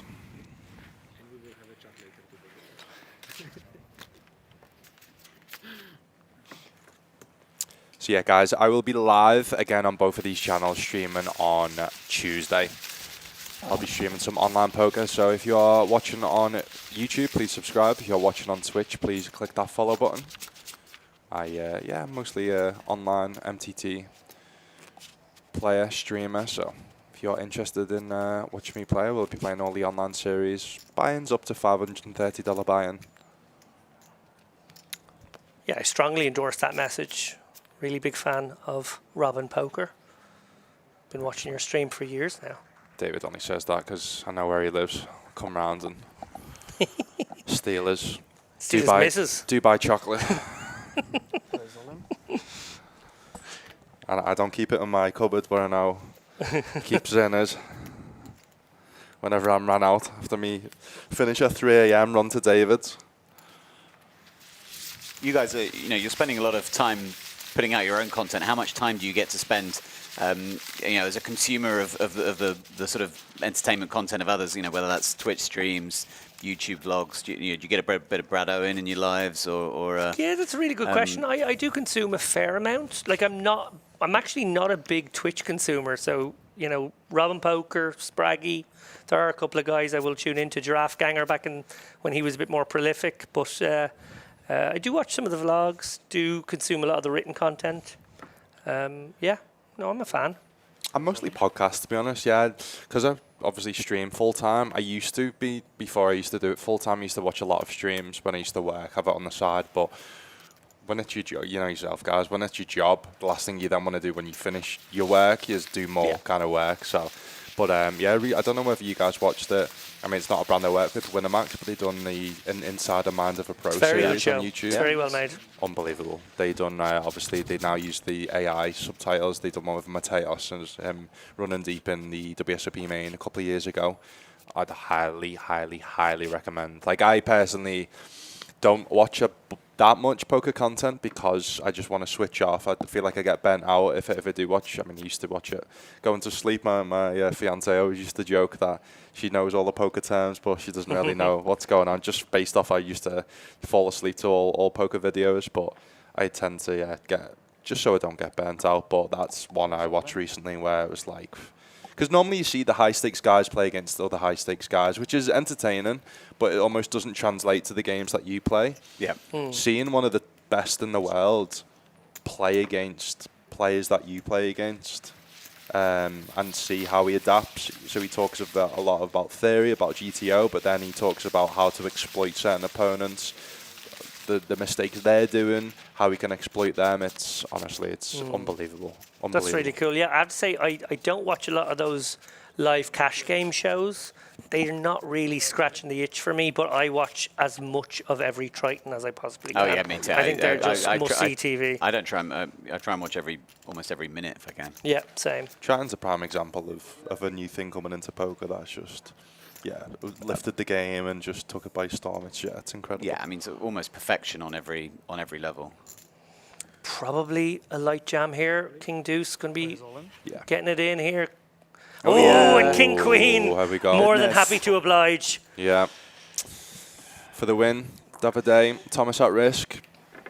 75% to become the first ever Sigma Poker Tour Malta main event champion. Just needs to avoid a deuce. Safe. 8-4 flop. Deuce and a deuce only it's going to be. Queen on the 10, just lock it up. And we do have the first ever Sigma Poker Tour Malta main event champion, Thomas. Congrats to him, just gets second place. Davide. Davide. The champ does get first place for 28,500 euros, Thomas. Fresh off his EPT main event run for 500,000, does get second for 19,000 euros. And there it is, guys. They see all the payouts. Really enjoyable final table. Congrats to all our players. Really impressed by. I mean, we found out it's a couple of people's first ever final tables, first ever events potentially they've played. So yeah, super impressed by the action today. And yeah, thank you so much for joining me. Oh, so happy to be here. I have to say, like, we did so much building up and talking about Thomas, who was in so many ways the star of the show, as we railed what was looking for so, just so often looking like it was going to be a fated, win right after his huge final table at EPT a few weeks ago. But actually, under the radar, sneaked Davide, who I just thought played really well. We've asked the question, is he a pro? Is he not? He certainly could be a pro. He's played tremendously well. He's turned 400 bucks into the guts of 30 grand here this weekend. And I imagine, there are more results to come from that man who showed a composure and, yeah, just a real, deft, nous, skillful sort of approach to everything. Never flustered. Obviously was short stacked for quite a long period of time. But, just quality poker, it's got to be said. Yeah, I'd just like to pay tribute to all these players. We had Romain, our French player, no recorded cashes prior to this event. Erwin got in touch with us after he busted on Twitch to say this was his first tournament. Incredible performance. John, a guy went deep in the Hendon Mob event, followed it up with a huge performance here in the Sigma Poker Tour. Guillaume, Belgian player, played incredibly. Chris, all action, wasn't afraid. That incredible two-outer with pocket deuces, and Agostino, well, he was doomed from his introduction from Yvonne, so we didn't get to see as much as him as we might have done. But just a real great collection of players, and I really look forward to the next stop on the Sigma Poker Tour, where hopefully we'll bring you more coverage. Yeah, and shout out again, guys, to the partners and the sponsors of the Sigma Poker Tour. Obviously, MTT Sports are running a free roll tomorrow, so if you've enjoyed this event and you want to get involved in future events in 2026, then you can play the free roll, use the barcode in the top left if you are watching on your phone, or you can use the link that I've got in my YouTube chat or Twitch chat. Free to enter, sign up, no deposit required, and you can win a package to next year's Sigma Poker Tour. But yeah, it's been a privilege. I've been Lucas. And please click the follow button if you are watching, and hopefully we'll see you at the next stop.